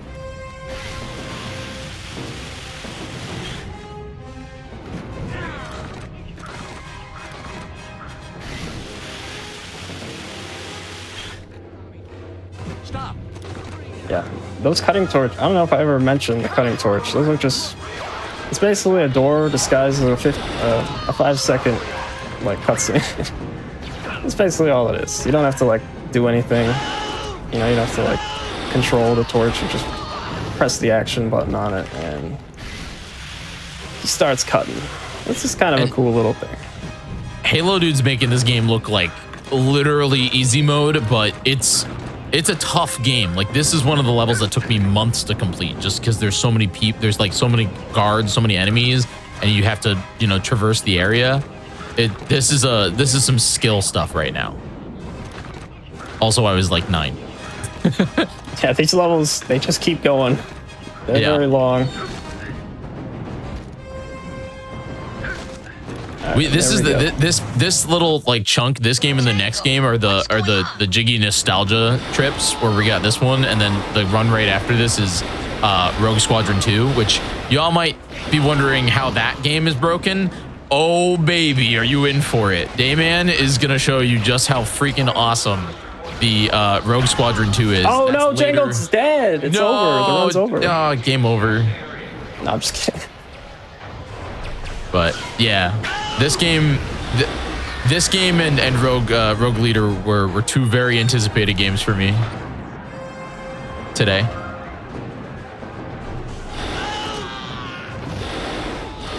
Yeah, this whole chapter, the prison level chapter, is basically the reason you want to use auto fire when you play this game. Otherwise, your hands are going to be cramping up. I mean, believe me, I've done a lot of runs without it. Yeah, next we got the cafeteria room. It's probably my favorite room in the whole prison area, because we're gonna round up these guys and do the let's go bowling strat. We're gonna fly up, drop a grenade on them, and just like that. My question is why are the inmates mad at Django? Like, also, how did the inmates get blasters? That is a good question. Like, what happened? I would, if I was an inmate, I'd be like all about trying to get Django on Django's good side. Yeah, it's a good opportunity for them to kind of escape in the confusion. Well, Captain Zacko, it's coming up. It's coming up soon. Oops.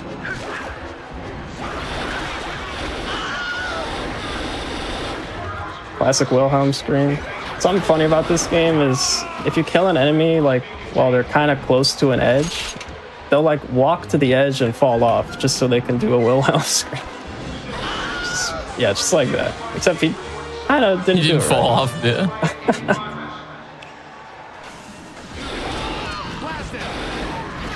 All right, so this is kind of a dangerous room. Luckily, we got rockets. We'll just do one of those.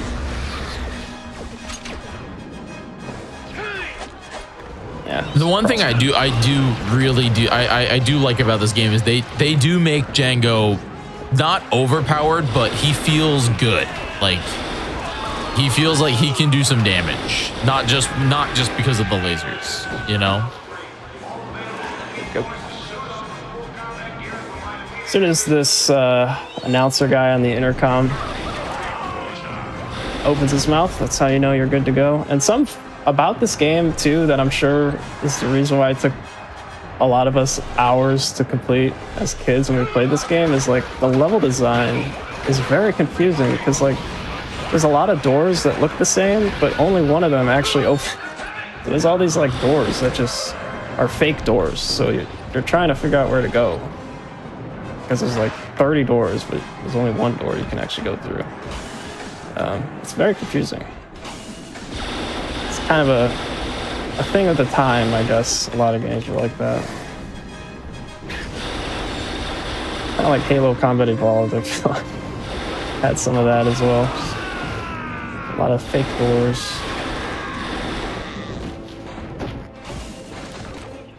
All right.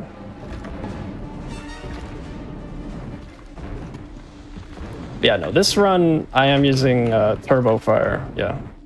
Otherwise, it's basically carpal tunnel inducing to play this game. I have done a lot of runs without it, but yeah, this one we are. Because yeah, it saves about 6-7 minutes. Get a nice little break on this elevator. How you doing, Halo dude? Doing good. This run's going pretty nice. Is this your favorite Star Wars game? You can say no. It's definitely up there, I'd say. I don't know. Star Wars Battlefront II. It's another great game. The 2006 version. Oh yeah, the classic one. Yeah. All right, good. I don't get me wrong. EA is pretty fun. I won't lie. They made a fun video game. Too bad they stopped developing it.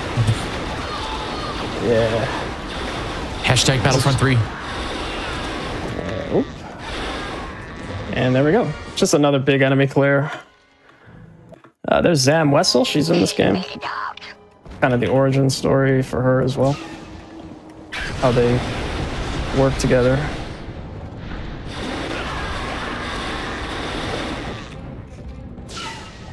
Just blast these guys with a rocket. They're out of here. And there's nothing else over there. All right, so this is, I call this level the worst level in the game. From a level design standpoint, we'll see why soon, but this is the escape level. Because after that cutscene that we skipped, Jango Fett's ship gets blown up, so he has no way of escaping. So this is a level where he has to kind of figure out how he's going to get out of here. Another origin story right here, everyone. Yep, big time. Mm-hmm. Very iconic. Also, yeah, we will be seeing classic Battlefront 2 2006 later. We're going to be seeing a run of the we're going to be seeing the any % with Galactic Conquest bonuses later tonight.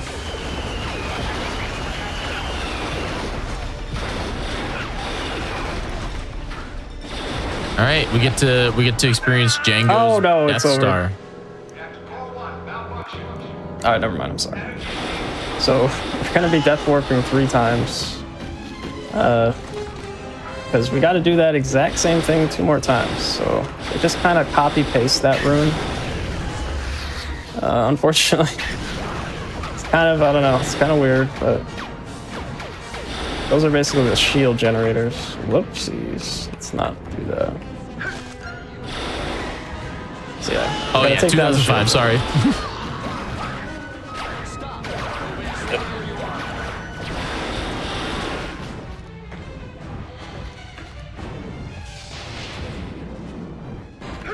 Target jumping.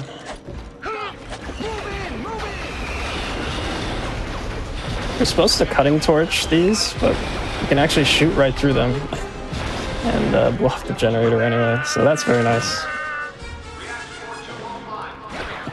So yeah, the reason the death warping works is the checkpoints, they're basically just like your respawn point.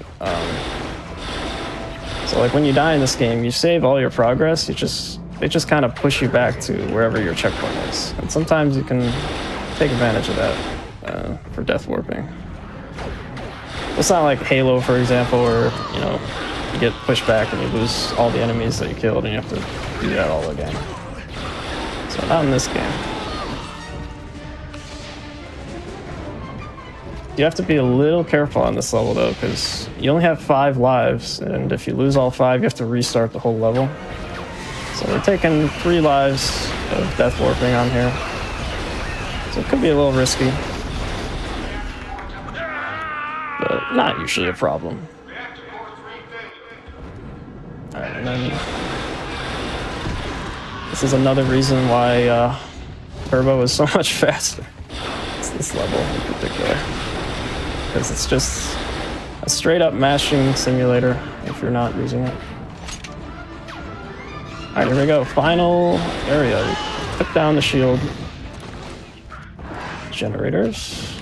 I want to kill that turret up there. If you remember, you played this game before, you know the green turrets, they just melt your face instantly. So you gotta be very careful about them.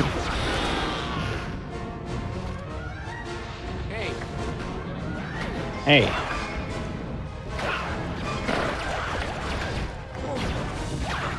This is another maze of doors. There's a little sneak peek. Ooh, you get to, yeah, sneak peek.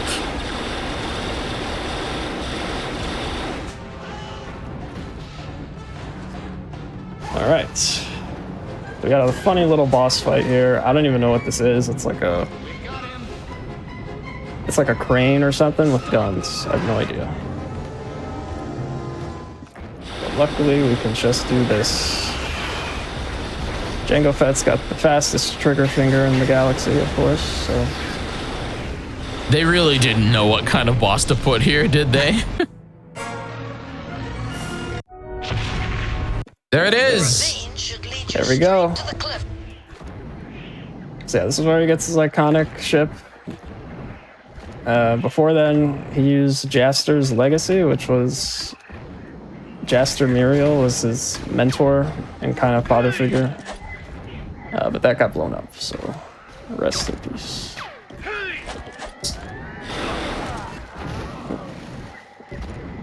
Yeah, now we're on Malastare. Finally, we're outside.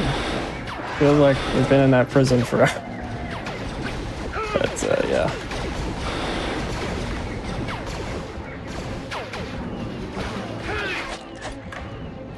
Yeah, we're here to...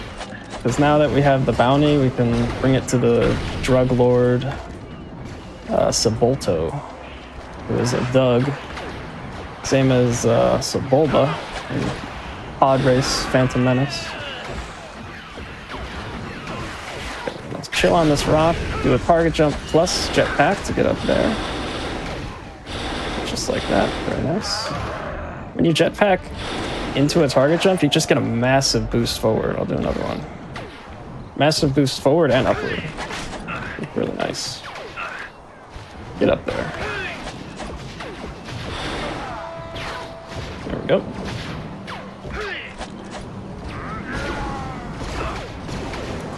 Yeah, I don't know. Super Mario Sunshine ain't got nothing on Django in this game.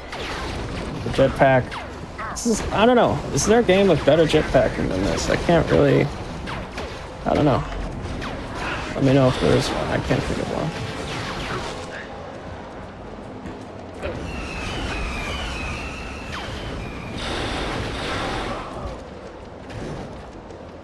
And there we go. That's about half of the level. Oops.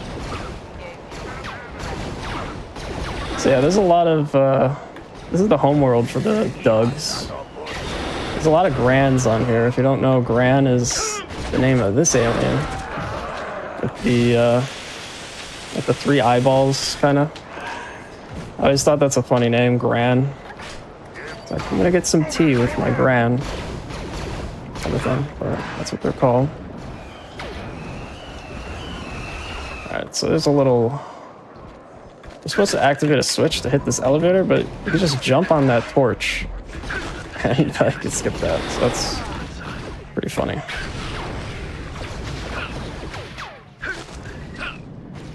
Gotta be a little careful here. This level introduced sniper rifles, and yeah, the enemy snipers in this game can be very unfair.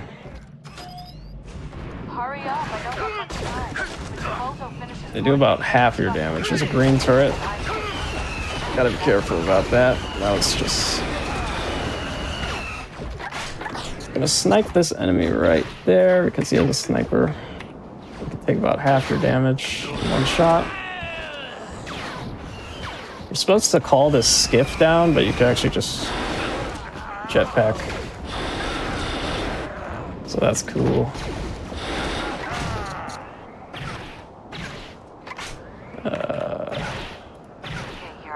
There we go. As soon as you hear Zam. So this is kind of a little... Wow! Luckily, it doesn't really matter. I'm not losing time. This guy is quite a marksman. So this is kind of a little mini-game where Zam is sneaking, and we got to snipe these guys before they can get to her. And sniping on the original version of this game is pretty rough with the GameCube analog stick. But luckily with mouse, a lot easier. It was very, very sensitive. Yeah. Yeah, the sensitivity for some reason is really high.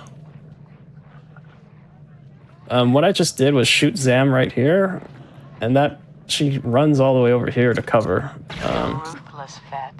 which saves about 10 seconds. If you shoot her anywhere before that, she runs to cover on this side.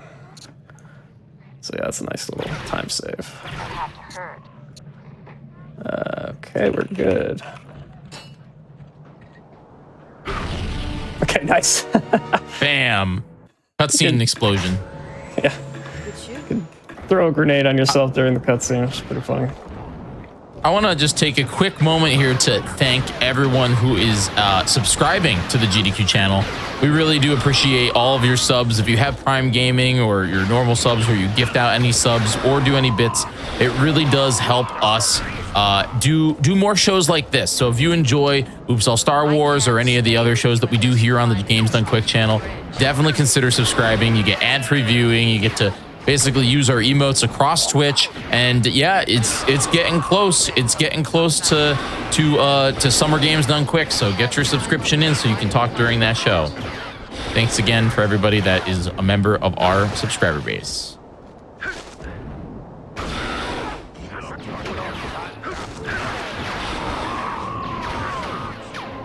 Yep. Yeah, so this level is kind of the Zam Wessel escort level. You gotta like lower bridges, lower elevators for Zam because she doesn't have a jetpack. So that's kind of the whole gimmick of this one. So it's it gets a little auto-scrolly at the beginning here, but I guess we gotta wait for Zam. I can actually watch her as she does her thing. There she is. So yeah, we gotta wait for her to walk over here for this door to open. So we get to just chill for a sec. Just hanging out, you know, relaxing. Django Fett, shooting the screen.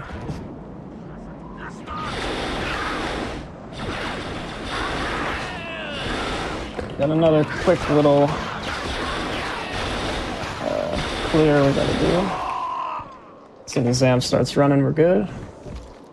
This is like one of the only areas where the flashlight, I guess, could be useful. Kind of dark here. But not really.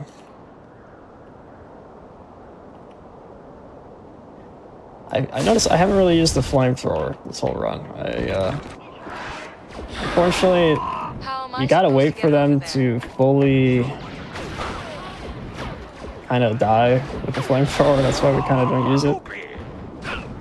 But yeah, it is pretty fun to use. Oh, I didn't hit the sniper. That's not good. Yeah, as you saw, we just took a lot of damage from that sniper. Before I do the next trick here, I'm gonna actually... Oh, that's right, we don't have a sniper. I forgot. Yeah, so Zam actually takes your sniper. It was pretty funny. Just gonna take out that guy because he's really dangerous. Wow, I have about 1% health right now. You wanted to get into Sepulto's palace. You need me, remember? But yeah, instead of needing Zam, as she says, you could actually go out of bounds right here. With a few target jumps and jetpacks.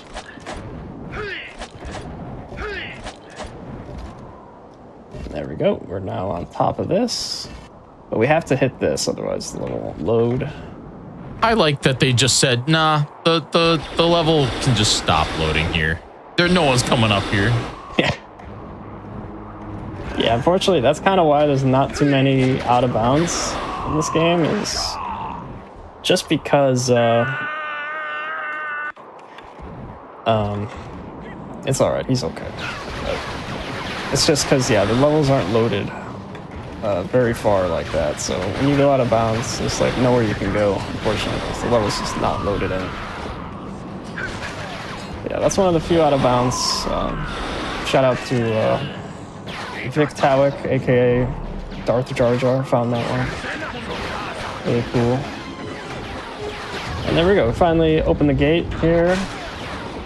Got our sniper back, and Zam is happy. I know, we don't need to help her anymore. So that's good. Now we got this next section, we're going after the drug kingpin. Basically, they're making the death sticks, and they're lacing them with a neurotoxin, which is turning the people that use them into Bandodora, I think is basically the story here. Whoa, watch out for that. I'm gonna go right here, because there's a Mandalorian Rage power-up.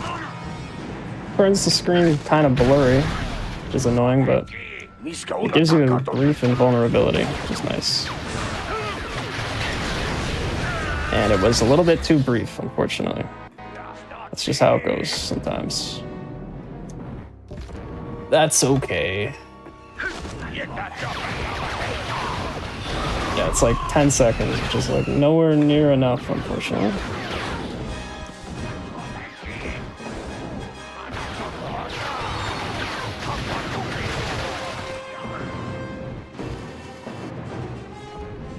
There he is. Oh, and this is where they're growing the Ixatal plant. That's like the ingredient for the Death Stick. Alright, so here we go. Death Stick Factory. This is where the magic happens. Which is funny. I feel like, you know, after episode 2, factories in Star Wars was kind of all the rage, so you have to have a factory. Loved doing factories. You know, it was a big deal.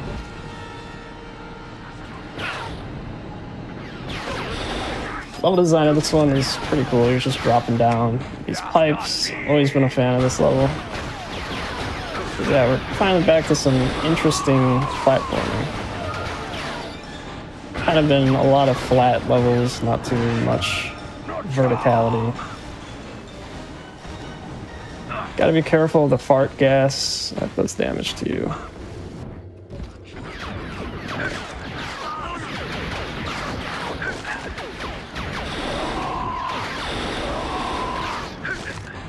Gotta be jumping on these. You're not really supposed to do this, but it saves a lot of time.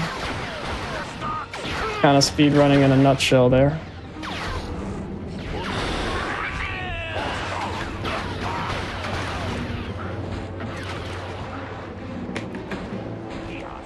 This pipe is always kind of awkward to go through.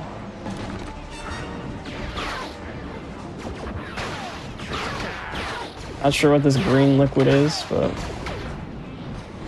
gotta be careful. Alright, here we go.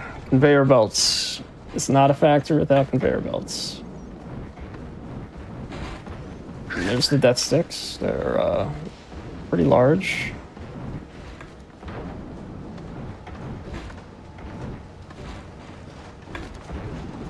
Right here.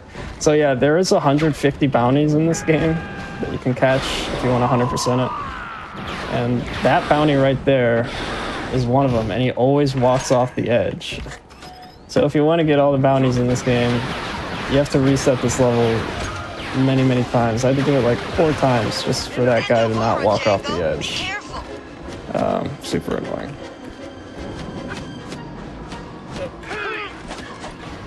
Okay, that's the tricky one. Ooh. These Bandogora snipers are pretty lethal.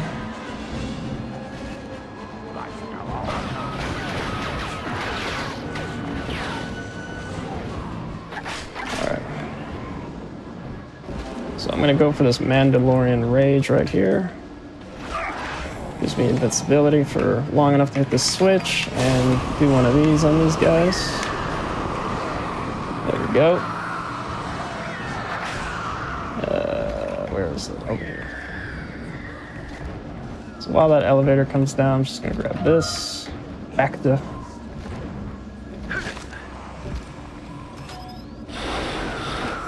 It's always been a favorite mechanic in this game is the healing is like this back to juice, and you like drink it on the spot, I guess. Fortnite did copy it.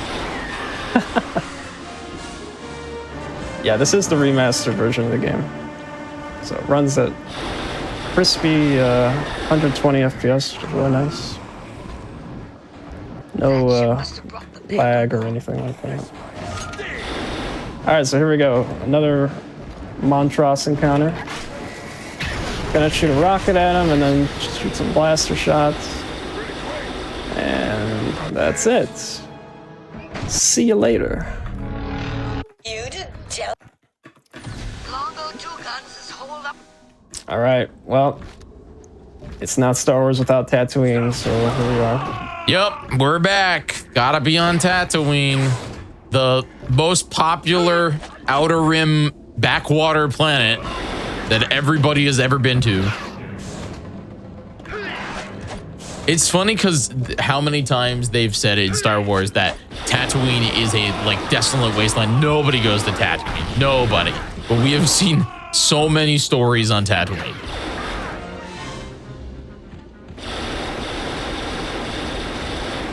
There we go.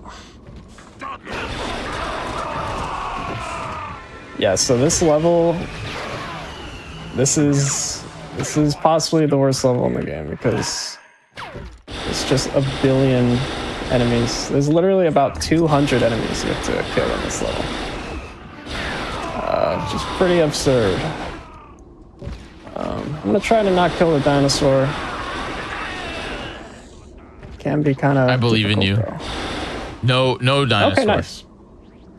As soon as we see this group of guys walk out, that means we're good to go. This door's open.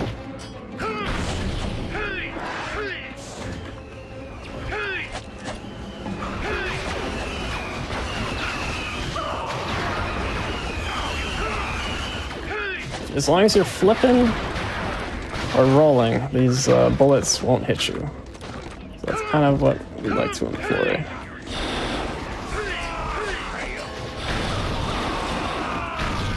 So we're using the power of the dark side of the Force for the blasters to shoot this fast.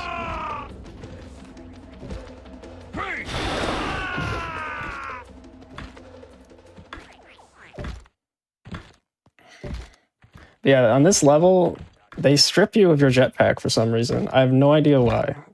Because they want you to have more of a challenge. They want to remind you of your roots, you know?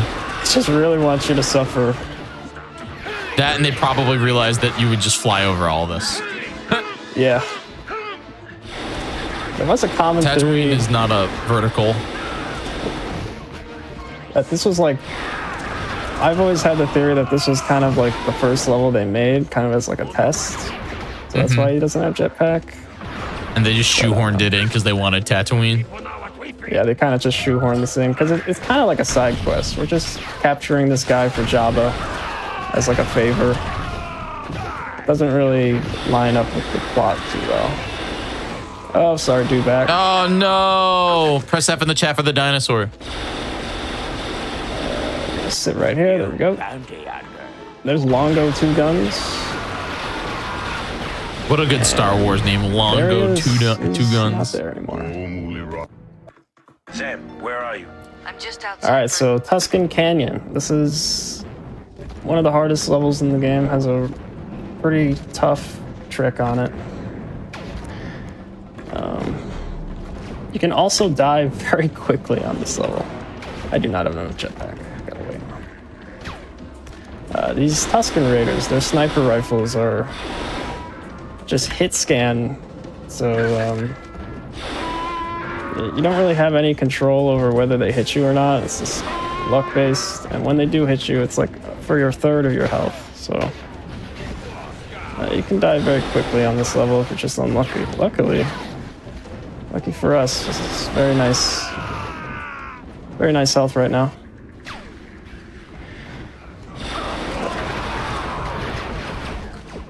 Ooh, I'm gonna grab this health. Yeah, these blue guns and these sniper rifles, they do a lot of damage.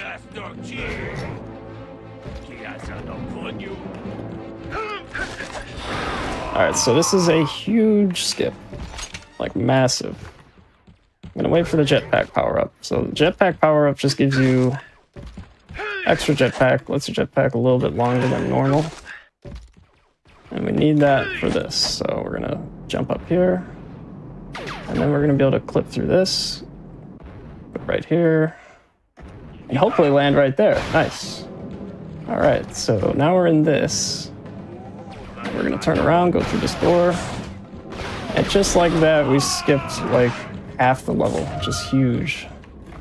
And we skipped all the snipers too, which is the best part, because very luck-based. Sorry, buddy. I had to do it. Alright, so yeah. Awesome. Very glad I got that skip. That's definitely the make or break moment on the run, because that can go really wrong. Because you only have so much jetpack, and it's kind of hard to explain, but when the jetpack power-up goes out, you're just immediately out of jetpack. Unlike the GameCube version of the game, when you're out of jetpack power-up in that one, it resets to your normal jetpack, so you actually get kind of double the jetpack. But not in this game, unfortunately, this version of the game. So it kind of makes that trick way harder on this version. I'm just gonna pop a rocket in there. Go into this grate. And just like that, that is Tuscan Canyon. Oh, am I glad to see you. Let me... Alright, awesome. You get to save Zamwez. Yep. Alright, so now we're on Gardula's Palace. I'm gonna go for a new trick that was just found recently. Sorry, this might get loud. Oh, okay. Oh, no helmet Django time. Okay. Alright.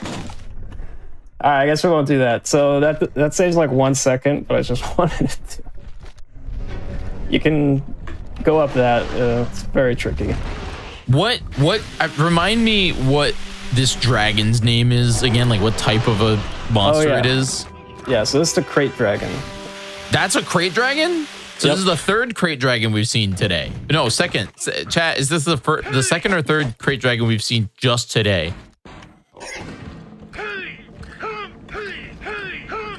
I like how different they keep making them. Yeah, so they take away your armor in that previous cutscene. And Gardula, the space slug, she plans on feeding Django to the crate dragon. But luckily, there's a convenient grate that he can cut through to get out. Let's just use flamethrower on these guys, get them out of the way. Alright, so if you've ever seen a run of the original GameCube version, you can actually punch that crate dragon to death. But the developers of this game watched the speedrun and they intentionally fixed that. Unfortunately, I don't know why. But luckily there's a new version of this, a new way to skip the entire level. So we have the scanner, we do a jump, scanner again, and we fall through the world, and then we jetpack up and around, and we're up here now, which is the end of the level. So that saves like at least 5 minutes. And another thing that's happening right now is the game is in slow motion. The reason it's in slow motion is if you go into a level with the scanner equipped, or a boss fight with the scanner equipped, and you press the scanner button, it just goes into slow motion without having the scanner. So, very cool. Django, if you're playing this message, I'm probably dead. Weird, isn't it? But yeah, that is Gardula's palace. Someone was jamming my signal. I'm guessing Gardula's ships didn't. Yeah, now we're on the final chapter.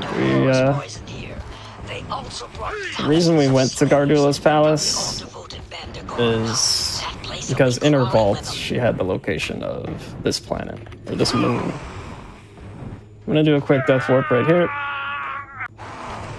Saves like a second or so, and also just gives you full health, which is nice. So it's like a burial moon. This is like a graveyard. This is where the Bandogora live. I'm gonna do some backflips. A lot of backflips.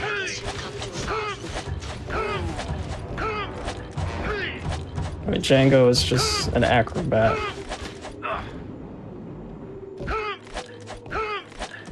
There we go. So yeah, whenever you're doing backflips or front flips, that's one of the fastest ways to move in this game. Alright, and here's another thing that the developers of the remaster fixed. There's supposed to be a drawbridge like thing right here, like a chain. But they made it invisible because they saw me or whoever do this. They're like, we can't have that. But what's funny is they didn't remove the chain, they just made it invisible, so you can still do it. But it's just a little bit harder, so I find that pretty funny. I don't know, that's another strange thing to fix. I don't think anyone is gonna do that on their first playthrough, but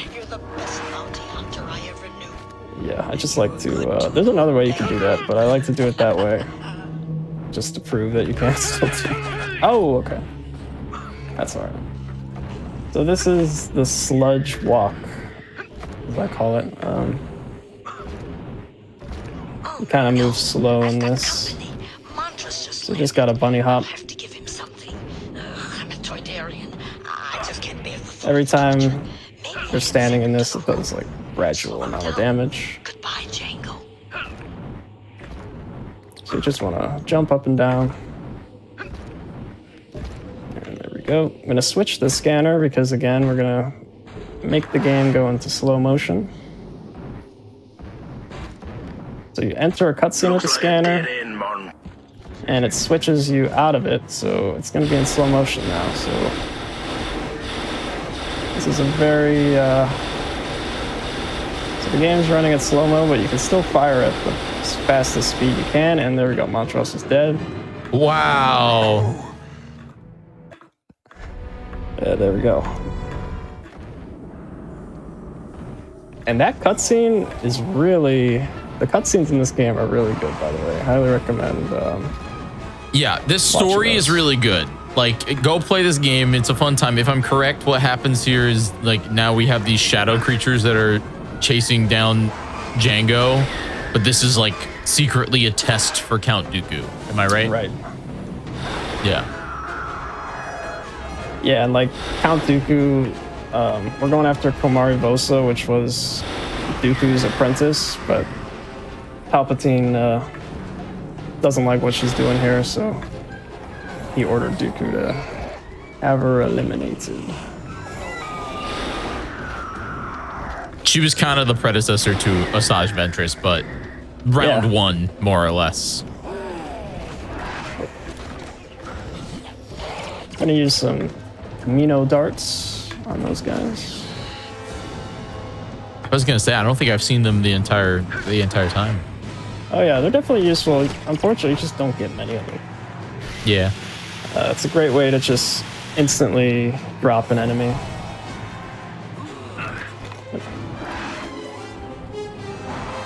It is funny that Django has the Camino saber darts in this game, and I don't think he's been the Camino yet. So, yeah, I was curious about that too, because yeah, he hasn't been the Camino yet.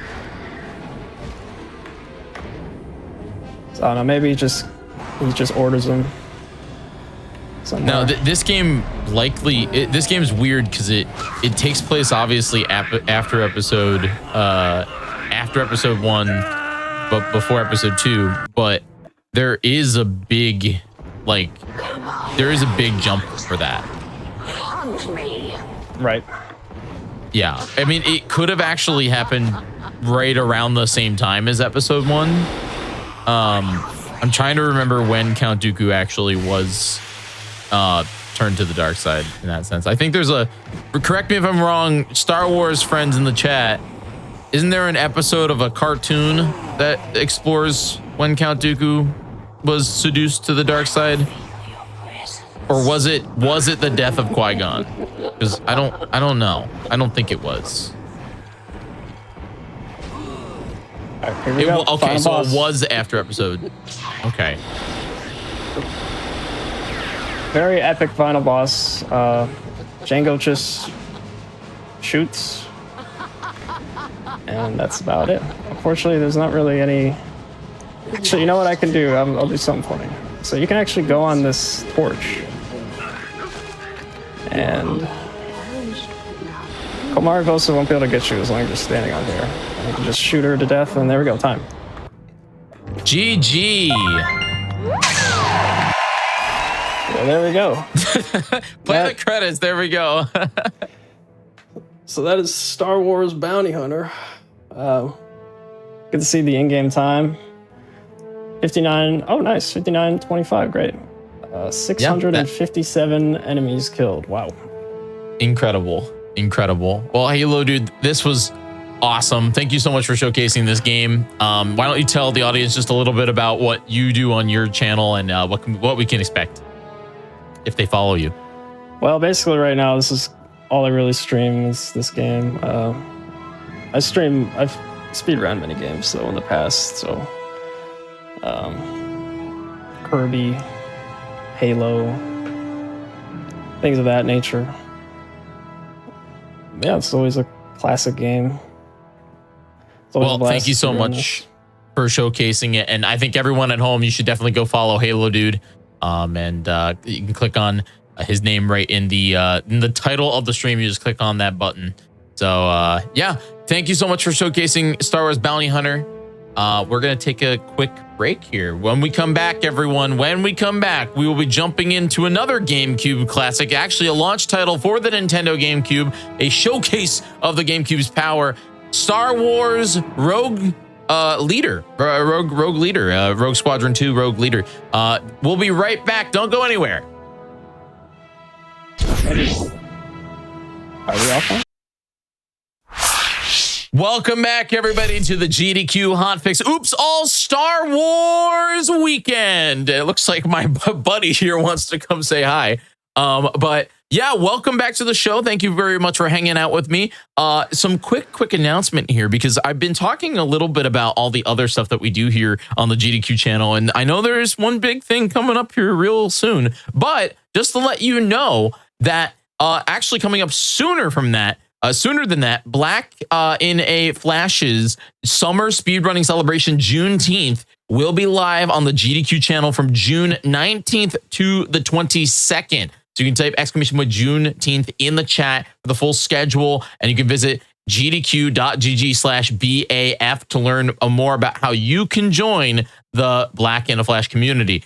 So definitely check that out. All right, time for some more Star Wars. Time to jump in to a game I'm very nostalgic about, something that is one of my favorite games, a GameCube launch title.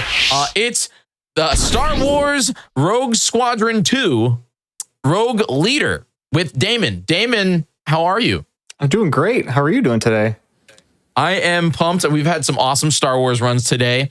We've had some really cool showcases, and I'm pumped to jump in to this really incredible GameCube title, GameCube launch title. The fact that Nintendo used this game to showcase how powerful the GameCube was. This was a system seller for them, and to this day, I think it is one of, or it is a system seller. But to me, this is one of the most fun Star Wars games ever to release.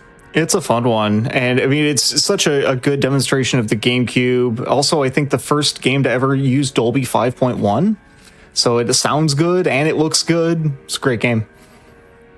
All right, so why don't you tell us a little bit about what we're about to see today? Because this is any percent. You're doing. Yeah. 90% standard chip. So I'm not gonna use any upgrades. I'm gonna use the standard chip for every level. This is like the standard speedrun category that we use.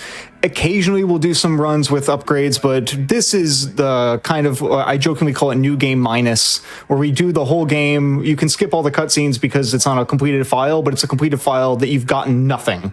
So you go through every level as if it were the first time, and it's a really good quality of life improvement, improves some consistency, and also means that you can practice ILs the same way you would do the whole run. So we're gonna go through all 10 of the story missions, and you're having a good time. All right, whenever you're ready, take us away. All right, let's just go ahead and get that one started in 3, 2, 1, go. So you can actually start by skipping the hangar. If you hold both the shoulder buttons and tap A, you can just start with the standard ship, which is nice. I did not know that. Yeah. And so we're just gonna clear out some of these towers, do a little bit of precise shooting. Notice that I'm keeping one torpedo. Hey, tell me what happens if you don't keep one torpedo. I don't want to talk about it. You're already bringing it up. Yeah, it's I played this game literally last week on the show because I wanted to re-familiarize myself with it. And my first time doing trench run, I missed. Let's just say I missed. Yeah, if you at any point have 0 torpedoes before the final bit of the trench run, you instantly fail the mission. So I took a death there to get my torpedoes back, but oh, well, that's not good. Yeah, hopefully Biggs and Wedge can do a little cleanup for me because I missed a couple of those ties. That was the real big thing. Like when this game came out, you know, this was truly the sequel to the N64 Rogue Squadron game, and like the fact that you could tell your buddies what to do and give them commands was really sick. Yeah, they're not good, but you can tell them. You can politely request that they do something. It's not a guarantee that they're actually going to do the thing that you asked them to do. Hey, they got one. What do you know? So in like a full run setting, you want to be very, very careful with that. But I do want to get a chance to show off some strategies, maybe some interesting backup strategies that are not like world record attempt kind of strats, but I think are really cool for this sort of demonstration. And the first one of those is going to actually be here in the trench. because normally you would just kind of bob and weave your way through the trench to get down as fast as you possibly can. But there is a cool thing you can do, because normally the game wants you to slow down and shoot some ties, and they fly in front of you and you shoot them, and then the next wave comes in and all that business. But what you can actually do, if you crash in the right spot, you'll respawn behind the first group of ties, and because you never shoot them, they never spawn in another group of ties, and you can just cruise on to the end. And you want to crash right here. And in doing that, we're chilling. You just follow them? You can just follow the tie? Yeah. So the game doesn't send another group unless you shoot the first group, and we're behind them now. So wait, does Vader just not show up? Oh, he shows up. Oh, okay. That's fine. It's not a big deal. He doesn't really want to kill his son. It's not that big of a deal. I used to, when I first found this, I would use this like if I wanted to like have a really safe run, I'd like scooch over to the side so that Vader wouldn't shoot me a bunch, and then I found out that he just doesn't shoot you enough for it to really be a concern. So we're just hanging out. So you can bob and weave a little bit, but you don't really have to. Just hang out. And then I got an audio cue for when I want to fire my torpedoes at the core at the end, so I know that I can fire them at the max distance to save the most time. But I always save a couple, because you sometimes miss. Now, let me tell you, Jiggy in 2001, this was the game, dude. This was like, man, I'm waiting to see if you snipe this. Are you gonna make it? Yeah. Right now, you're gonna make it? Mm-hmm. You're so far away. What? I don't want to talk about it. I don't want to talk about it. Damon just making this look like it's the easiest game ever. Ison Quarters next. Ison is maybe the purest level in the game because all you do is shoot ties. That's it. That's the whole thing.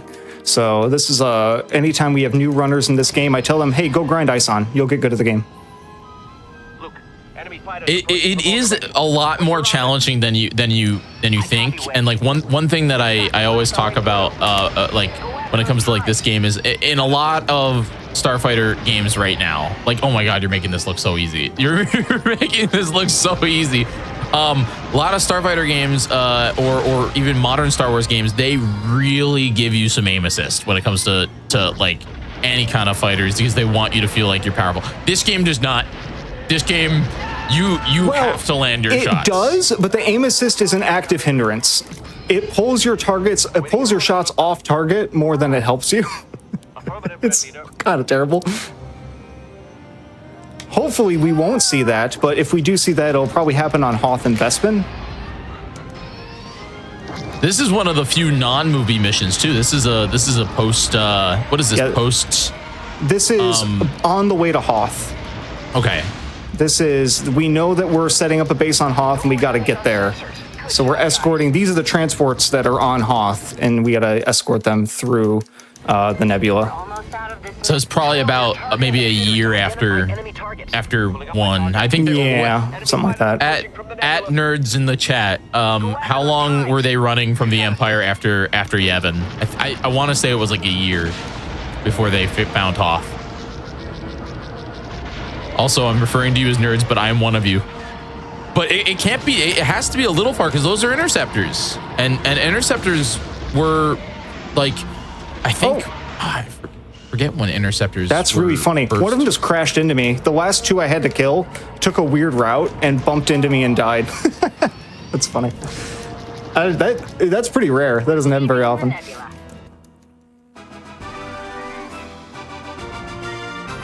Look, guys, it's the medal you got if you joined our Discord.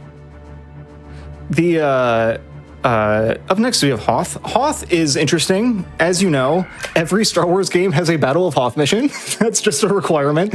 And this one, I think, does a really good job of reflecting all of the things that you need to do in this game. You've got shooting stuff on the ground, shooting ties, and then like a third thing. In this case, that's tripping up the walkers. So yeah. Remind me, in Rogue Squadron 1, is there a Hoth level? Yeah. Okay. So this is their They all have a health round level. 3. Yeah, this is their round 3. But well, just if you count round shadows. 4. Yeah, I count shadows because that's Hello? that's the first one. Hello. Die. Yeah. I don't know why he didn't die. Yeah. What's So that? this is their 3rd round of Hoth. 4th round is weird because they didn't want to redo this one. They Yeah, so you actually have to play as Luke, and you have to go take down the AT-AT. Which is cool. It is cool. It's Rebel Strike. I don't think that's how you take out an ATS or AT-AT. It is how you death warp, though. I'd say it's about 1 second. So the main thing is that when you respawn in the speeder or the A-wing, they're the 2 vehicles with boost gauges. You spawn with a full boost gauge, so it moves you up just a little bit, but also you can go max speed right away. And so between those 2 things, you save about 1 second. And so it helps out a little bit. It's not a huge time save, but it's a free second. Why not take the free second, you know?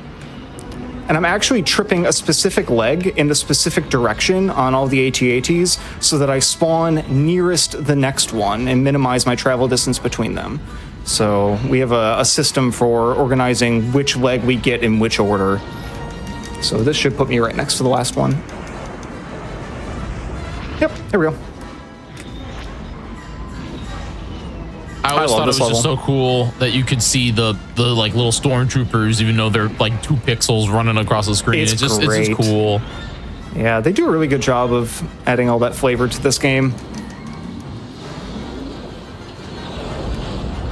And then forced cutscene, they blow up the generator, and then we head to the X-Wing and escort them on out. Unfortunately, there's a few moments where you just kind of have to wait around for the next thing to happen, and that's one of them. You can't actually make any progress towards this area because it has a set respawn as soon as that cutscene finishes.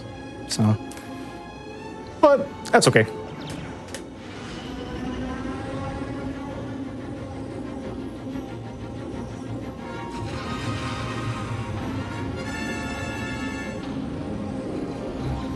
Just a quick little 8 bombers, and then we're on our way.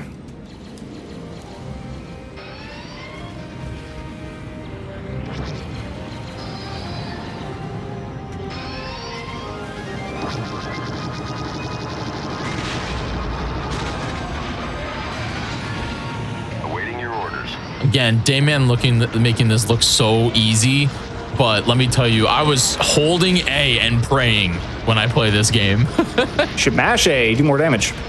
Really? Mm-hmm. I did not know that. Yep. So the rhythm that you need to mash at in order for it to pass up how much damage you do by holding is fairly slow. You definitely want to be pressing the A button rather than holding the A button. You will do your lowest DPS by just holding A, which is different than in Rogue Squadron 3. Rogue Squadron 3, optimal damage is to just hold A. So yeah, I have an actual question for the chat here, and I'm just curious if anybody in chat has not seen Rogue Squadron 2. If anybody, if this is their first experience while looking at this game, because again, this is one of those Star Wars games that I wish we would get like any kind of way of playing it nowadays. Because like, yeah, you need a GameCube really right now to play it. Yep. And yeah, it's just a fun game. We got 2 death warps here. So I'm gonna use an audio cue because that's easier than counting squares on the radar, though counting squares on the radio also works. I just need to make sure I go far enough. This is actually not a great pattern for rocks. I'm seeing a lot of people in chat saying that this is the first time. All right, that's good enough though. Okay, second death warp will be on the planet, so I can't die again now. If I do, that's a pretty substantial problem. So we're gonna try to stay alive as best we can on our way to the shield generator. That's not a problem in terms of the lasers and the ties. I'm not worried about that. I'm just worried about, you know, crashing into rocks, because the rocks are random and they have random movement, and they will just kill you in one hit. Like this guy right here, not a fan. Really don't want that. Okay, so we're all right. It's fine. Took a little bit of a glancing blow, but you know. It's okay. That was close. Big time. It's fine. We're doing all right. I can actually look at my radar and use this gun here to count distance to the next one. I'm worried about that rock below me, though. Can't lie. So I'm just going to kill that just to be on the safe side. Anyway, so 1, 2, 3, 4, 5, 6. That's 7 units on the radar, and we're good to go. 2 more to go. Got that one. 1 more to go. 2, 3, and we got that one. Yay. All right, didn't die. Doing all right. You're doing great. You're doing great. I'm seeing a lot of people in chat saying that this is their first experience with Rogue Leader. And again, it's a really cool like video game that showcases missions and things that the Rogue that Luke and the team went through between episode 4 and 5. And you play quite a lot of the level as Wedge, levels as Wedge, which is fun. Yeah, Wedge 2. Yeah. In fact, I think on the box of this, they advertised that the actual Wedge Antilles did the voice acting for this game. Yeah. That was a sales pitch. 2 more to go. 1 more to go. We've freed the other prisoners. And this right here, what Damien's doing here, we're using the targeting computer to look below here for the actual bombing run, is also a really unique way of like doing this. I feel like no other game really has anything like this, where you're using a camera, I guess, to run a bombing run. It's pretty funny. Dying right here. This does 2 things. It refills all my bombs and puts me right where I need to go for the next part of the level. But now I'm on my last life, so obviously I can't die here because that would be bad. So I just need to be a little bit careful. But I'm in a Y-wing. Y-wings are designed to take hits, so it shouldn't be that big of a deal. And because Y-wings are the designated bombing vehicle and bombs are required to beat a lot of the things, it's the only secondary weapon that passively regenerates. So you'll notice that if you look at the bottom right, I keep gaining more and more bombs. It's because it's unfortunately required. So this is not a huge deal, because by the time I get to the next area, I'm going to have more than enough to bomb the last little flurry of targets. Partially because I'm very, very slow, which is not ideal, but that's just, it's just the nature of having to fly in the Y-wing. Yeah, that's the Y-wing. I'm seeing a question in chat asking if the Rogue Squadron series is still considered canon by Disney. It is not. It is Legends. But the way I always look at Star Wars is that Star Wars is all Legends when you think about it. Every story that is told in a galaxy far, far away and a long, long time ago. So in reality, a lot of this stuff could have happened, and you can think of it the way you want to, and a lot of it is stuff that we could see in the future. In reality, we have no idea what happened between 4 and 5 right now. We have barely any media. Go after the fighters. Now we're just chilling. This is the closest level we have to an auto-scroller. There's massive sections of this level that is just, hey, don't die. And this is one of them. You actually, at this point, can't do anything to speed up the level. They'll ask you to come help them out. So they don't need help. Come help us, we're getting shot. Nah, it doesn't matter. They actually can't die. Even if you went there and shot the shuttle yourself, you can't fail the mission. So, not a huge deal.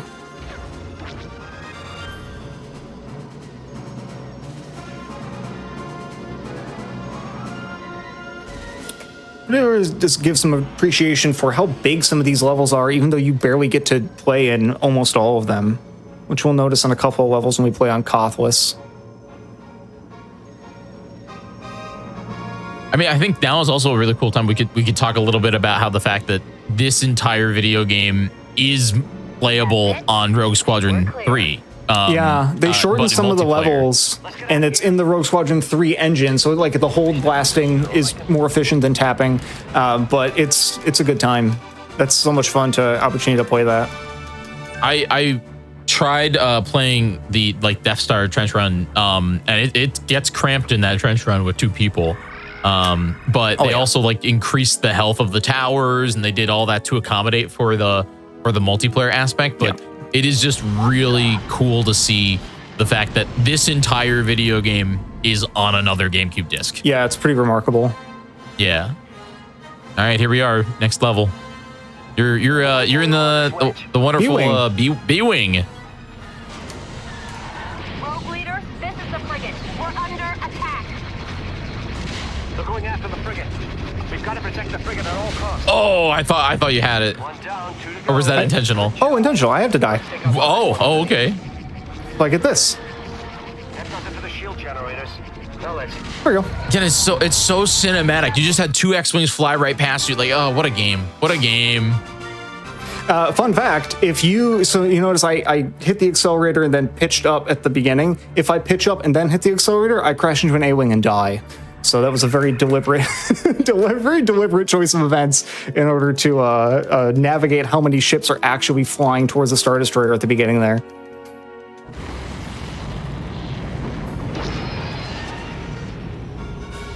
Awaiting orders. All right, here we are on Not Scareth.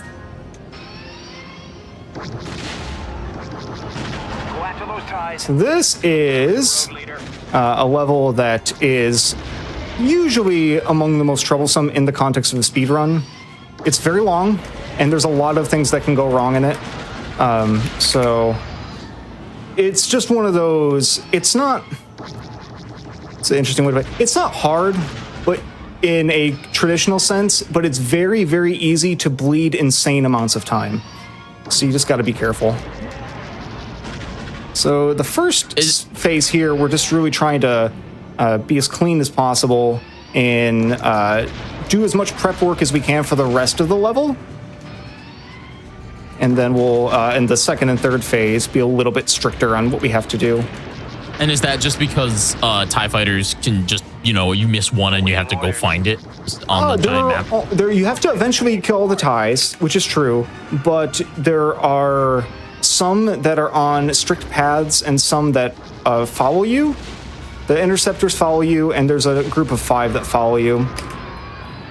The issue is, the end of this level, you've got the troops that have to walk into the vehicle, and that's how you end the level. The problem is, there are a lot of things that can happen that slow them down, and so you need to avoid those sort of things. And so we try to stay as close to them as we can and keep them on camera and try to reduce lag as much as we can with as many different eliminating things off the screen as we can, all that fun stuff. And it's a mess, but it's a way more consistent run than it used to be. My project a few months ago was to make this level not awful. And it's the least awful it's ever been. But, the least awful. It's still the worst level, but it's no longer what it was 5 years ago. 5 years ago, this level was just a nightmare that no one knew how to play. We were all just kind of guessing. But that's been a project of mine basically since I started playing this game to make this level and this whole game as consistent as possible.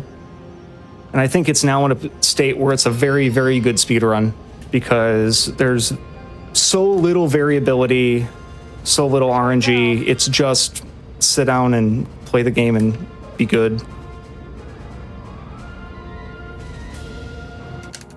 This is the hard part, so I'm gonna focus up to grab the correct leg in the correct order, or we can lose a bunch of time to the AT-ATs being mean.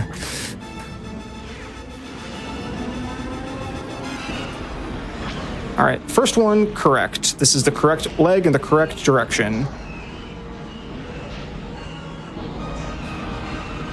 The next one, I need to get the rear left leg going counterclockwise, and it's kind of hard because it's a shot I have to do off camera. But we got it. Now I just have to not crash into his head. That's the next important thing. And then if I did all this correctly, I should just be able to fly directly under the last one's chin and grab it right away. If I mess this up, then I have to make an extra pass and I lose quite a lot of time.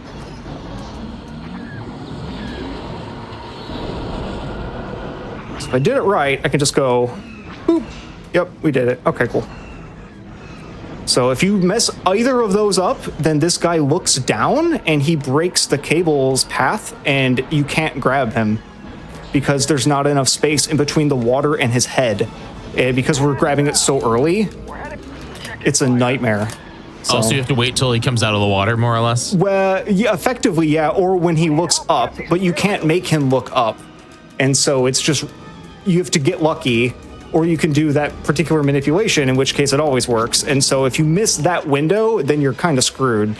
But do you have the choice between Y-wing and X-wing on this one? Not really, because I have to bomb this. No, I think it's both. Yeah, it's bombing. Yeah, I was curious. Bombing is required, so you have to do that. We're going to take a death here just to refill our bombs. And now, see these guys right here? I hate them. I'm going to keep them on camera as much as we can and hang tight, because in doing so, that prevents them from slowing down. So stay close to them, keep them on camera, and we're just going to kind of make all our passes, because we need to keep everything else clear in this as much as we can. And then we're going to hang out. We're going to have a good time. Keep them on camera, keep hanging out. I'm going to pop another one of these. And we're going to kill a few more of these. And get a few more of these. If these guys get all the way to land, that slows everything down. And go hang out. Zoom our camera out, swoop around a little bit more. That's good. Pop the last one of these. And this is all very carefully structured to be basically as even as possible. I think I just got one more ATPT that I have to pop, and then we're good. Yeah. Oh, two more. The nice thing about getting rid of them is then you can send your wingmen after the ties, and that's going to draw fire away from you and away from the other troops just a little bit. It's not a lot, but everything helps. There's a couple of stormtroopers hiding in there. You heard them scream, and then we just got to hang out. And that's the last of the interesting gameplay in this level. We just got to, at this point, not run away and not crash. So as long as we do that, we're in business. But this is casually a favorite level for a lot of people because you get to do so much stuff, right? You get to fly 3 different vehicles. You get to, it's a very pretty map. And the gold medal requirements are also not that strict, which is fairly nice for medal hunters. It's a very unique level, and in 2001, it was nothing like we've never seen in Star Wars. You know, we've never seen this. There's so much. Yeah, this tropical planet, you know. For sure. Here they come. Do you have a favorite level in this game? This for me, this one, I think it's Hoth. I really like the Hoth mission in this game because I think it's kind of the best Hoth that they did. I agree. To this day, I don't think that. I guess the closest thing to Hoth that we've had now in modern era is what, Battlefront 2015, and even that was just like it was a multiplayer game. You know, I'm trying. Yeah. I miss. Yeah. I don't think that I've missed any. Like, we have not had Hoth again. They were really in on Hoth for a really long time, but we've not had a true Hoth battle in a while. So when you did your run of this the other week, did you do daytime or nighttime heist? I did daytime. Yeah, it always cracks me up when people don't realize that there's nighttime heist. I didn't know. No, I had no idea. It's based on your GameCube clock. That's incredible. Mm-hmm. Training mode has 4 times of day. You're flying wow. too close to their sensors. Wedge, we gotta keep low. Okay. They're gonna pick us up. Get down. Or you could just go over it and skip everything. Yeah. And it's funny because I'm going to talk more about Rebel Strike right now. You know, because sure. Let's talk more about Rebel Strike. Let's do it. But Rebel Strike has those bonus missions that are just like you could. Oh, so you use that to clip into the. I just want a death warp. Saves a little time. Yeah. Yep. Gives me again. Remember, if you respawn to the speeder, you get a full boost. So. This is puts me forward enough that I can save about a second. Go ahead, Rebel Strike. Yeah, Rebel Strike. Rebel Strike has again, Factor 5 really likes these video games, or like these video games. They made a lot of video games, and Rebel Strike has bonus missions, but one of the ones that I remember is genuinely wild. I love this mission too because you get to you're taking the transport Targaria. What's from to Tiberius, right? One of those. What's the this is the shuttle Tiberius from Oh, that's really unfortunate. All right, well, gotta try again. You're close. That's funny. That probably 1 out of every 30 runs that happens. That's very rare. Tiderian. Thank you. Wow, it took me way too long. But yeah, if I'm correct, this is the transport Tiderian from Return of the Jedi. But yeah, Rebel Strike, the final bonus level, you play as an A-wing pilot, and it's a suicide mission. You get to play as that specific A-wing pilot to destroy the Star Destroyer. And I'm just like, wow, Factor 5 really made that a mission. Yeah, that's pretty great. This one is probably one of the more speedrunny looking levels because there is actually a fairly complicated manipulation that we're going to use to effectively skip this whole first section. It doesn't actually matter what you do with your wingmen, but the movement that you have into the balloons at the end does matter. So what I'm going to do is I'm going to blow up the balloons at the end, and then I'm going to get all the ties to chase me and crash into the canisters. And then that should just skip the whole balloon section, and it's just, you've done enough, and so that they let you move on to the gas platform section. So we're going to do our best. It's a fairly precise manipulation, but we have decently good setups for it, so I'm not that concerned. Man, it's just crazy. I know this game is in 480p on the GameCube, but it's so pretty. It's so pretty. They just did such a good job with it. It's awkward that one of the best looking games in the whole console was a launch title. It was a launch title, yeah. Whoops.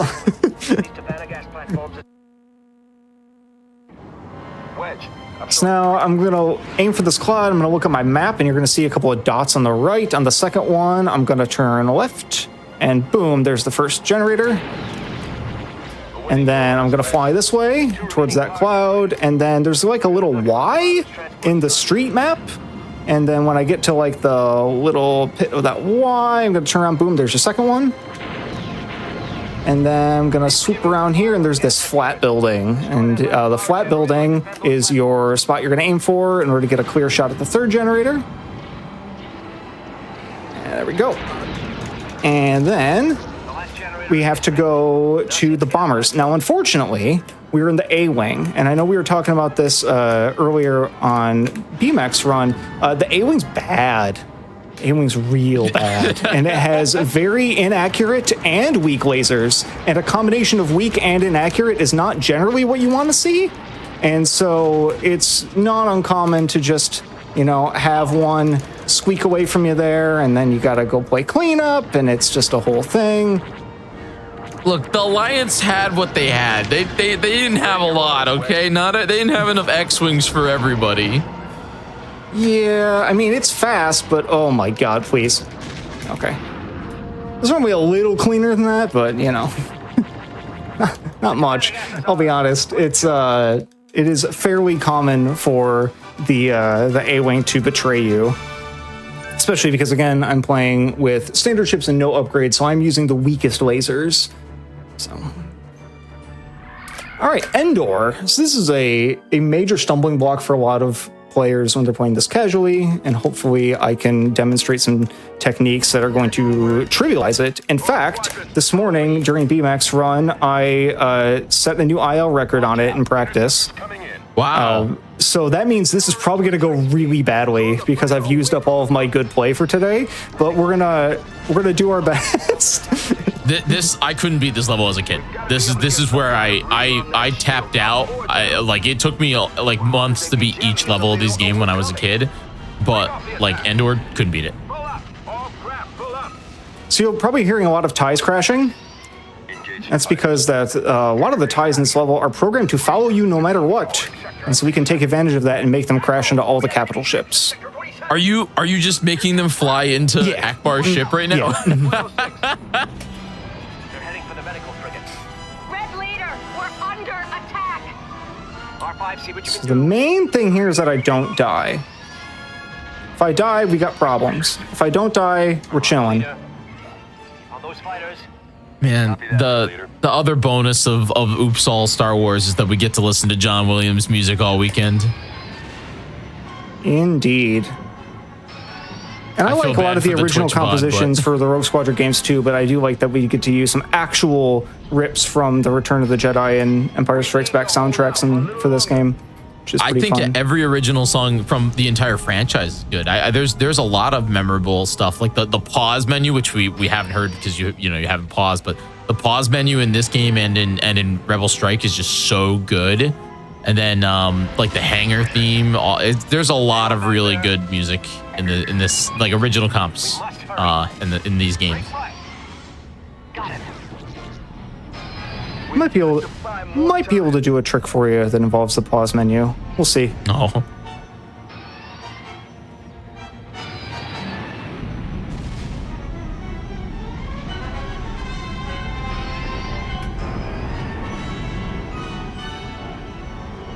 All right, this is hard, so I'm gonna focus up for a second.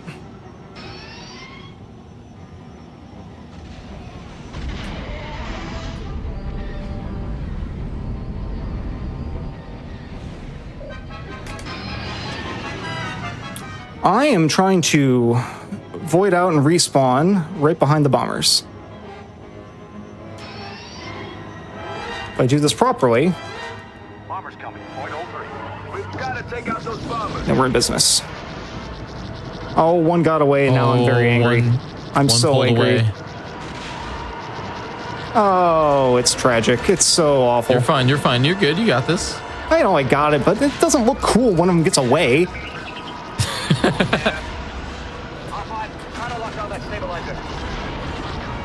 All right, so we got to clean up. We got to get two of them. There's one. Oh, we got him. Okay. Only one got away. Now we're in business. Okay, so it's not a one cycle. It's like a 1.1 cycle. So here's a weird trick that I don't understand at all. But if you if you fly in a specific way at the Star Destroyers, you got to get the one on the left and the one on the right.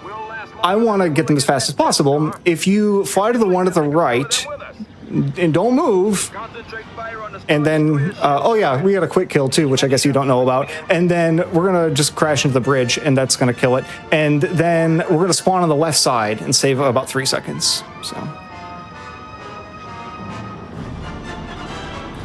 In some ships, you can just do this. No, don't do it. No.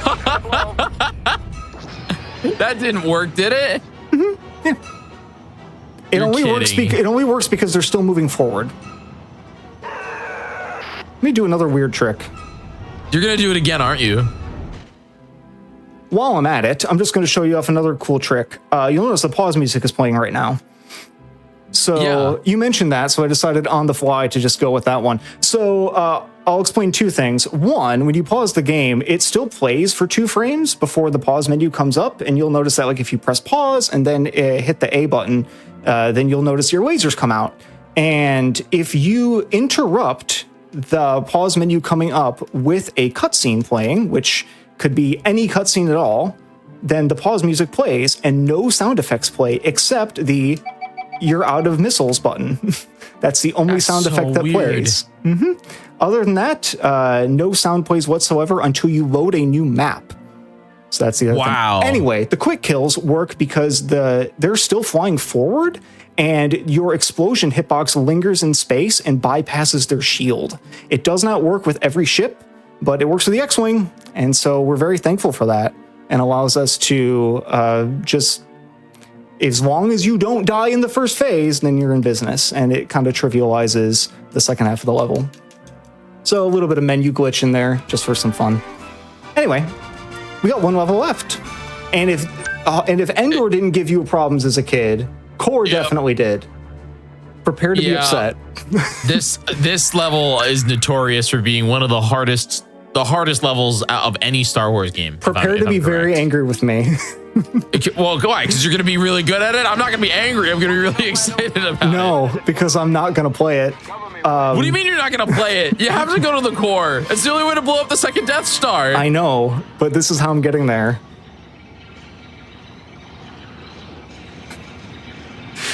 So what the game's actually looking for is if the Millennium Falcon is on the map. Okay. He's on the map. He's behind me and below me, and I'm not getting shot at, but he's on the map. That's it. So I'm just gonna fly to the end. Yeah. So the entire first phase of this is entirely trivial. So normally you're shooting stuff and you're getting shot at, and the Millennium Falcon's pulling away, and you're getting too close, and everything. And you just fly there. Yeah, it's a barrage. Yeah. You can just let Lando get shot at, and you're chilling. As long as he doesn't leave the radar. If he leaves the radar, you lose the mission on the spot. So that green blip, that's the only thing I care about right now on the south bit of that radar. As long as he's there, yeah, we're fine. In the core, I actually have to play and be good. But the first part, I don't have to play and be good. Okay. Here we go. This one, I actually have to try here, so... Yeah, this is tough. And reminder for everybody that does not know, you don't get infinity lives in this game. You get 3. Don't. Yeah. So it's tough.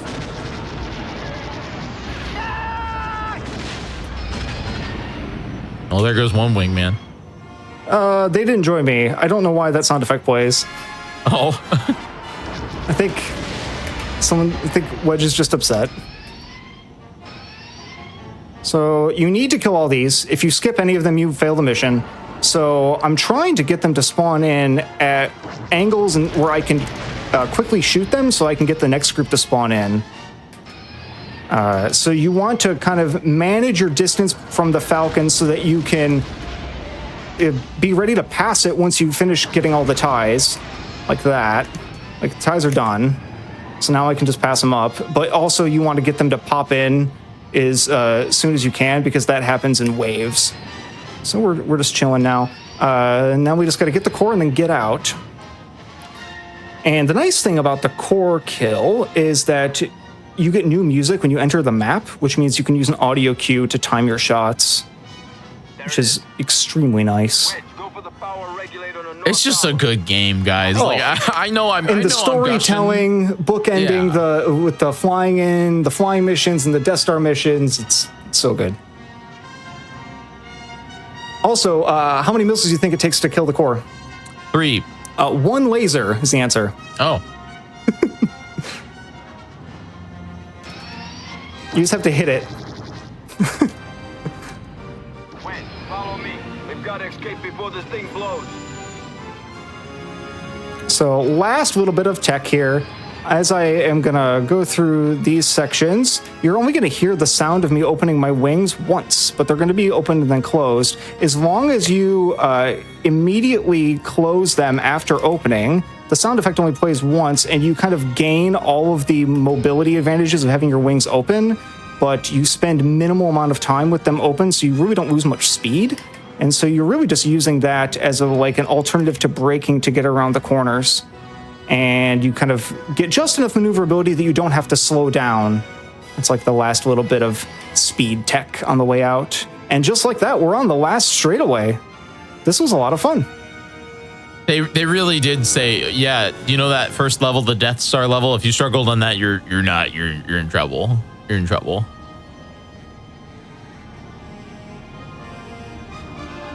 And that's time. GG. Absolutely incredible, Damon. Thank you very much for showcasing this game. I had a blast. If you couldn't tell, I was just going on the entire so much time. fun. But What a great game. It's a great game, and I'm so glad you got to showcase this. This being the only Rogue game in our event, but I'm glad that you got to showcase it and we can make it happen. So let's get some huge hype in the chat for Damon. And why don't you tell everybody just a little bit about what you stream on your channel and where they can find you. I stream this game and then also a few other games and just other fun stuff with retro games and randomizers. And if you are interested in this game, good news. Earlier this year, I made a guide series for all the different levels that you can check out. And that's all on the speedrun.com page, speedrun.com/rogue2, where we have guides and resources and all the other things useful for learning how to play this game. All of the Rogue Squadron games have their dedicated speedrun communities, and we're always excited when someone wants to come check it out, whether it's for ILs or for full game runs. It's a great time. So check it on out and enjoy the rest of the event. I'm looking forward to it. Awesome. Once again, thank you so much for showcasing this. And everyone, please go follow Dayman. You can hover over his name in the title of the stream and click that big old follow button. Do it so that you can watch the rest of all the other games that he streams. Thanks again for showcasing this game. And don't go anywhere, everyone. When we return, Episode 1 Racer. Oh, yeah. Oops, All Star Wars. We'll be right back.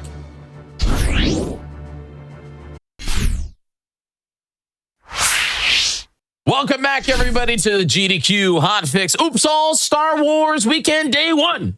All right. Now, don't be alarmed. I know that the schedule says that there's only 2 runs left. But don't worry. Don't worry. There's a whole day tomorrow.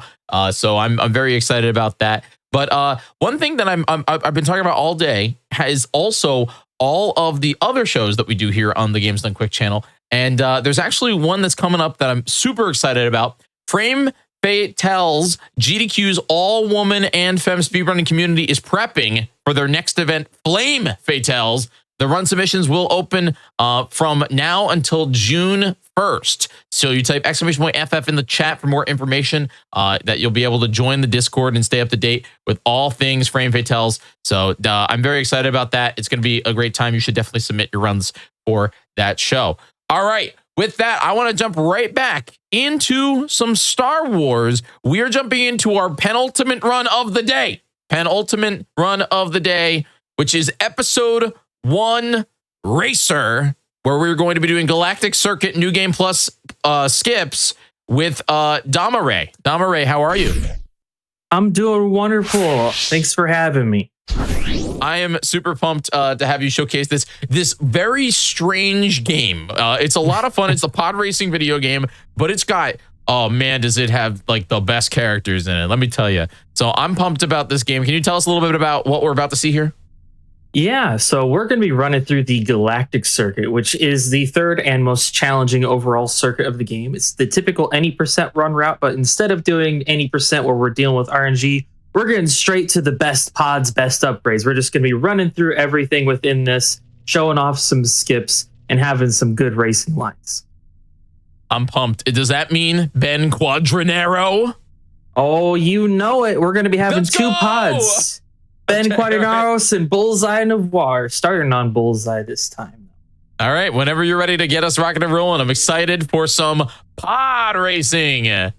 Absolutely. All right, we'll do 3, 2, 1, and the run is starting.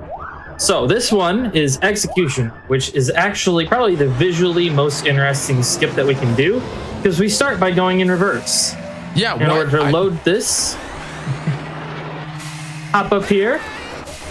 And we're gonna just casually sit into some vertices here. Wait, what's going on? What? Where are we going? And we're gonna jump down to the end of the track. You Rainbow Roaded it.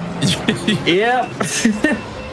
So the way this game works is that it has a way for checking for completion called the 80-10 rule, which means that you go through the first 10% of the track, and then you go through the middle 10 to 80%, and then you end on the last 80 back to 0.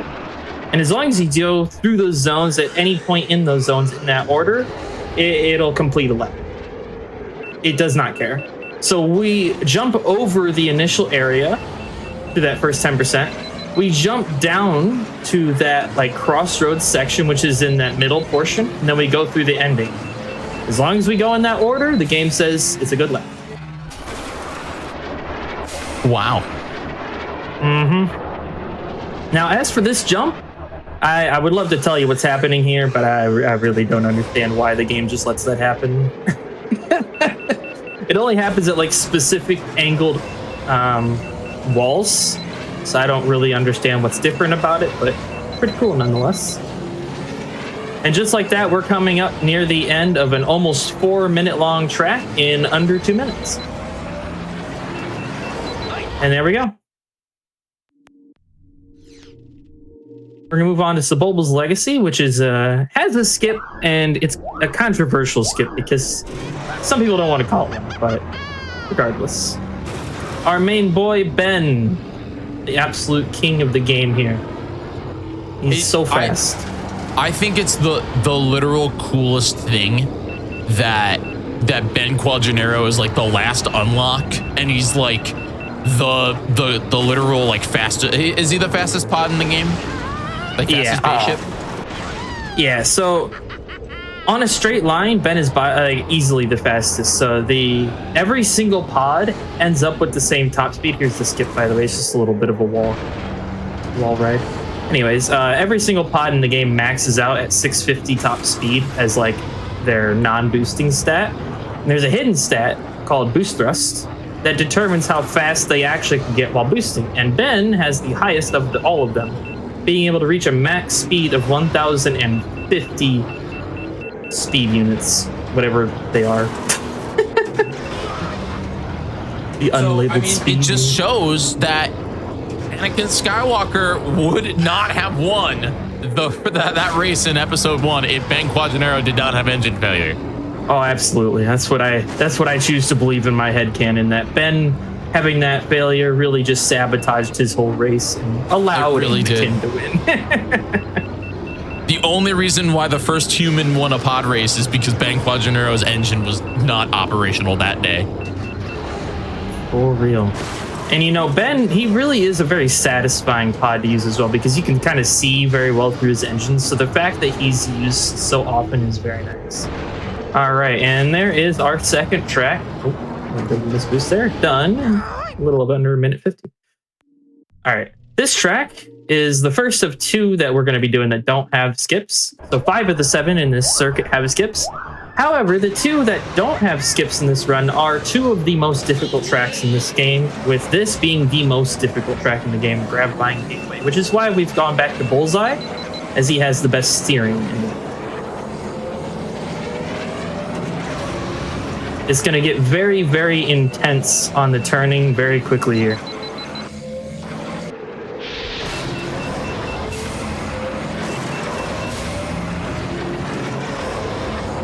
Reminder for everybody that does not know, this game came out on the N64. This was another N64 Star Wars game, and this game came out, I think, a little bit after The Phantom Menace. I think it was maybe not even a year. Let me look. I gotta look. But I know the year release for this game is 99. I am not very good at remembering the date. Oh no, so same year. It was the same year then. Yeah, so it came out the same year as episode 1. And the development team was just like, yeah, I guess we'll make this a thing. And they went kind of ham on it. They have Malastare. They have, because it was mentioned one time in like Obi-Wan says they have or Qui-Gon says they have pod racing on Malastare. So there's a Malastare level. There's a lot of stuff. It's really cool. There's like a level, I think the underwater level. I don't know what planet that's on. I have to remember, but like each one of them has their own like lord, like pod race lord, where it's like Jabba the Hutt, of course, is the pod race lord on Tatooine. But then on like the water level, there's like a fish queen. It's just a fun Star Wars game. It really is. And one of my favorite facts about this game is they had an astrophysicist work on the physics behind the game. And it just works so well. The only real problem with it is that they canceled out the frame rate independence. So it was originally going to do like frame rate calculations on the movement physics, and they did it both over and under the denominator. So it's just like The Fraction has it on both sides, so it just cancels out. But it's so great, the game overall, and it just handles so well. Oh my goodness. It's a little bit freeing compared to a lot of other racing games in terms of the movement. You have a lot of verticality in a lot of it. You can move around very reactive and responsive to your inputs, and the drift and everything just doesn't cost you any speed, so it's just super smooth.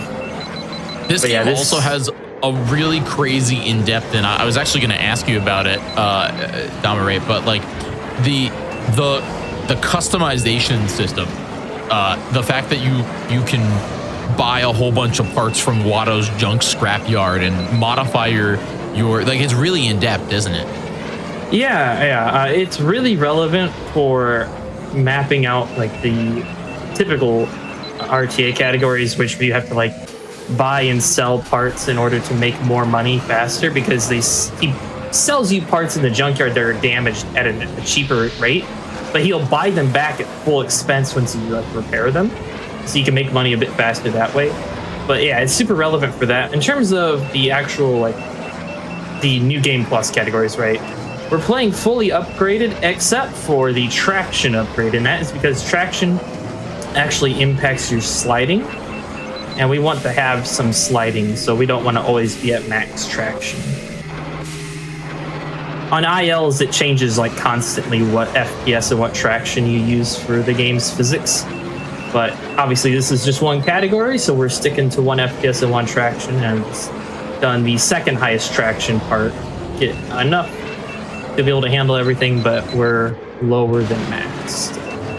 And this has been a very, very good grab bind for me, so I'm quite happy with that. 405. Wow.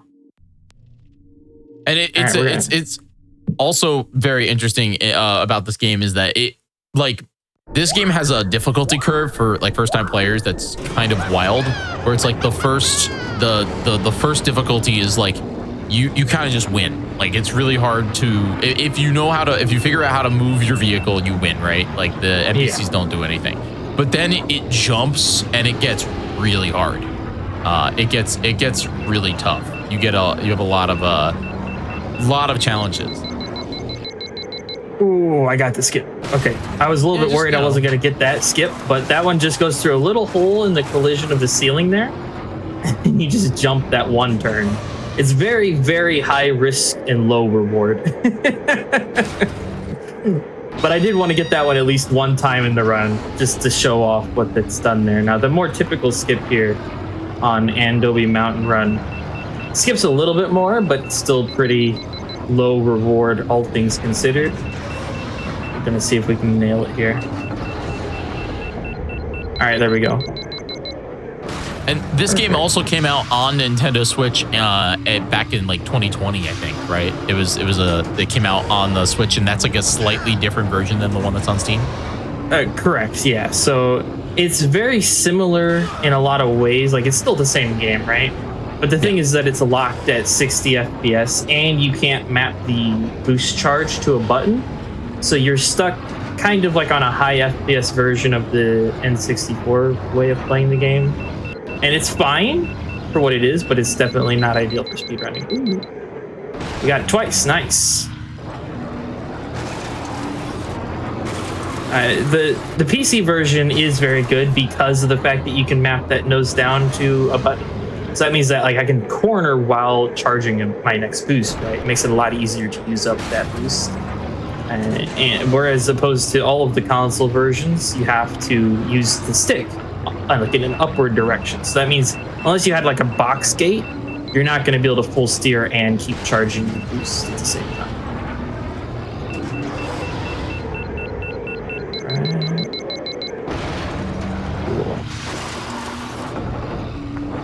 Now, as you're flying through this is a pretty big map too that you're literally flying through. But tell me, I know Damare, you do like tournaments with this game fairly often, right? And you're in the middle of one right now. Can you tell the audience just a little bit about like that, and like, because I feel like we have a lot of people that are interested and might be interested in joining that kind of thing. Because this game is for sure intense. So we have an annual tournament, and we are in the middle of one. is that was what I was thinking was going to happen before. Missed the hole. Anyways, so we've changed the format a little bit this year. This year we're doing a Swiss bracket with the 16 players that entered the tournament. So it's going to be 4 rounds of Swiss, and then the top 8 seeded from that get to move on into a single elimination bracket. So a match is formatted by having individual races where the players compete on their own screen. It's not like a multiplayer, both on the same map, but they compete against each other to see who can get the fastest time within set conditions that they themselves pick prior to the match. In terms of like, if I lose, this is what I want to race on. If I lose, this is what I want to race on. That type of thing, right? And so you just go back and forth, and it's like right now it's a best of 7 in the Swiss bracket. So the first person to get 4 race wins against their opponent wins, and so they get to have that match winning, hopefully move on into the single elimination bracket. Is there any map that like just nobody picks? Nobody wants to play on that map. The most commonly avoided track is also the one that most people remember very well. It's called Abyss. It's in the Invitational circuit. It's an Ord Ibana track. It's like just like this one. Oh, it's unfortunate. Oh, you're in trouble, yeah. But on that track, if you end up on the lower path, unless you can climb back up, you're going to end up on the penalty route. And so people find it extremely volatile. And because of that, they often don't want to pick it. But there is a very well-known skip there that people will do that reduces that high-risk track down to one of the easiest things to do in the game, where almost anybody can learn to beat that track in 20 seconds. Wow. Not 1 lap. 3 laps. It's basically just a circle. All right, let's see if I can actually get this skip this time. It's a little difficult on this FPS, but I want to be able to show it off. Ah, dang it, so close. This is again like a lot of these planets we've just not at this point we've never seen in Star Wars, or they've only been referenced in. Back then it was EU material, but then also like. You're talking about like this came out after. This came out after. If we're talking about Star Wars Renaissance media, which is I love this stuff. This game was very much a part. I mean, it came out the same year Episode 1 did. This was part of the mega when the Phantom Menace ruled the world campaign, where everything was Phantom Menace, everything was prequel, but we weren't yet at the point where it was Attack of the Clones stuff. So this was in a weird scenario where like Shadows of the Empire and all that aspects were kind of done. They were done with that with the Shadows of the Empire. Like they were putting it out along like there was some sequel content, but there really wasn't. It was oops all prequels. It was oops all Phantom Menace specifically. So yeah, it was a lot of games like this, like all at the same time. But I really have a personal just like fondness for this one. I mean, obviously, but oh yeah. But what I'm saying is like that it's very special.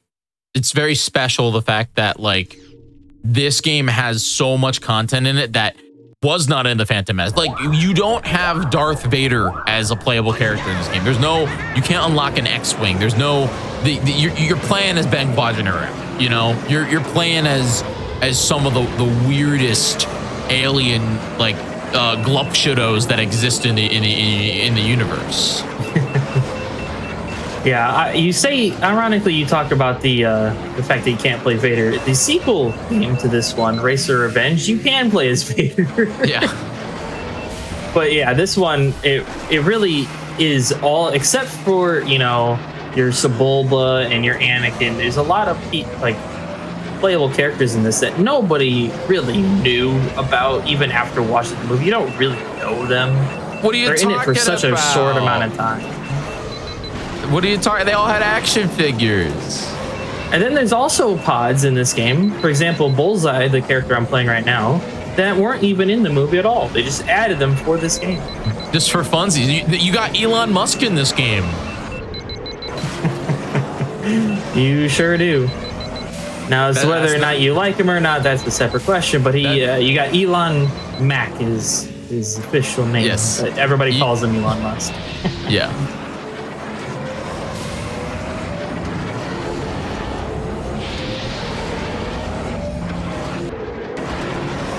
All right. Yeah, this is the very similar to the track I played earlier. This is Fire Mountain Rally. It's the other like bullseye full track that we're doing. There technically is a skip here, but it's very, very, very minor, and it doesn't really help you out that much if you miss it. And you just lose a whole bunch of time. So it's not worth going for in a category like this, unfortunately. But yeah, it's another very intensive input-wise track. Very difficult. So going back to your tournament, when it comes to characters, like I know that you've been popping back and forth between Ben and wait, which character is this again? I'm sorry. Bullseye. Bullseye. But like, do people have preferences? Is it kind of like, is there anybody that plays characters that like, oh, you're just shocked that they play? A little bit. You definitely have, especially when they like. So we have like pod bans as an inclusion, so you can like choose to ban a pod for free every time. Wait, you do what? A race Wait, wait. Yeah. So does everybody ban Ben Quadranero? Is he top ban? So usually what happens is that the people who are better than their opponent in ILs will keep Ben around because they feel comfortable with Ben.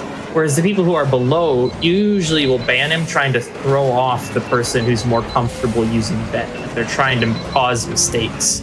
So there's a lot of strategy involved with that. But you'll see various pod picks throughout the tournament that don't necessarily line up with what you think should be happening. Ooh, that's unfortunate. Oh, and it puts me before this shortcut too. But like if you ban Ben, sometimes it becomes a little ambiguous what the next best pod is, and so you'll have disagreements between people, and people who will just want to pick a specific pod in that situation and things like that. You know that in a previous year we had a track favorites pick, and that one also caused a lot of odd pods to be used too. I was gonna say Dud Bolt, top ban. Come on, like get him out of here. He's quite awful. He has the worst turn rate in the game. He's not very fast. And yeah, he's a dud, as his name would imply. You get bumpy in there, you know? Yeah, there's just so many fun pods in this game. And they have some very different stats that can be useful for like skips in different ways and full tracks in different ways. So I think the tournament kind of highlights a lot of those obscure picks that you don't really pay attention to. Otherwise, that is.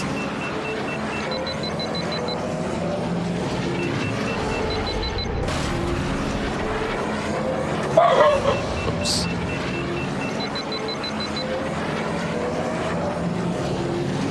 Now, the one thing I will say is that the community for this game doesn't really do a lot of RTAs because the main RTA stuff has, like I said, RNG, and people just aren't very interested in doing that. They'd just rather like play the individual levels.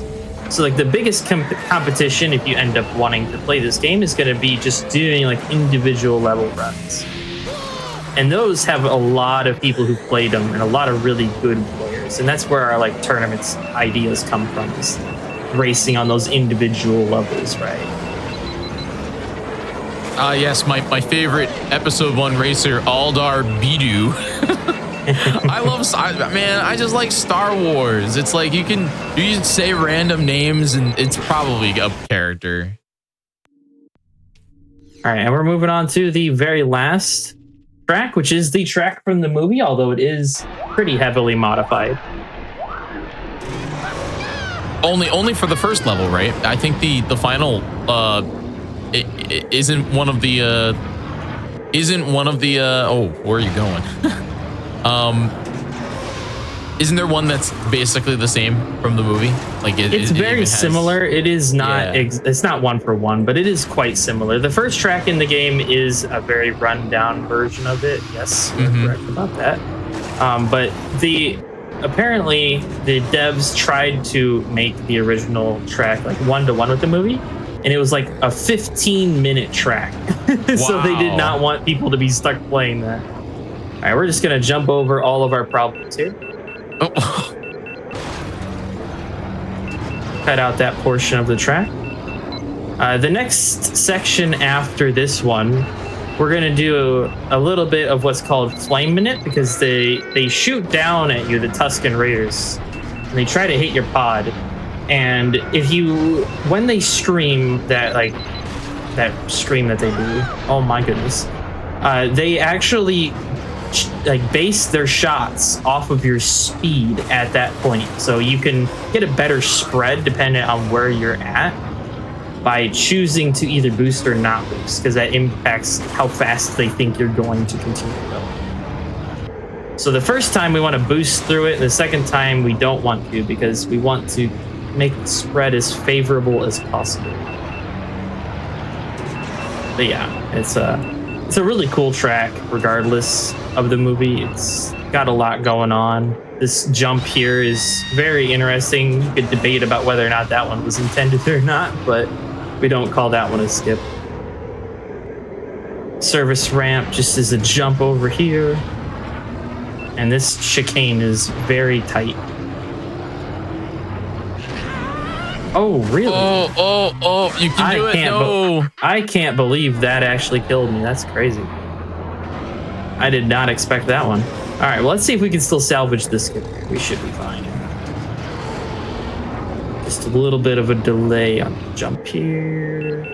Nope, we're gonna bail. That was never gonna make it. Ah! Partial skip. Partial skip into... It's fine. Into panic. Yeah, into wall banking, basically. I would have liked that speed that I lost from that death back, but you know, it is what it is. All right, we're gonna cut the boost here, and they're gonna scream, and now they're thinking I'm going slow, so I can boost past where all of their fires would be.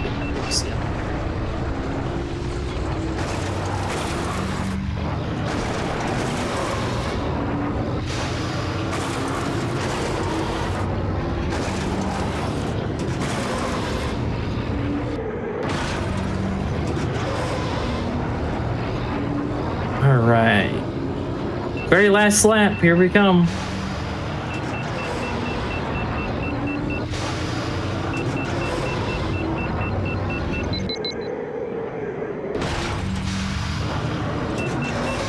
Flying through this game right here. Yeah, this game is just, I think it's so beautiful, like the way the physics works out for speed. You just are constantly moving quickly, conserving speed, getting through all these corners with just so much. I mean, like I say, speed, it's just ridiculous, really.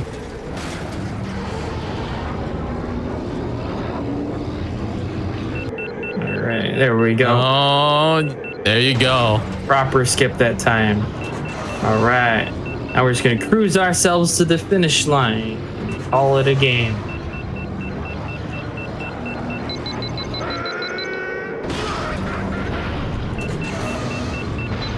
Saboba could never. Yes. Another one of my favorite parts about this game is that Saboba is the slowest pod upgraded. Really? Wow. Anakin's also one of the slower ones, but Saboba is the literal slowest. That's why he has to cheat. I like that Sure they just is. added a sand crawler, you know, just casually in the middle of the level. Because why not? And there it is. That's time. GG. Oh my gosh. Seriously, Damaray, thank you very much for showcasing this game. Really appreciate you coming in and showcasing just how fast this game can get and the pro moves. Why don't you tell everybody at home just a little bit about more about you and where they can find you and if they want to get involved with Episode 1 Racer community. Yeah, absolutely. So I myself, like you said, I'm Domeray. I have a YouTube channel where I post mostly pod racing content, some of both games, some of other racing games. I am the rank 1 IL player for both pod racing games. So if you want to come and learn anything, my door is always open. You're welcome to talk to me. You can also find me on Discord, just Domeray. You can add me if you want to. We also have an SRC page, so if you want to find our overall community Discord, you can go there and you'll find the link to the Discord there. And we got that tournament going on. We got always willingness to help out new players. We got some custom tracks and modding things that have been in the works. So if you just want to expand what you can do in the game, we got that for you too. Really, I'd just say it's like a great community. great set of people in there, and we're always hard working on the next big thing. Heck yeah. Well, thank you so much once again for showcasing this. This was incredible. And I really appreciate you showcasing this game. Once again, everybody, please go give Damaray a follow. That would be pretty awesome. You can check out his channel just by hovering over the name in the title of the stream. The scream. We're all gonna scream right now. All right. Don't go anywhere. When we come back, it's the final run of today. I know it's sad, but don't worry, because we're jumping in to Star Wars Battlefront 2. Stick around. Oops, all Star Wars. We'll be right back.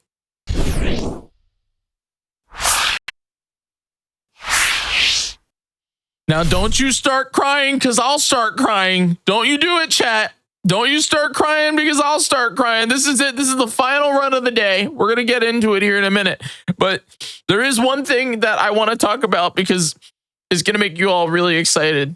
And I'm just here to remind you that Summer Games Done Quick 2025 will be live from Minneapolis, Minnesota, July 6th through the 13th. If you are interested in being there in person, like I will be, make sure you register for the event. You only have 2 more days to do it. You have 2 more days to do it. Use !SGDQ in the Twitch chat or visit gamesdonequick.com for more information about SGDQ. Okay? You gotta be there. You don't want to miss it. It's gonna be incredible. We have prizes. Prize submissions are open for SGDQ. So if you're crafty, or you own a business, or you just have some really cool stuff lying around that you want to help us raise some money for MSF, well, guess what? You too can donate that. Visit gamesdonequick.com for more information on the prize showcase. And just to make this even better, just to tell you another reason why you want to be at SGDQ this July. Well, guess what? Games Done Quick 2025 will feature an artist's alley, okay? And an indie developer booth section. So you can check out all of our art. We'll have artists on site, we'll have games on site, and you can actually type !booth in the chat if you are an artist or a game developer and you want more information on how to be a part of that.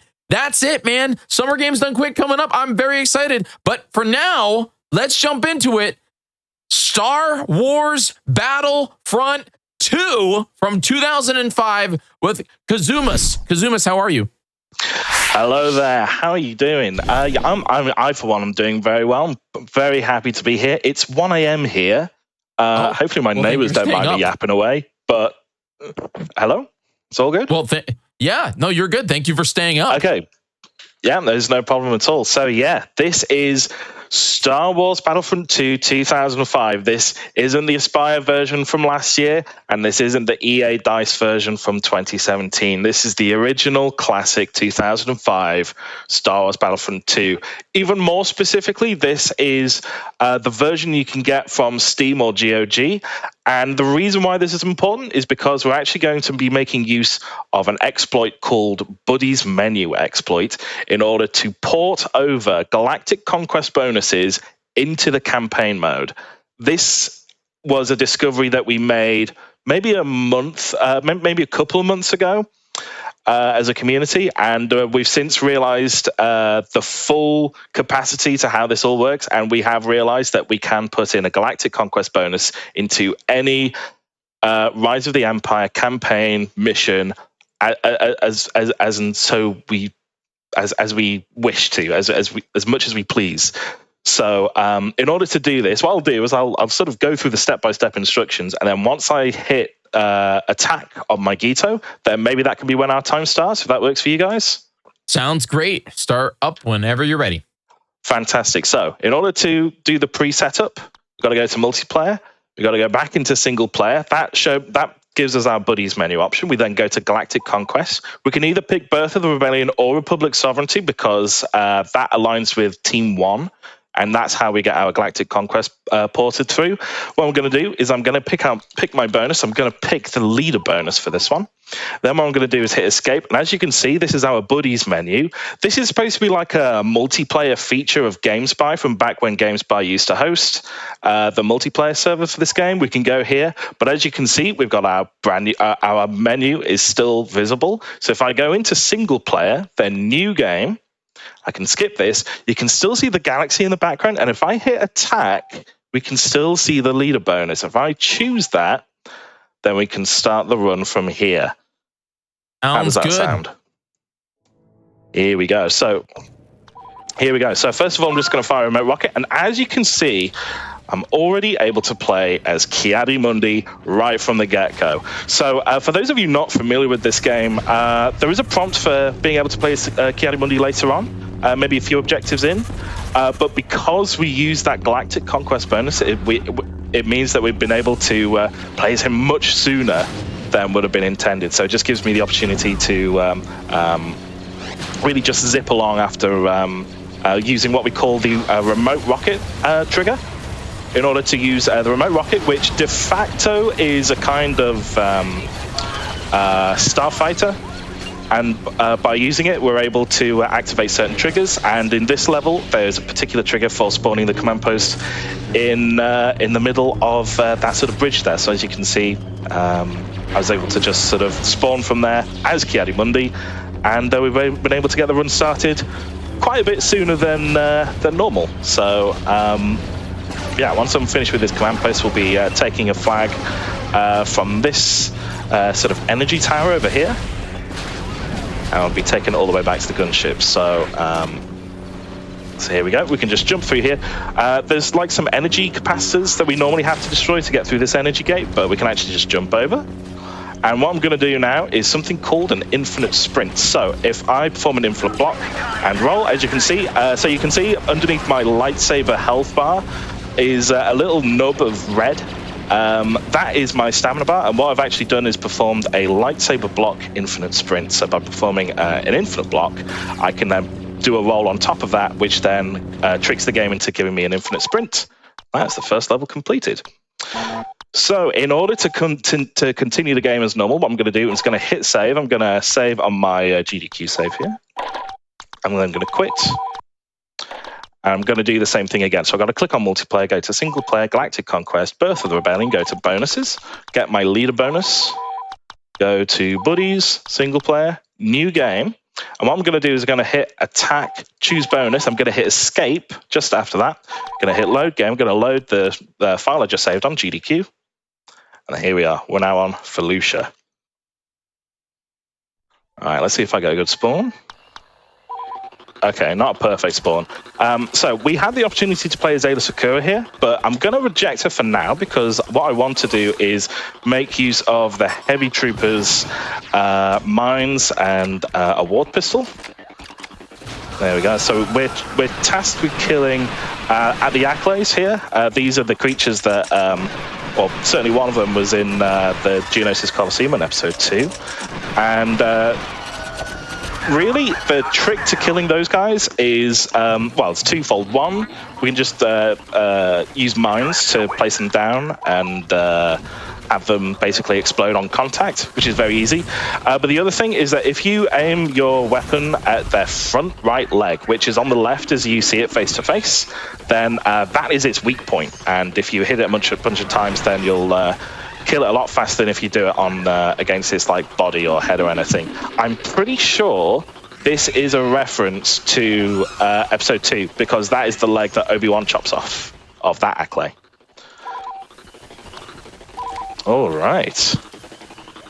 So yeah, we got 1:20 here. So what's going to happen eventually is that we're going to be able to play as Ayla Secura a bit later. The reason why we're able to get Ayla Secura on a sort of recurring timer is because the way that Galactic Conquest bonuses are intended to be played, if you sort of reject the hero whilst you're using a Galactic Conquest bonuses hero, and you do reject it, then it gives you like 90 seconds, 1:30, in order to in order for it to show up again. So that's what I'm doing here. So rather than play as Ayla Secura right at that moment, what I decided to do instead was to play as Ayla Secura a little bit later on. So I'll just put mine down here at 35-second mark. I'll put one down a little bit too early, so I'm just going to get a couple more mines from this helpful droid. As you can see, we got Ayla Secura options available again. And what I'm going to do, I'm going to put some mines next to this turret, and we're going to be doing an objective a little bit later where we're tasked to destroy these 5 turrets, and hopefully what should happen is that a droid or an acolyte or a tank or something will go to one of those mines, and fingers crossed we can get a bit of early time save as well. So we'll just count down 1 more second. We're going to pick up this thing. This is supposed to be like the power cell for the gunship that we're going to use to repair this damaged ATTE. We don't really care about that though, so what we're going to do is go to these turrets over here and destroy them as Ayla Sakura. The trick to these turrets is that, well, Ayla's attack, she does a lot of attack on her side, so by rotating a little bit, just counterclockwise, what we can do is output a lot of that damage. Oh, look at that, the mine worked. Beautiful, you love to see it. And yeah, that's just one of those nice little bonuses of using the Galactic Conquest bonuses. So now we move on to Kashyyyk. This is perhaps one of the more advanced levels, even though it's only like the 3rd of 13. So I've just saved there, so I'm just going to quit.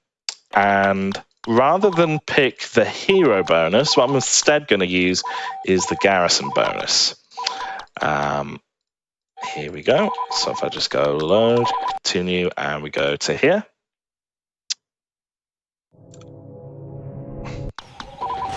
All right. I don't think I did friendly fire. I was supposed to do friendly fire. I should be able to manage without, but I just need to remind myself to actually enable friendly fire, certainly for the next map. So yeah, the thing with Kashyyyk, it's quite an advanced set of strats. It's also the longest map in the entire game, of the missions, should I say. Our first objective is to defend this command post here for 3 minutes. We're then going to be met with another objective where we're defending an oil refinery for 4 minutes, so it is going to be a lot of defending. But a big part of what makes this run as, you know, to guarantee as much time save as possible, what we do is that we basically try and limit or try and complete as many of the tasks as possible within the auto-scroller so that we can be as fast as possible during like the later stages where we can save as much time as possible.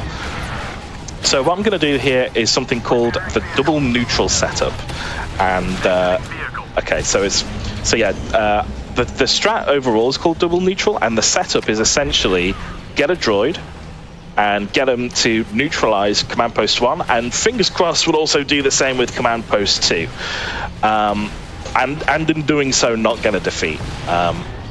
So as you can see, I've got Magna Guard here. Magna Guards are quite useful for this task because typically they'll have their recons out, they'll stop moving, they're quite easy to move around.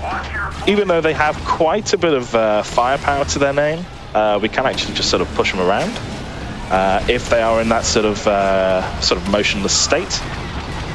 And as you can see, we've neutralized this command post. What this will do for us later is that once we start the final objective, these command posts 1 and 2 will show up again. But if either I or a clone or Wookiee ally happen to be within that area, then it means that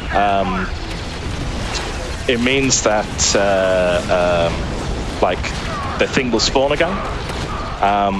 But it will spawn as a neutral command post. So normally it shows up as a fully red command post. But because it's already like neutralized, it means that we're able to take advantage of that extra bit of time save. It's quite tricky to do, but hopefully I'll be able to pull it off here for you guys. So what I'm trying to do here is try and convince these guys to move away from this command post to allow for the droids to neutralize it just a little bit. Hopefully I can sort of push them in. There's a guy here. Hopefully... Yeah, here we go. So we neutralized it. There's clones and droids there, so fingers crossed what should happen is they should stay neutral. And, come on, stay neutral, stay neutral. Perfect. Okay, so we got the double neutral setup. That's brilliant.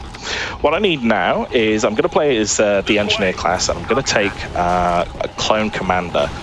For anyone who's familiar with my streams will know this clone commander as Pink Guy. We love Pink Guy. So we've got to take Pink Guy out. We've got to take him all the way to Command Post 4, but not before we deal with any nearby tanks. So yeah, there's a couple around here, so I'm just going to... Oh my god. Oh, the tank logic, the tank figures get a little bit crazy, but...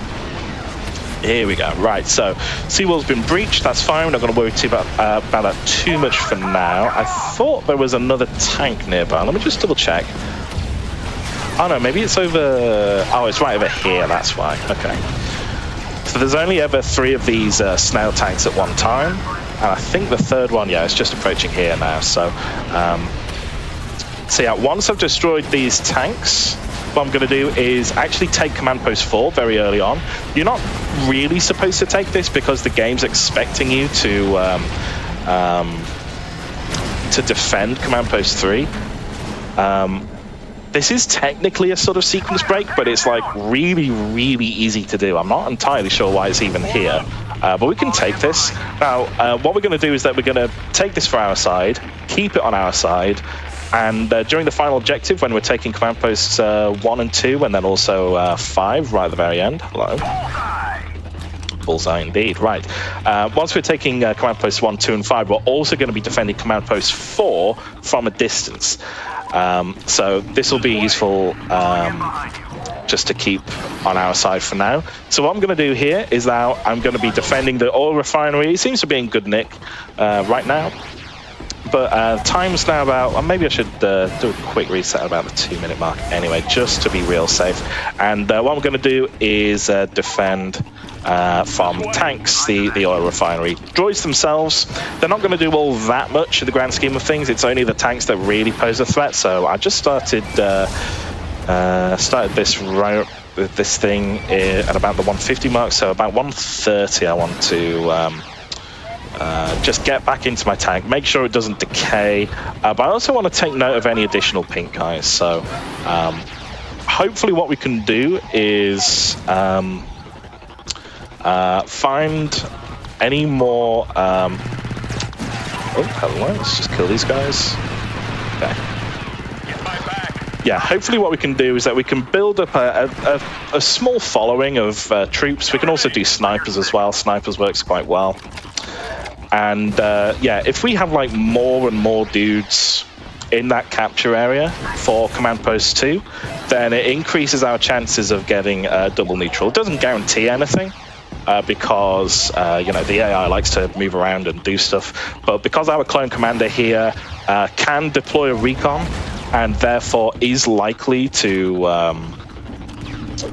you know, be standing still the whole time, similar with the sniper in fairness, then what we can do is park them, and then hopefully they'll just sort of stay in place. Emphasis on hopefully, because like I say, it's not guaranteed. They are AI. They do like to do their own thing. They can get easily distracted, and it is a bit like herding cats. But if everything does work well, then we could be in for the double neutral follow-up. So I'm just going to wait here. I'm going to wait till around the 7-second mark. I've got my clone sniper on the turret, but just in front of me is also pink guy over here, just in front. Oh god. Okay. I need to go. No. Come on. Oh, yes! Oh, we got it as well. And they look like they were capping for a while as well. So this is the double neutral follow-up. This is really, really good. So it means I'm going to be saving a whole bunch of time. And... oh my god, can I move? Thank you. Let's see how much they captured, because there was quite a bit. Yeah. So the good thing is that during that very brief period of the command post showing up and the objective screen showing up for the mission, AI are actually able to take these command posts, or actually contribute to capturing it. Normally, that's not the case during these actual objectives, but they contributed just a little bit, so that'll help me save a little bit of time. So I'm very, very grateful for that.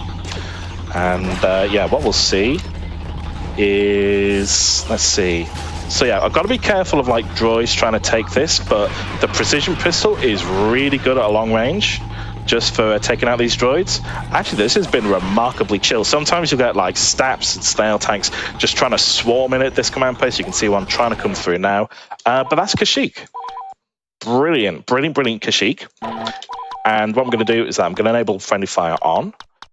So I'll save that. I want to save my game as well. And then we're going to do the same as before. So multiplayer, single player, Galactic Conquest, Birth of Rebellion.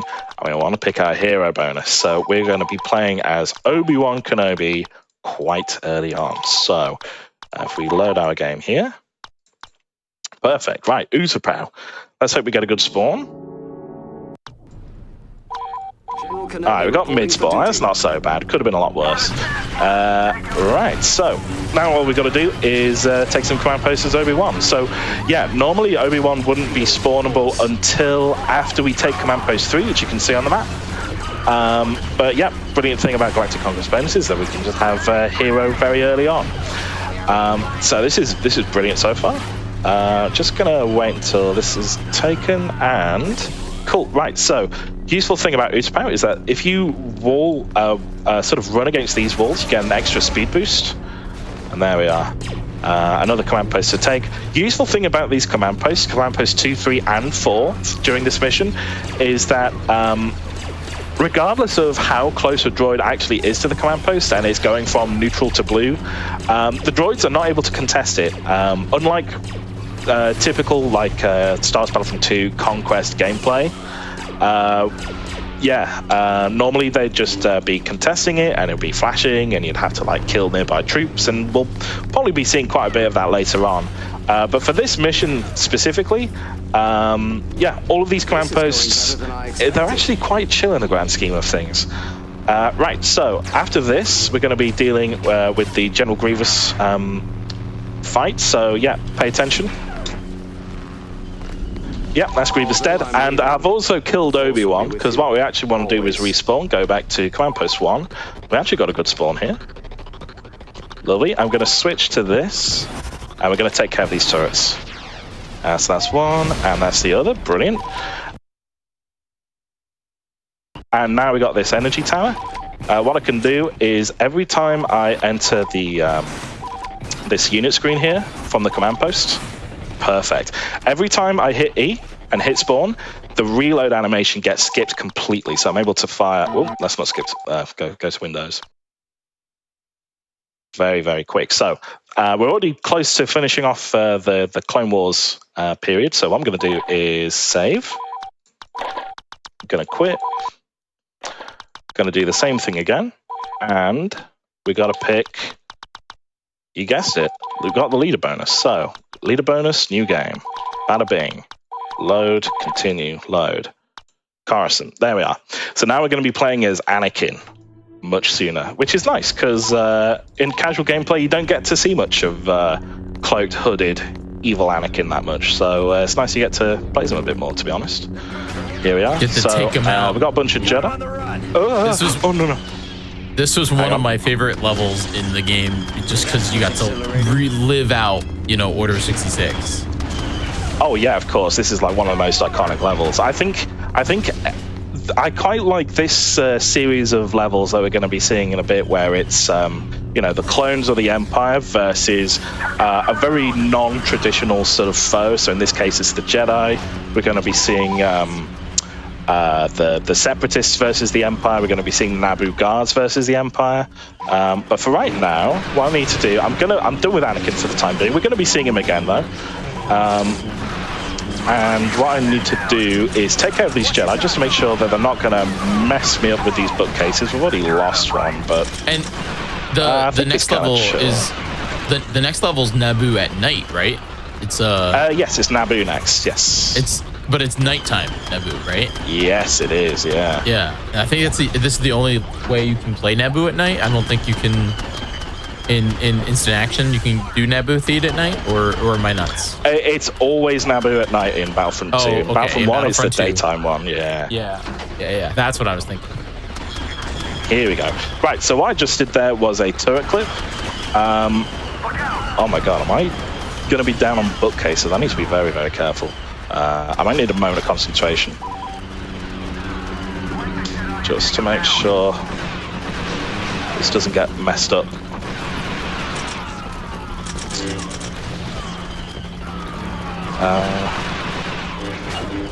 They're coming around. Thankfully, because of the way... Oh, hang on, is there anyone nearby? I'll take care of this bozo up here. I think that should be him dead. Yeah, that's him dead. Right, that's that cleared. All right, minor issue sorted. Actually, I do need to be a different class here, so I'm just gonna like swap over super quick. Hopefully I haven't messed up. I should be able to manage. Let's see. So yeah, what I've done is that I've taken this holocron quite early on. Oops. And what I'm going to do is place a mine there. There's going to be 3 Jedi Masters that come down from the ceiling, and what should happen is that they land on the mine, and it's going to cause great issues for them. So I'm a little bit late, but with any luck, I'm now able to play as Anakin again. I've placed down my holocron simply by despawning, and I'm just going to take this guy now. Oh, no, go. No. Oh my god, I got absolutely destroyed. Oh no. Okay. Just gonna have to play as a sniper here. Sniper's the fastest moving trooper of the game. Oh no. Okay. With any luck, should be able to traverse this. So I've got an infinite sprint here. So we can also do infinite sprint as a trooper. Usually, if we have a little bit of airtime while we're sprinting, that's usually a good time to get a bit of in sprint. But yeah, thankfully we get another Anakin. So you thought there were 2, but there is 1 more. And the Jedi, they haven't got the mine, which is a bit annoying. So I'm just going to have to deal with them as fast as I can. And there we are. There's the 2 of them right here. Got to be careful of the high ground, famously. Oh my god. Am I... Okay. I was almost toast there. There is technically 1 other Jedi Master. That's the Jedi Master that was supposed to take care of the second holocron. But we don't care about him. It doesn't matter. We got to quit. Okay, so... a little bit sketchy, but we're out of it. We're out of Coruscant now. We're going to move on to Naboo. So friendly fire off. And I'm just going to hit save. And we just got to go back to multiplayer, Galactic Conquest, Birth of Rebellion. And instead what I'm going to do is I'm going to get the energy boost bonus. So if I go buddies, single player, new game, bada bing. There we are. So we're not able to play leader bonus for every single level, and as nice as that would be, simply because not every single map has a leader that can be given here. So Naboo doesn't, and a lot of the Empire missions don't. So what instead we're going to do is we're going to make use of the fact that we have access to something called the energy boost bonus. So what that means is that the energy that we lose comes back to us much sooner than normal. Here we are. So I'm just going to play as a Dark Trooper now, and as you can see, it does this sort of flashing effect on the energy boost. And what I'm actually going to do here, nice stat is called the Rotunda Jump. If you let go of the jet, hang on, here we are. If you let go of the jet just before you hit the ground from using the jet here, you maintain that momentum, and you continue propelling forward, and you maintain that sort of velocity that you had from before. It's a bit like, best metaphor I've come up with for explaining this is, it's a bit like skimming a smooth stone in a lake. And if you get it to jump across that lake, then it works out really well. Here we are. That was a nice little recovery. It's not quite supposed to work like that. I was going to watch out for this tank. Oh, no. Here we go. Thankfully, right behind this pillar is a medical droid, so not only do we have cover, we've also got a nice bit of health regeneration as well, which is very good. It's neutral now. That tank, I think, is basically gone around the corner at this point, so I'm not too worried about this. I'm just going to switch over now, and we're going to take care of this terminal, and we're going to take care of a whole bunch of Jedi. Now, reason why we have friendly fire off is because I'm going to be placing a couple mines, and the last thing I want... There we go. That was the Queen, by the way. Where did she even get? Well, she's gone, that's for sure. But yeah, we're going to be placing mines, and I don't want to explode from my own mines, so I'll place them down, and it only kills the Jedi and the Queen. So it's all very, very good. So I'm going to save. I'm going to quit. I'm going to do the same dealio again. This time, though, what I'm going to do is I'm going to pick supplies. So supplies gives you a whole bunch of extra ammunition. And this is going to be really useful for a trick that we like to call pizza delivery. Pizza Yum Yum, who is probably in the chat, I hope he is, basically found a whole series of missing collisions within the game. And one of those was a little hole, not big enough for a person, but certainly big enough for a grenade. And if we fire that through, we can actually destroy one of the objectives much earlier than intended. So that's the plan for this one.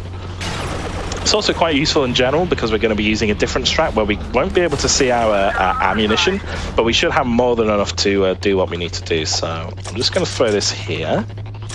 Fingers crossed. Oh, I think I'm hitting it as well. Fantastic. Oh, but I'm out of... I don't have the... Okay, well, I accidentally fat fingered the number 4 button, unfortunately. But thankfully, the time loss from that isn't too great. Normally, I'd be playing as a Dark Trooper at this point, but yeah, I was off. I was off by a single point, if you can believe it. The scandal. But we'll be seeing some more Dark Trooper tricks very, very shortly. So I'm just gonna play some now. Here we go. And yeah, what I'm gonna do. Just going to skedaddle through here and then just do a couple boosts through here to take this command post. Lovely. For some reason, this command post, I don't know, is just the worst. There's so many droids that like spawn nearby. Gotta be very, very careful. Oh my god, yeah, like this guy's like taken off half my health, but luckily this isn't quite as severe. But yeah, I'm going to be doing another trick now that we recently found. There we are. So that strange, scary-looking screen, like that, that is a screen that allows us to maintain the unit screen and continue moving. Oh yeah, we already destroyed that, of course. And yeah, what we can do is switch characters when we wish to. So I swapped to the Scout class here.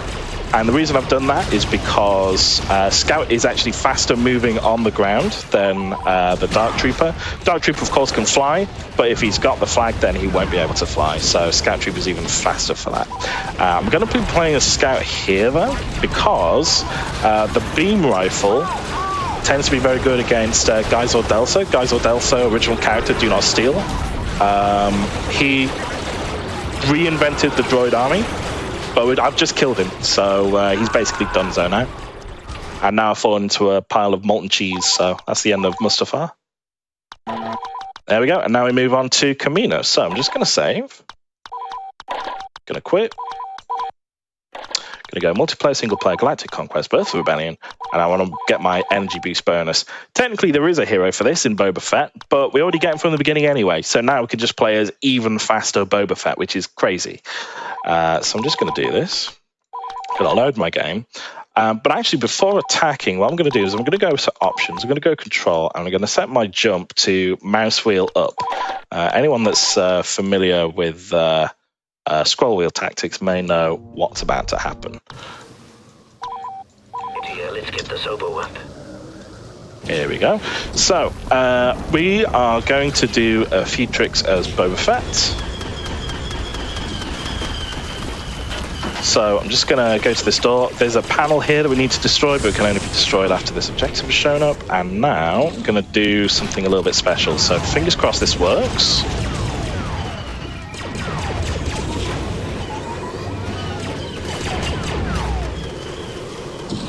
Ah, perfect. Yep, so that was an out-of-bounds clip. If you fail this clip, it is, unfortunately, you will fall straight back down.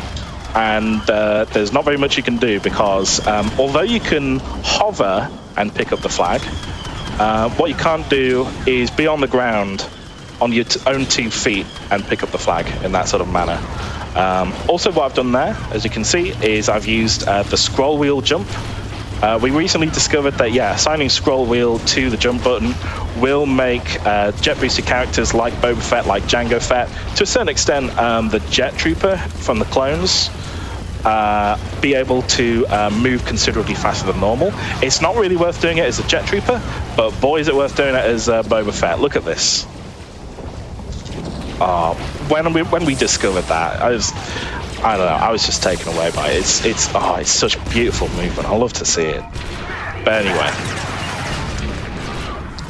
I'd quite like to kill this clone just so I don't have to bother getting the extra depth pack from the droid, but well, it's what it is. And right, I'm going to place one last depth pack, and then I'm going to respawn. We're now going to play as the rocket trooper and shoot down a couple of gunships. So fingers crossed my aim is actually good. It is. And let's go. Yeah, but can I hit a stationary object? Sometimes the answer isn't always yes, but we did. Yes, it was. We did it. Hooray! Right. So that was the Clone Rebellion, by the way. I know it's a lot of people's favorite lore, including mine. I completely skipped over that, but that's speedrunning for you. Unfortunately, retconned though now. That didn't happen anymore. A little bit, yeah. I don't know. I feel like the orbital bombardment, it takes away, in my opinion, but that's just my hot take. Anyway, so I'm just going to save this. I've set my scroll jump back to normal, so I won't be doing that by accident. And I'm going to be using an energy boost again. And now we'll be playing, bada bing, load, continue, GDQ, thank you. Death Star, there we go. So this is the point where we're now actually fighting against rebels rather than various insurgency groups. Though this one doesn't make any sense either. This one is not canon. I mean, it's not the first game to invent the stealing of the Death Star plans. I'll be honest, but they weren't stealing the Death Star plans though. They were invading the Death Star. That was they were prisoners that that escaped, acquired the Death Star plans, and then escaped. Now, in the actual gameplay, we managed to stop them. Yeah. But in the cutscene afterwards, it's revealed that we don't, and that's why we have to go to Polis Massa, which will be the next mission. Which happens to be the asteroid where Luke and Leia were born. So I don't know what that says about, like, I don't know, a small universe, it just happens to be the same asteroid. Wow, that's one of my favorite. That's one of my favorite maps though in this game, just because like you could go outside in the airlocks and like go behind everybody. Yeah, it's very cool. Especially, you can do that as a droid, especially because droids don't need air to breathe, which is brilliant. Very nice attention to detail. Right, what I'm going to do here is so I need to be a little bit careful. I need to make sure like not too many of these guys get past me, because there is a chance they might take command post 2, which is what we're trying to defend.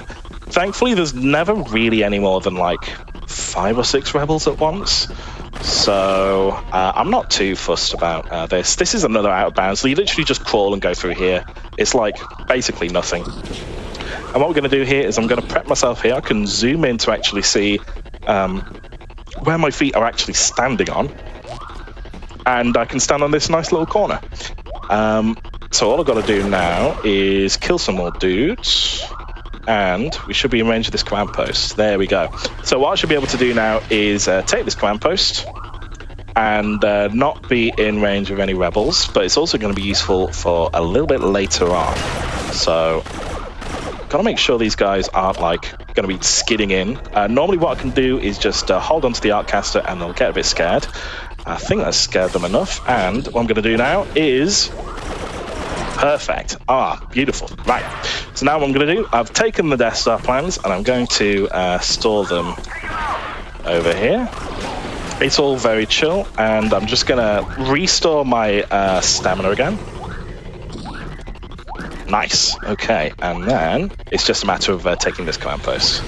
So one of the benefits of actually just changing back to your own class at the command post is that a lot of things get reset. A lot of your ammo gets sort of rejuggled and resorted, especially if you got the award pistol.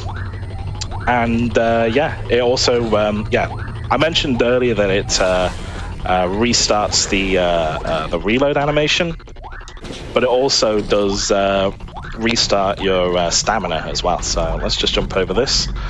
There we go. The other day I was trying to play this level and I fell down the hole. It was so embarrassing. But we managed to get it through here, so I'm just gonna play as this guy for a little bit. Here we go, and there's gonna be a Jedi that's gonna spawn right here. Nice, perfect. So yeah, as you can see, that was another instance of USS. Shock Trooper's a lot slower than the Dark Trooper, and Dark Trooper can obviously like fly around. So I boosted, then swapped to Shock Trooper, and yeah, by blasting in that particular sort of pixel, I was able to destroy that Jedi right in the face. So friendly fires off. What I'm going to do is I'm just going to say we're going to be on Polis. Going to quit. Multiplayer, single player, Galactic Conquest, Birth of Rebellion. Going to bring back our energy boost bonus, and we're going to go buddies, single player, new game. Going to attack, and then go load, GDQ. All right, let's go. Polis time. Let's hope for a good spawn. Come on. Okay, this is a good spawn. Lovely. Worst spawn you can get is like basically on the ground floor. You have to like go up the stairs. It's quite annoying. There is also a god spawn. We didn't quite get that. The god spawn is godly not just because it's the closest, but also if you're... Oh no. Okay, I'm gonna have to go back. Okay, still a good spawn though. But yeah, if it is possible to skip the trigger where these rebels actually spawn in here, and so it makes capturing this a whole lot easier, and it prevents the likelihood of actually dying at this point as well. I'm just going to take care of this Wookiee, and yeah, just going to like prep myself at this spot right here, and yeah, next objective is going to be to take some like data, I think, and yeah, the plan for this one. Rather than using infinite sprint, because we got our energy boost bonus, it goes back up so quickly, we might as well just do sprint jumping. Sprint jumping is faster than sprinting, and although infinite sprint is infinite, it is a slower speed if you sort of catch my meaning. So what I can do is just do a bunch of sprint jumps, and that should be faster. Here we are. Sometimes combined with some normal jumps as well, but as you can see, yeah, like that energy bar is going up way faster, and you can see it flashing as well, just for extra effect. There we are. So this is what's considered to be the scary part of Polis. What we need to do is not only defend this, but we're also going to be a little bit later on placing down a det pack on the other side of the Polis massive base. We can also see some like dudes already trying to cap this, so it's already looking a little bit leery out here. Oh, it's already neutralized. Quick, quick, quick! Come on! Oh my god, that was close. Let's focus a little bit. But yeah, we're going to be defending this. I need to keep alive for as long as possible. I'm just going to... Uh-oh, so much for the ammo, so much for health.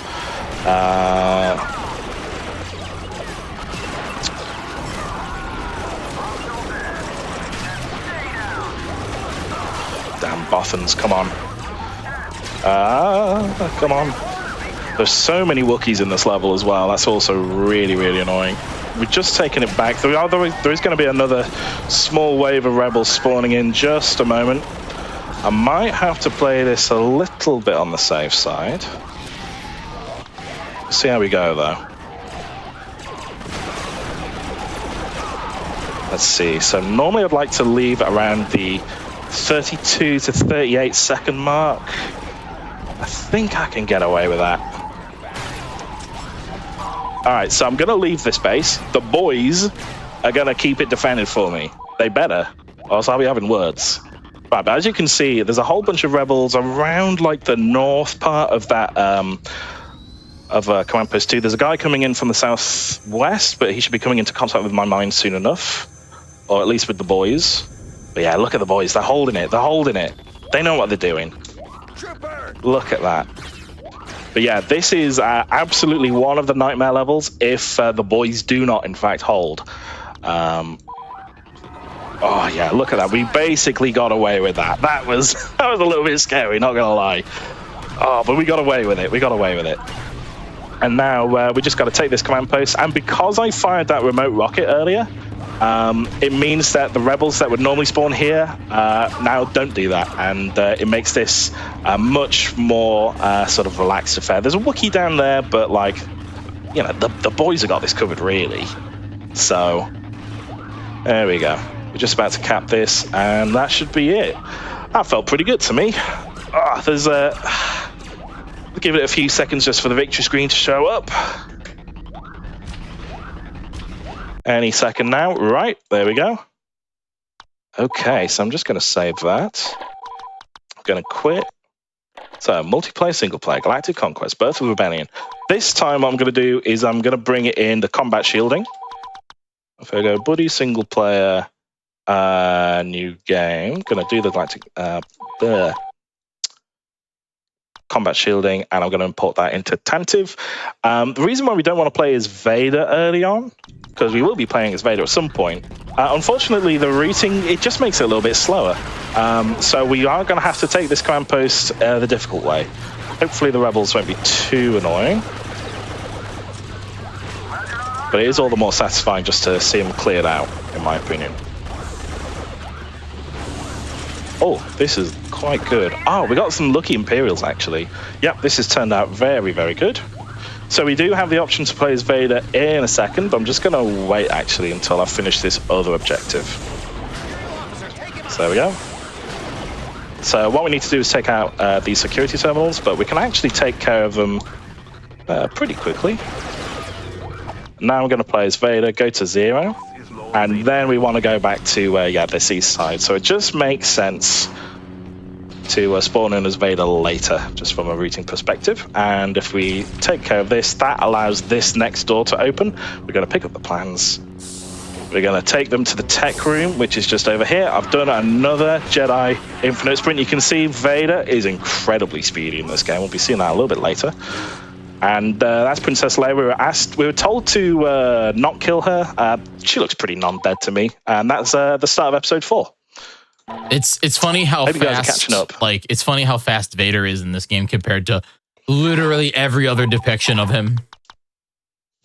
Yeah, like to be fair, he has a walk, but yeah, if you sprint, I mean, normally the energy bar goes down, but because we've got infinite sprint, he just zips past. He's like an F1 car. It's insane. So yeah, if I just hit save on this, what I'm going to do is quit, multiplayer, single player, Galactic Conquest, Birth of Rebellion. We want to go bonus. We want to go combat shielding again, just because it's extra. It's just nice to have that extra shielding against some of the tanks later on. So I go new game, bada bing, load, continue, load, and Yavin 4. Here we go. So this is the penultimate level.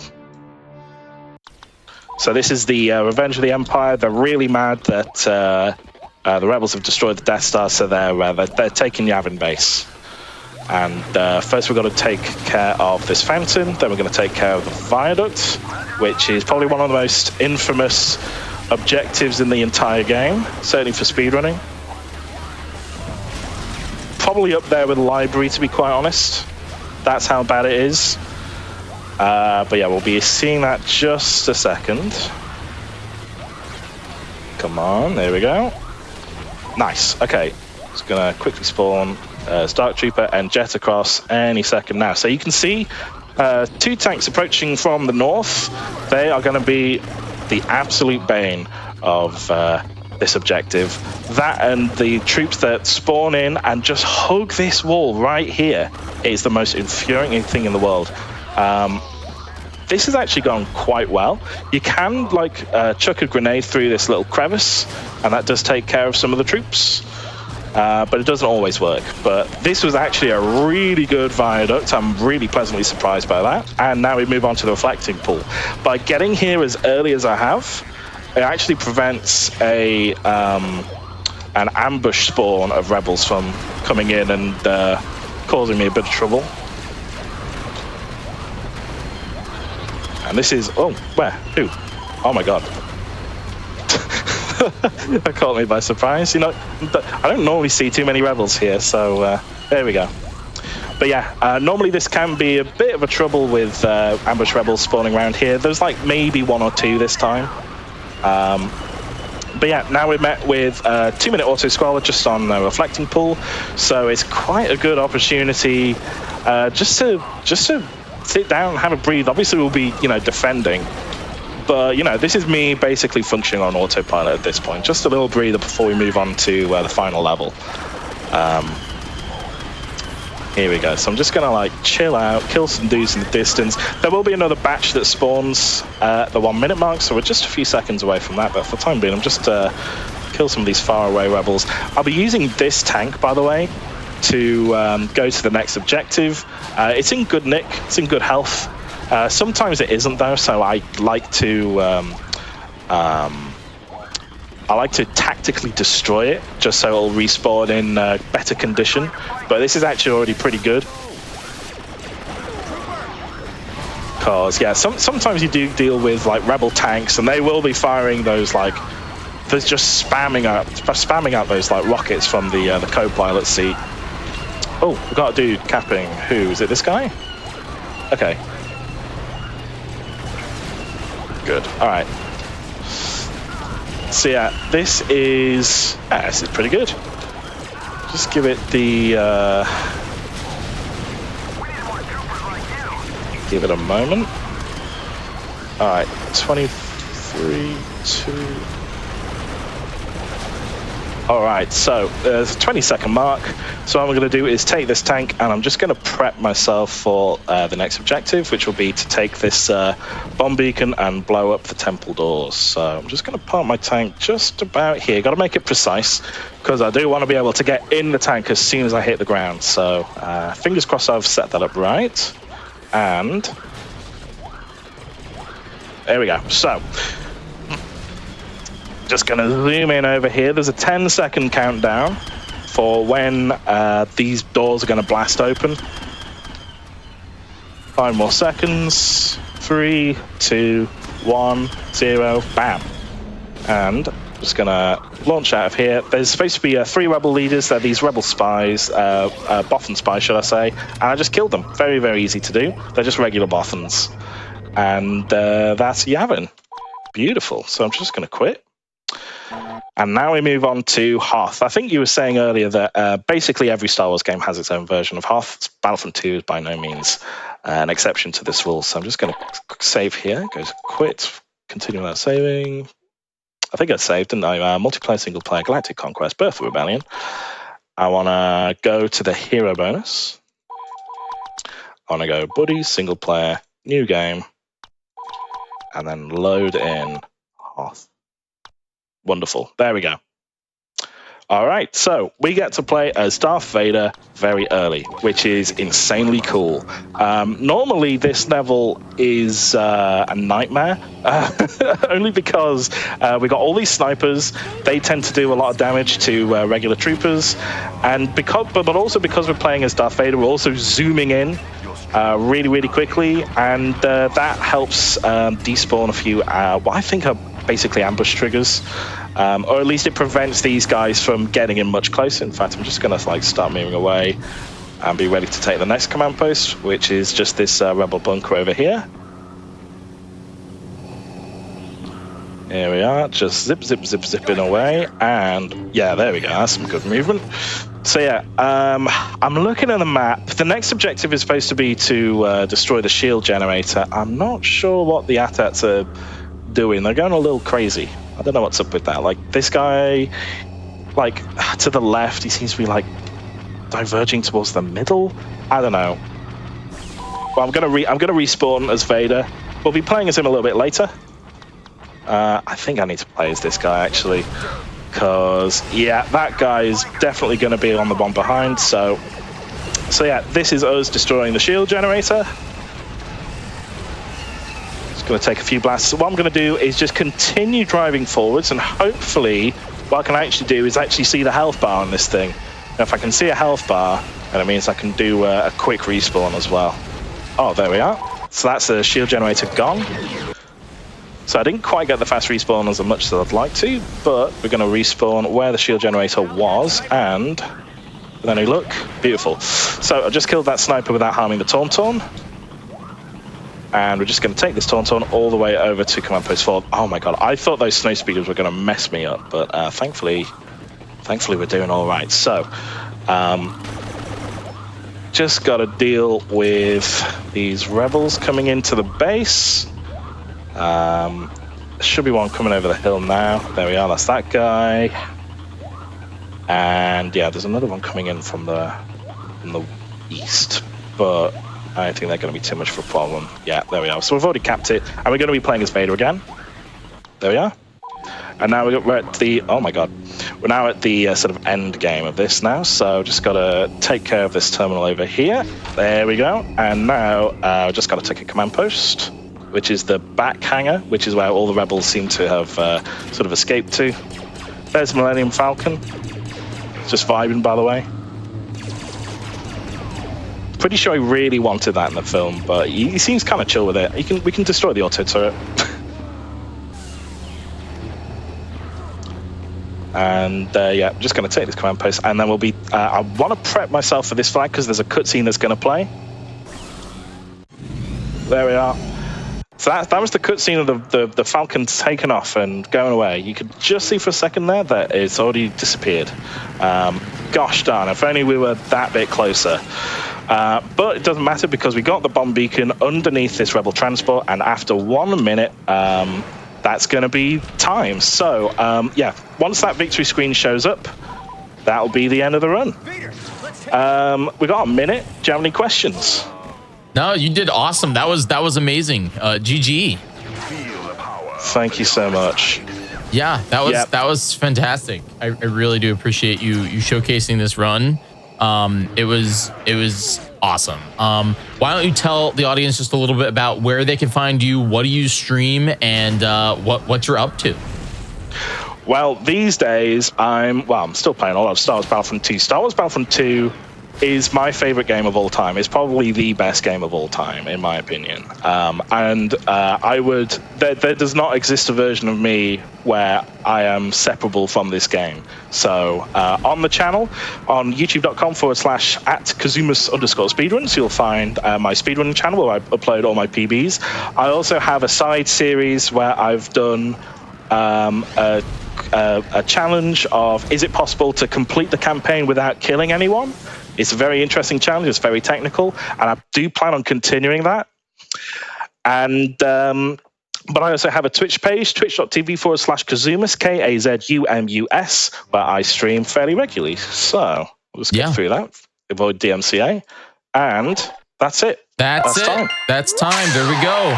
Well, Kazumas, thank you so much for showcasing this. This was absolutely incredible. And once again, everybody, if you enjoy Star Wars Battlefront 2 2005, please go check out Kazumas. You can find them if you hover over the name in the title of the stream. And yeah, that's gonna be it. Thank you so much, Kazumas, and thank you very much, everybody that has been watching today. That's gonna be it for day one. Day one of Oops All Star Wars. Did you all have a good day? Did you have a good day? I think I had a great day. I really did. I think it was an absolute blast showcasing some Star Wars games today. I had a ton of fun with you all. Tell me, I have a question just for everybody at home. Have you been here since the first run? Were you here? Did you get to experience it? Because seriously, thank you for being here. I appreciate you. Once again, my name is Jiggy. I've been here all day hanging out with you, and I really hope that you've had a great day. But don't worry, Star Wars is not over. Star Wars is absolutely not over. We will be back tomorrow. We will be back tomorrow over at here. I'm going to quickly run through the schedule for tomorrow. We'll be back tomorrow, Sunday, May 25th, with the continuation of Oops All Star Wars. We are starting off the day with Lego Star Wars, doing the prequels only. So we're going to make some prequel jokes the entire day with Wii Super. Then we will be jumping into Jedi Outcast Any% with Covert Muffin. That's going to be a lot of fun. Then we are showcasing Super Star Wars. Super Star Wars is going to be a blast. Really excited for that run. And then the ultimate first time premiere here on the Games Done Quick channel, an any percent run of the brand new Ubisoft game, Star Wars Outlaws. So that's with Z Money Train. So come back tomorrow, 1 p.m. Eastern, here at twitch.tv/Games Done Quick. Thank you so much for watching. Once again, my name is Jiggy, and I will see you tomorrow. Type 1 in the chat if you're going to be here tomorrow. I want to see everybody with the ones, but I'll see you next time. Stick around if you missed the first run of the day. Guess what? Shadows of the Empire will be coming at you right after we take a quick break.